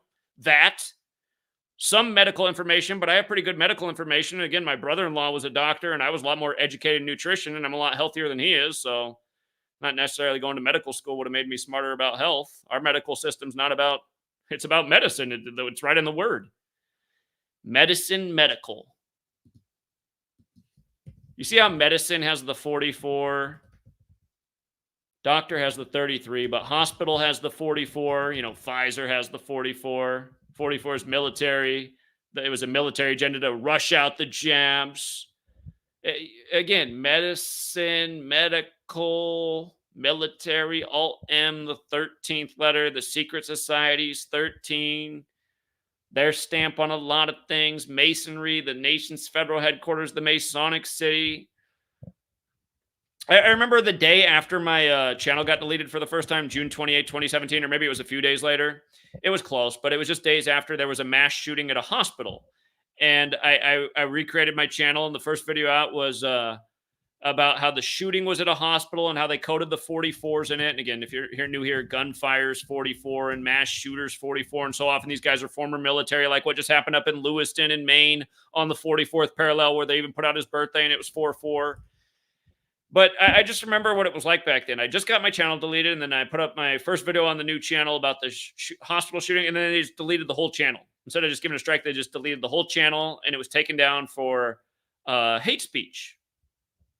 I thought, wow, for showing that shooting in hospital and all these words are 44, and a lot of people go into the hospital to fight the cancer, which has the 44, like chemo. And if you look into those Jesuits, you'll find out why we went the whole chemo route. But as they say, if the cancer doesn't kill you, the chemo will, and they're all 44. Kill 44 like cancer, like chemo. And again, for pointing out things like that, it's medical misinformation, and you got to be censored. It's like, why can't I point that out? Why can't I point out the gematria and how this number's all over history and all these deadly, violent things? And funny enough, it's coded right into our medical system, and now I got to watch these ads in the 21st century. It wasn't like that before the 21st century. But in the 21st century, they changed the law. Nobody could smoke anymore. Now everybody can get on meds. And that's not an accident. Those things happened about the same moment in history. They started building pharmacies everywhere when they were outlawing cigarettes. I'm not saying cigarettes were good, but it's obvious that people smoking, they must have done it for their anxiety, their depression. It's just like, instead of people having that now they have the pills. But anyway, anytime you watch these ads, it's all these crazy side effects with a nice rosy background and some nice voice flowing about all these things. If you just take the medicine, it's like, God, how about just eat better so you don't have to go through all those side effects? But is it an accident, you guys? I'm just making the point in light of how deadly this number is and how ritualistic it is and how it's just all over death all throughout history. Like the first president to die in office died on 4/4 and MLK on 4/4 and Malcolm X on 44 date numerology and Lincoln in a big 44 ritual and a million others. Let's not forget Ronald Reagan's Hollywood shooting scene. But that was some straight Hollywood. But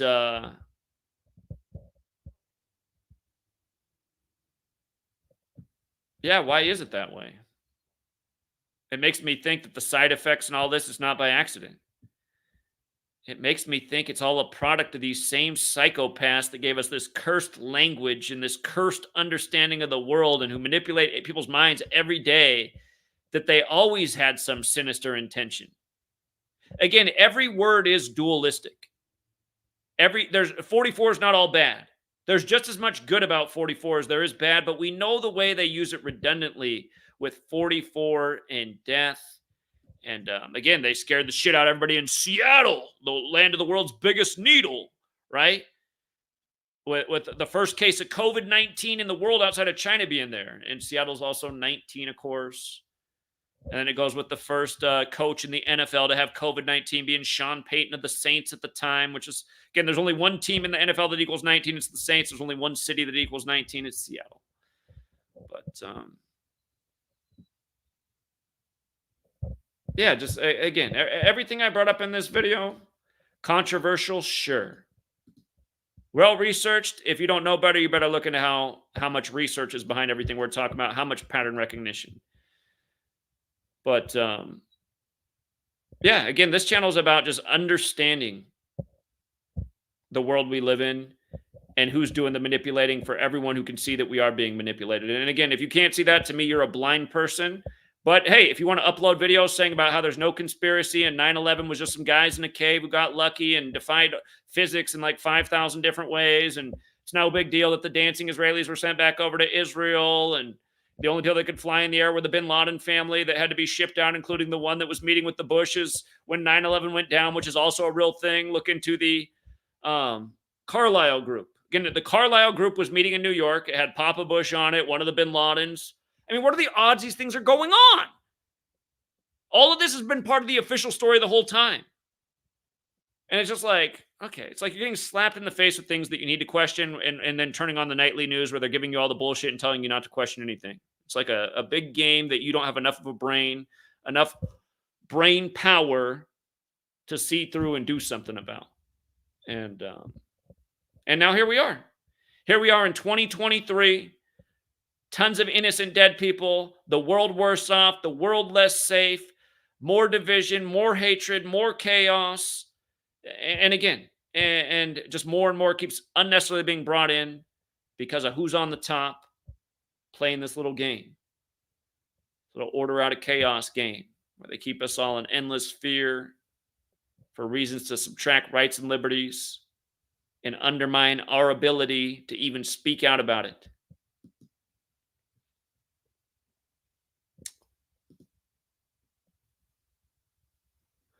Shout out to Open Up. Yeah, again, for people who didn't see the Hawaii work, the only house that didn't burn down on the block, which was a viral story, Dora Milliken. It wasn't just that Dora Milliken equaled 127. She literally, look at this, you guys. I mean, it's crazy. It's crazy how they did it. What, did I not spell it right? And oh, that's right. Dora the Explorer. The anniversary of its conclusion was right at the same time that the fire happened. This is the one right here. Oh, it's a double L. That's what I was missing. So notice, again, just all the 127s in Maui, the miracle home that survived with the red roof. Dora Milliken, her name is 127 and 64, like how it went down for Hawaii's 64th birthday. Her full name, Dora Atwater Milliken, 127 and 89, like how the fire ended on 8/9. And her surname alone, Milliken, 89 and 127. A three-part name used in, if you read the articles, you saw some referred to her as Dora Milliken, others Dora Atwater Milliken. But what are the odds with all the 127s? And again, there were just so many 127s in it. And it's like the Polynesian fire god is Maui, and Polynesia's 127, and The Rock is Polynesian. And again, he did the Moana live action preview that came out 127 days before it burned down. And what's what's uh what's his old name? Rocky. I can't I can't think of his old name because I'm not a big I can't think what his name is. I mean, I know it's not right, but no. Rocky. Here we go. Rocky Maivia. This is Dwayne the Rock Johnson, who plays Maui the Fire God. And by the way, his grandfather, who got him into wrestling and show business, the Maui Fire God in the Disney cartoon, the tattoos on her modeled after his father. But yeah, the name The Rock used to go by, Rocky Maivia, is 127. You know, and just everything else. The Taco Bell down there. Remember, Taco Bell was making fun of the Illuminati a few years back. Even the address of that Taco Bell was 127, and the name of the road that the Taco Bell's on that burned down in Maui was on the road name. And we looked up what the road name meant, and it meant Polynesian wood, like wood burns in a fire. Well, like, how perfect. They had the Taco Bell at 127 on. Again, for some people, they'll be like, well, it's got to be a coincidence. No, it doesn't. These mega corporations, all this stuff is connected. These things that are all over the world, all over the nation, all over in people's mind's eye. Again, the Taco Bell making fun of the Illuminati for all those years of their advertising campaign. Not an accident.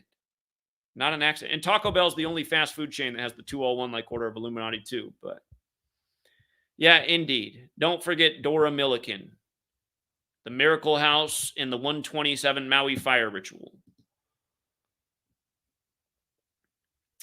And also shout out to John Mendoza, always with the dollar. Appreciate it, John. So yeah, anyhow, I guess I've been streaming for over 4 hours.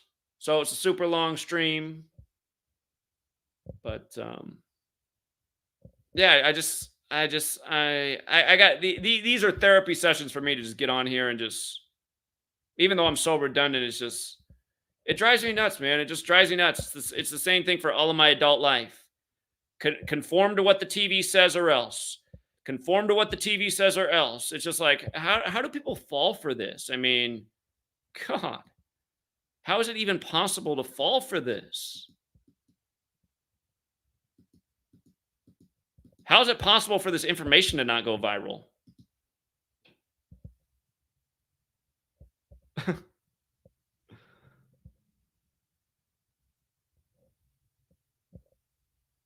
I don't know what comment you're responding to. I'm sure it was on a.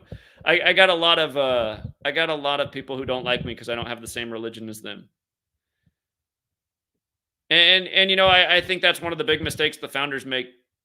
Also, I think freedom of religion was a horrible decision. I think if another nation's ever made, one of the things on the Constitution has to be freedom from religion. Religion's outlawed. You're not allowed to be religious here. And yeah, I think it's right. I think freedom from religion is the right thing. But also you want a moral society. You just, like I said, you just emphasize the golden rule all day. Treat other people the way you want to be treated. In our new country, in our school system, we're going to learn how to be good people from a young age. Kindergarten, first grade, second grade, we're putting a huge focus on the importance of being cooperative and working together and treating each other right, to see how successful we can be, the synergy we can create. That would be the state curriculum if we're going to do these types of things in the new country. But we're making some edits. Freedom from religion. Sorry, no religion here. It's not allowed. It's not allowed. Spirituality is totally allowed. You're allowed to be spiritual, but see, when it gets religious is when you start saying, well, I'm part of this group and my group's better than your group and this is the true religion and belief. We're not doing any of that here. Never again. Haven't you learned anything from humanity? Haven't you seen how that didn't help a thing? It didn't help a thing. It made people dumber. It made people complacent. It made people spiteful. It didn't do anything positive. And for everyone who thinks it did do something positive, sorry, that's just the placebo effect. That's all that is. That's just mentalism. You said, oh, I just found Jesus, and now now I cannot jerk off and be like. I've met so many Christians who on the street have said things like that. Well, I used to jerk off all the time, but then I found Jesus. Listen, you could have stopped jerking off all the time without Jesus, okay? You could have stopped without Jesus. All you had to do was set your mind to it. See, now you got this little idea in your mind that you're going to, if you stop jerking off, you're going to get the eternal afterlife. And Be an adult. Stop jerking off because it's having other problems in your life. I mean, for people who jerk off too much, you know what problems you're having. I bet your dick hurts. I bet you probably, who knows all what's going on. But here, just to out myself, I mean, I'm not going to say that I never jerked off before. I can remember when I was a young man, here can be a consequence of jerking off. And I don't know if this is a good story, but I just like to be honest. And this is another reason not to take down my videos. I put myself out there so people can be relatable and think about things. And in almost everything I try to do, I want it to have a positive influence on people who can use the word. But I can remember when I was younger, this I, this girl was a Gemini, right? This girl was a Gemini, and her and I had been dating, and it seemed like we both really liked each other, and we had a nice time. And but I could tell she was really closed off romantically. And I couldn't figure out if she was like a really good, strong Christian girl, but just, she wasn't like other girls. Like usually after like by the second or third day, ready to do something romantically. But this is who I was dating at the time. And anyway, where this story is going is, like as a young guy, as a young eager guy who just wants to have that romance, if you know what I mean. Her and I went out on a date that night, and we had a great time. And I thought for sure it was going to happen that night. But at the end of the night, she was like at the door. She's like, I had a really good time, had a nice good night kiss. And then I had to go home. And I always go with the flow. I don't try to push women. See, guys who try to push women into sex too early and get them drunk and this stuff is evil. That is definitely not the golden rule. But I never try to like force or push along. I'm just reading the comfort zone and I'm going to play the game. But this girl was the hardest to get, right? So anyway, I remember that night where like I thought it was going to happen. So anyway, I go home. I'm a single guy and I got, feelings. I had to get it out, right? So as soon as I got it out, guess what's happened to the phone? She's blowing me up. She needs me to come over. She's got the booty call. I'm like, but I had just spent myself. I went over there anyway. I could not perform right. Because I had just done this thing that I probably should not have done. And then it was embarrassing. And then it never happened. Because so these are like the real reasons that like we're supposed to be making love to each other, not with ourselves to screens. And anyway, I mean, there's all sorts of reasons to do the right thing. So yeah, that's probably like my worst why I wish I had never jerked off story. Like, man, who knows what would have happened? You know what? In a way, it was all meant to happen because I ended up meeting Sweet Lady eventually. And maybe I always feel like if that girl and I had it happen and we'd taken it to the next step, because her and I were just into so many similar things. We were really into fitness and similar sense of humor. And we both like education and learning, and like we're gonna watch a movie, we'd rather watch a documentary than like some stupid Hollywood flick. But it never happened, and it might have never happened because just should have kept my hands in other places that night. So yeah, and I embarrassed myself that night too. It was embarrassing. It's like, oh my god, what's wrong with me? I feel like I need one of those blue pills. But I knew what the real reason was. It was because I shouldn't have been. Anyway, this is the society they want for us, you guys. They want a society that's out of touch, no human contact, playing with themselves. Girls' toys are at a record all-time high. It's just they've created this gross society. And you know who has the same fingerprints all over the porn industry, right? You know who runs the porn industry. They don't just run Hollywood. So again, there's a certain group of people that are just having way too much influence in society. I don't think it's a good influence. I wish internet porn had never become a thing. It's like I said the other day. When I was a kid growing up, I never, ever jerked off to porno magazines or anything like that. And even when internet porn became a thing, I stayed away from it. But the first time I gave in, I saw the temptation and the amazement of it. And again, I think that's why porn culture has just gone so much further, and why there's such an epidemic of masturbation and sex toys that people are using on themselves. It's all this agenda, you guys, the screen agenda, to just live more and more through the screen and in front of the screen. And it's not good. It's just not good. It's not good. Why do you think there's more of a battle of the sexes at all time right now? It's because the sexes are like less connected than they've ever been, and the cooties pandemic didn't help with that. You had to stay home by yourself. Tough time to be single. I'm sure a lot of young people in the years of cooties, where everything was on lockdown, nobody went outside. I'm sure a lot of young people were starting to get those sexual urges who historically be marrying the sweet lady or in a relationship and having their first experience. They're just learning to like grow up with the screen and satisfy themselves sexually that way. It's just, and who's doing all this? Again, there's certain people behind almost all these things. Can Joel Steen do an updated article on who runs the porn industry, please? I think that should happen. So, anyway, we got way off topic, but again, this is not hate speech. This is also on this list. This is, just me saying what I think and for what reasons. And again, for anybody who has a problem with that, then come back with a debate. I got a radio show that we do almost every Wednesday night, which is open for debate all the time. I'm open to interviews. Again, if you think I'm so wrong or so bad about something, persuade me that I'm wrong. And again, I'm open to persuasion. I'll change my mind if I got enough facts and evidence. That's the way I've always been. So.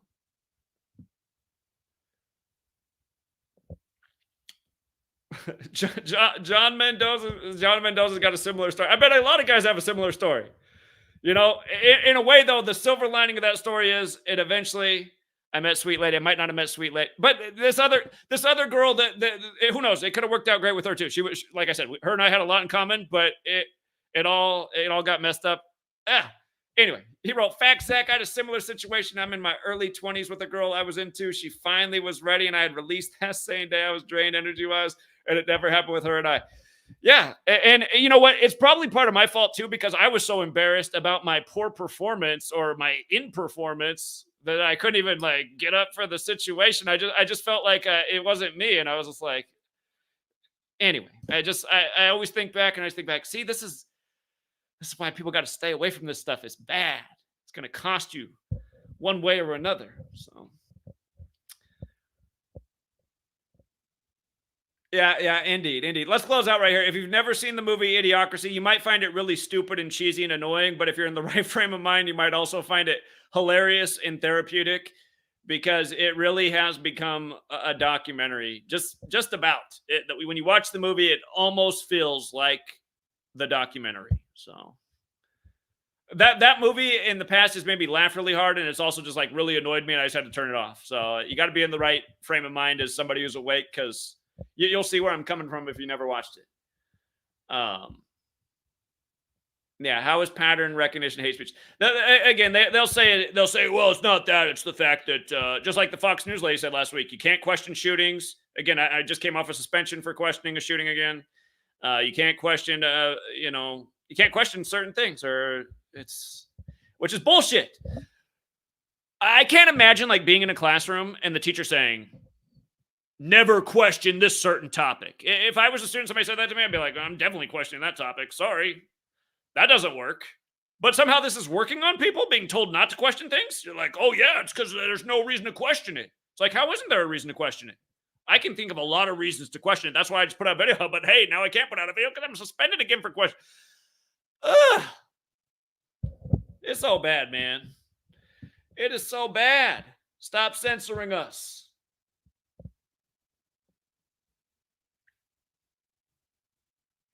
All right, yeah. I've been on here too long. This is too long of a stream. I got a lot to do, you guys, but I had to vent first. And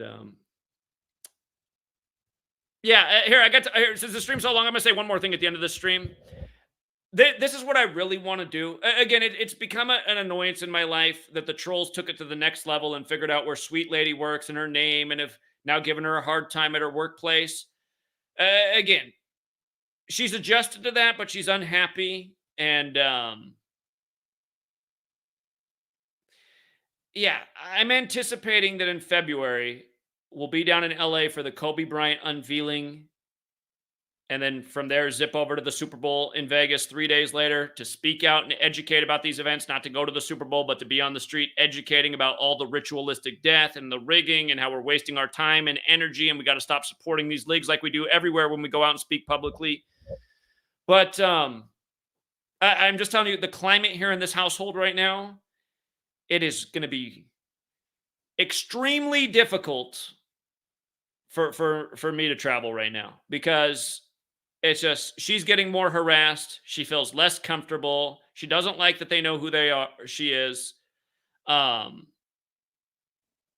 she just doesn't feel exactly safe right now. Just like she hasn't felt safe for a lot of this time because of crazy stuff that's happened in the past. And it's just like her other argument is, listen, you've gone all over the place in the last 3 years, and the support has not grown in that period of time, and you're getting less work and you're getting more censored. So is it even helping? Again, what I'm trying to say, and this isn't like a grift, it's if you think this work and knowledge is important and it needs to spread way further, and you think it's important when I get it. Maybe some of you guys just don't think it's important. I think it's important when we get out there and speak, because we have a lot of people always come up when we go out and speak. We have a lot of people come up and say, thank you. Wow, where can I learn more about this? This is crazy. I've been looking for something like this. We have a lot of, in New York and LA, big cities where people are still outside. We've had a lot of positive interactions. And I was hoping that for doing that, just the support would finally grow so that we can, again, I want to be like John Madden, the Truth Seeker bus with Team Truth Seeker with a full staff, or, that we have multiple Truth Seeker buses with, again, it should happen, you guys. But the point I'm making is, if support is going to stay super stagnant, be way down from before we went out, it's just, again, I'm never going to quit doing the work, but I also do value my relationship with Sweet Lady, and it's where I compromise myself. And a part of me also hears her out, because I'm like, well, are we? I mean, I know it's effective being out there, but is it effective enough? Maybe, yeah, if it makes us censor us more and then we reach less people online, it's not ultimately helpful. Anyway, for those of you, though, who do value when I get out and speak and go to events, I'm going to have to see some kind of surge in support between now and February, because I don't see that her attitude is going to change. And I could just say, F you, Sweet Lady, I'm going anyway because it's what the world needs. But that's not going to help my relationship here. And the thing is, Sweet Lady and I, we're an item, we're a relationship. We've been together a long time. I only say so much about my private life. But when you are in a relationship, it's important that you keep things agreeable enough that you don't put a permanent tension and division in the relationship. And there really should be way more support for this work. It deserves it because it's important. I don't know how people can doubt me. I've been here every day for over a decade. And again, for those say you weren't here yesterday, I'm doing work on my websites. If I didn't make a video that day, it doesn't mean I didn't do any work. I'm doing work every day. I've been doing work there's only one day I did not contribute anything new to the research. And do you know what happened that one day? It's real easy for me to remember what day that was and why. It was November 15th, 2014, because my house had been ransacked and destroyed, and everything that wasn't stolen of value was broken. And I spent the whole day cleaning up and taking care of a disaster. And after going through that nightmare, I got back on the grind the very next day. And yeah, and again, I mean, it's just like, look at our track record and the things that we've been out there and stood up for. I mean, it's too bad that we didn't change the world March 13th, 2020 out in front of the Bill and Melinda Gates Foundation. We should have. We should have had cable. We should have had 1 million people out there standing with us. Like we said, everybody in the Pacific Northwest, come out here and stand with us. And let's wake up the world to Event 201. Well, there was about 30-some people that came out there, and they came out there because they got free hoodies, and then almost none of them ever showed up again when I went back to Seattle, but they came out for the free $50 hoodie that day, which was my expense. But, yeah, it's just... This knowledge deserves a presence in every major city, at every major event, all the time, and there should be enough crowd support from the people of the world who see what's wrong. Again, there should be 1 million people in America. That's about 1 in 400 that see what's going on, who can find $1 a month.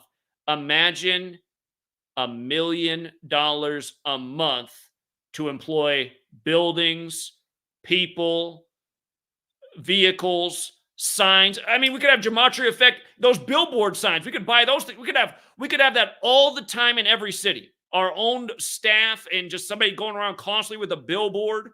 This could be streaming right now in Times Square, somebody driving a truck around there with a better presentation. Somebody else speaking, just like hire people who are talented. I mean, there should be some major push in humanity to do something about what's being done to us. I've been pushing hard, but I'm just one, normal human being that only has so many resources. So, yeah, it's just I'm between a rock and a hard place over here between, keeping Sweet Lady feeling safe and happy enough and also fulfilling the obligation that I feel like I have an obligation to be out uh, doing more. Like, I feel bad that I wasn't in New York for 9/11 this year. I feel like that was a huge problem. I feel like that was a mistake, but at the same time, it's like I'm trying to do two things that are, I don't have the vocabulary, but they're just, it's like, anyway. So for the people out there who have never pledged $1 a month, again, I know that there's got to be a lot of you out there. Um, Sweet Lady's been keeping track of the support and the way it's been because she's always just.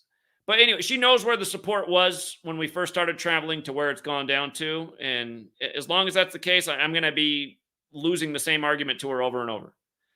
But yeah, again, dollar a month, $1 a month. Can you budget that? Is that unreasonable? Do you not think what we're putting out is important? Do you not think this knowledge has? Again, imagine people in DC all the time putting out this message. The billboard truck out there in front of Congress every day exposing the latest ritual, the latest crap. Again, I don't know any other information in the world that has the power and capability to reveal what's going on like what we're teaching. Again, this is knowledge that's provable, that's verifiable, it has a useful utility of predicting outcomes before they happen, sports and news, for the sake of not divination, but for the sake of saying, see, the game's rigged and this is what they're doing. That's why they keep doing it. So, anyway, thank you to everyone who does pledge $1 a month. But yeah, there's a part of me inside that's worried right now that it's going to be like the only time I really even get in fights with Sweet Lady is over this stuff and going out and pounding pavement. And sometimes I've had to just fight with her and go out and do it and then be unhappy and then. But it's just, I feel worse about it now too because they figured out her name and where she works, the weirdos, and they're harassing her, and then that does create a little bit of concern for me too. I'm like, okay, well, if I'm not there, and now they're harassing her, and now she feels less safe, and I'm not there. It's the other reason. Like, I mean, if she saw that enough was coming in from this, she'd probably join our side and help us out, and she'd be a great help. She's technically part of the pharmaceutical system. She has the education, but she's also done a lot of her own personal research, and she can speak out about things. And I feel like she'd be a great speaker because she has the education and the work history and the background. And yeah, again, that's like, it feels like that's how it's going to be if I travel from now on. I have to get her to come with me, but then she's not going to be out there on the corner. She's shy. Her thing in life is not going out and speaking out. But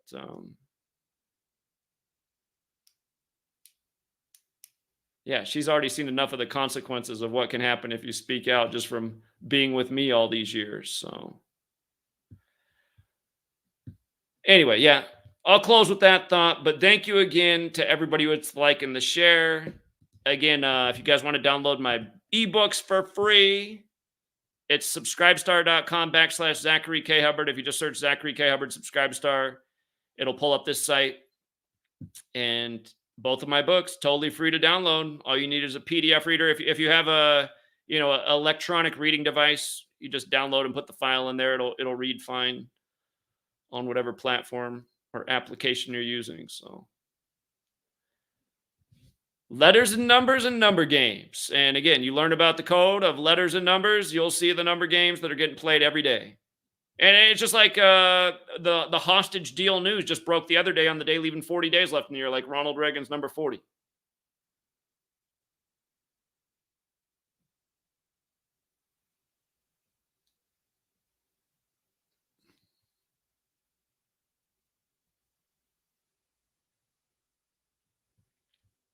Look at the trolls.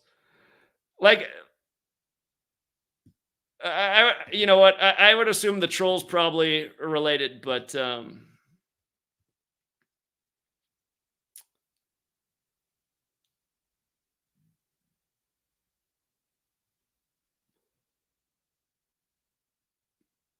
okay. Trolls. Remember, I took away all the moderators, so if you have a troll in the chat, you can just click on their name and then click block, and then you don't have to see their comments anymore. So all of you guys can self-moderate trolls, if you didn't know that.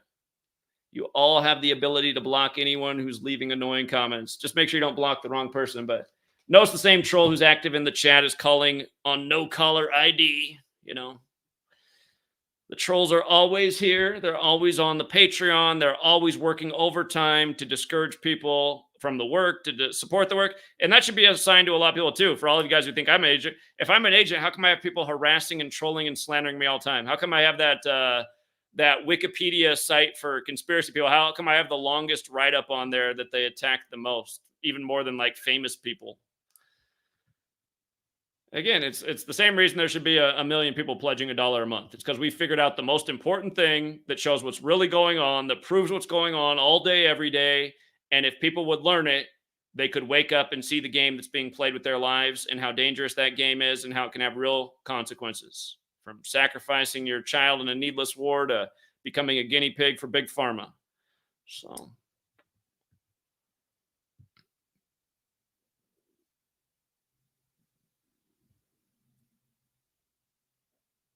yeah, I saw the troll. He got blocked. So, yeah, and again, just all the people that are like the trolls and think that I'm the bad person, it's just like, you guys really like need to get your heads checked. Bad people don't come on and drop facts all day, every day for a decade straight and expose the most evil agendas and help people change their lives for the better and stop getting manipulated by a very evil system.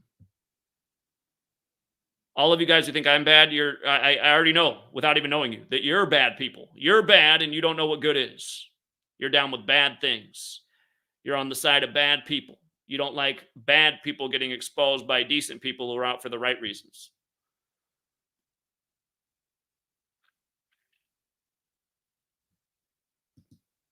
Shout out to Amy at Crack Their Code. Again, if you guys don't know her YouTube channel, she's doing great work. Crack Their Code, all one word. Also, her website, cracktheircode.org.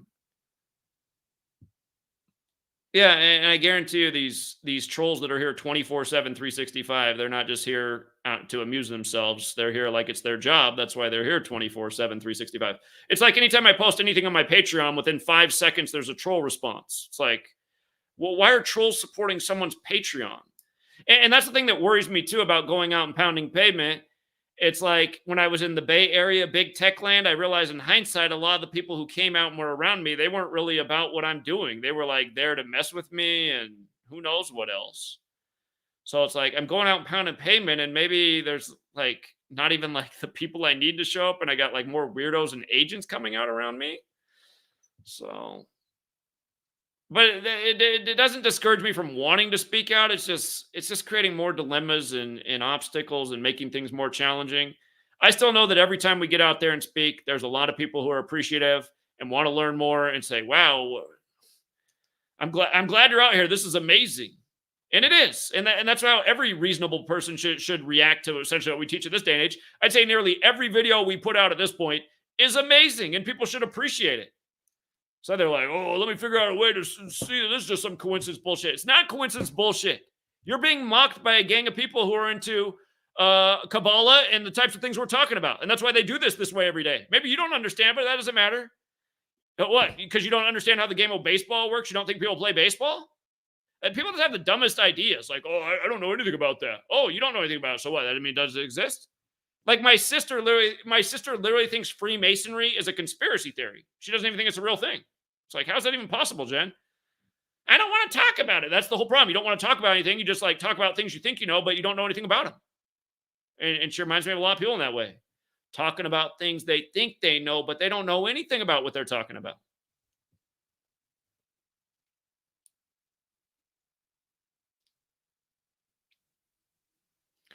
Okay, I got to get off, you guys. We're approaching 5 hours.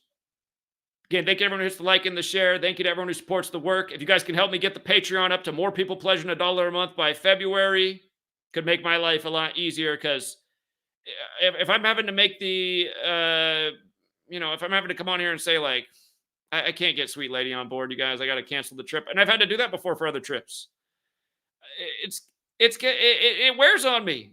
And it's also not good for my relationship with her, because I'm like, she doesn't understand enough how important this is, but I see where she's coming from. So, and then what I try to do is try to figure out how to get her more on board with.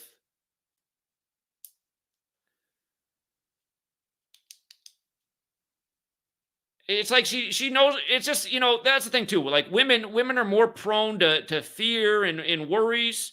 And she understands where I'm coming from, but then she also sees, like, the point of view, like, Zach, you're doing so much. There's not enough support in the world to get behind it to make a difference. You're making both of our lives more dangerous. I feel now less safe. I mean, this is where she's coming from. And I'm like, yeah, I get that. But then what I'll always say back to her is, I'm like, but imagine if, like, the world continues to go the way it is. Like, what kind of world are we going to live in? And then that kind of makes her think. But again, it's just like, you got to make a bet on something. To her right now, the safer bet just feels like, stay home and be with me so we feel safe. Like, okay. Well, we can continue with that strategy until maybe the day that we feared might comes. But then again, we could be out there fighting all the time and making her life less safe, and we still don't stop what's coming. That's a defeatist attitude, though. So anyway, thank you again to everyone who does support the work. There are a lot of you. I'm super grateful for all of you. If it wasn't for you in the first place, I probably would have had to wrap this up in 2018 when the FBI came here. Again, it all happened in the same day. I got the official thing from the district that they would not hire me in the district, and the FBI came to the house the same day. And Sweet Lady was just so done and so frustrated and said, don't you get it yet? You need to move on. All this is creating is problems for us. How much more do you need to lose? What are you going to do with your life now? And I said to her, hold on. I said, let me see, because I said, I've never tried to monetize the work. I said, let me see if there's some support in the world for me to continue doing this. And if you guys weren't here at the time in 2018, I went on and made that video. I said, listen, we've been here every day for like 5 years straight, and I haven't charged for anything, but we're just going to try this out. Patreon's here. The sports content, I've been doing it for free all these years. You guys want to pledge $5 a month? We'll do the sports content there, see what happens. And I said it'll help me keep going, because I got to show Sweet Lady that there's some worth in doing this. And, there were about 400 people that signed up that day for about $5. And I said to her, look at that. I said, for first day we tried to advertise, we got 400 people down for the cause. I said, let's see if we can build it. And we did build it up. And we never had everybody pledging $5. A lot of people pledging $1 a month, but yeah, again, I never thought that the support, once it built, would ever go back down, and it went way back. It went way down after we went out to Oklahoma City, Buffalo, New York, doing all that made the support go way down.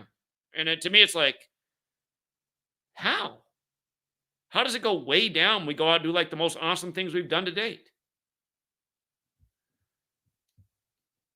So anyway, that's where I am right now with travels. It's just, I don't have a good argument over here to beat Sweet Lady with, other than because she doesn't see it through my eyes the same way I see it.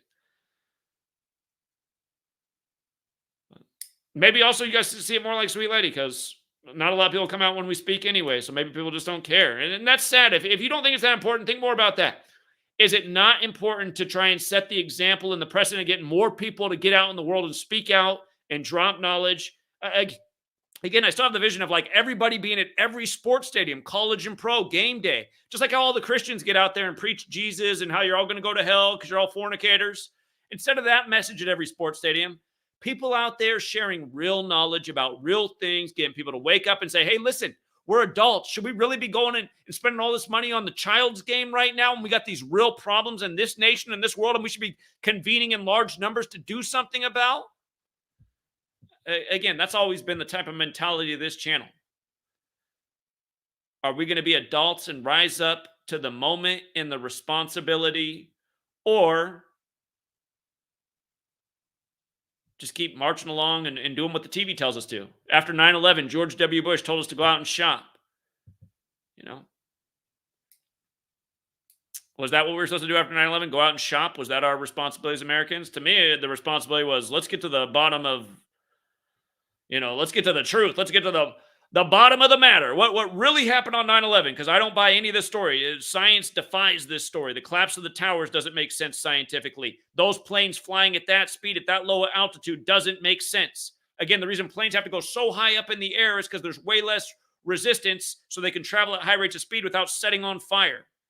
Travel 500, 600 miles per hour at low altitude, the plane catches on fire. That didn't happen on 9/11. How?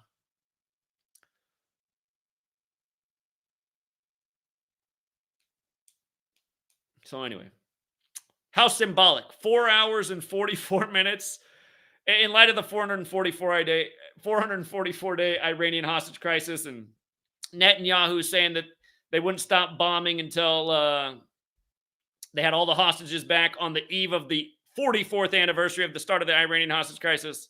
We can wrap it up at 4 hours and 44 minutes. Till next time, Truth Seeker. Have a good evening.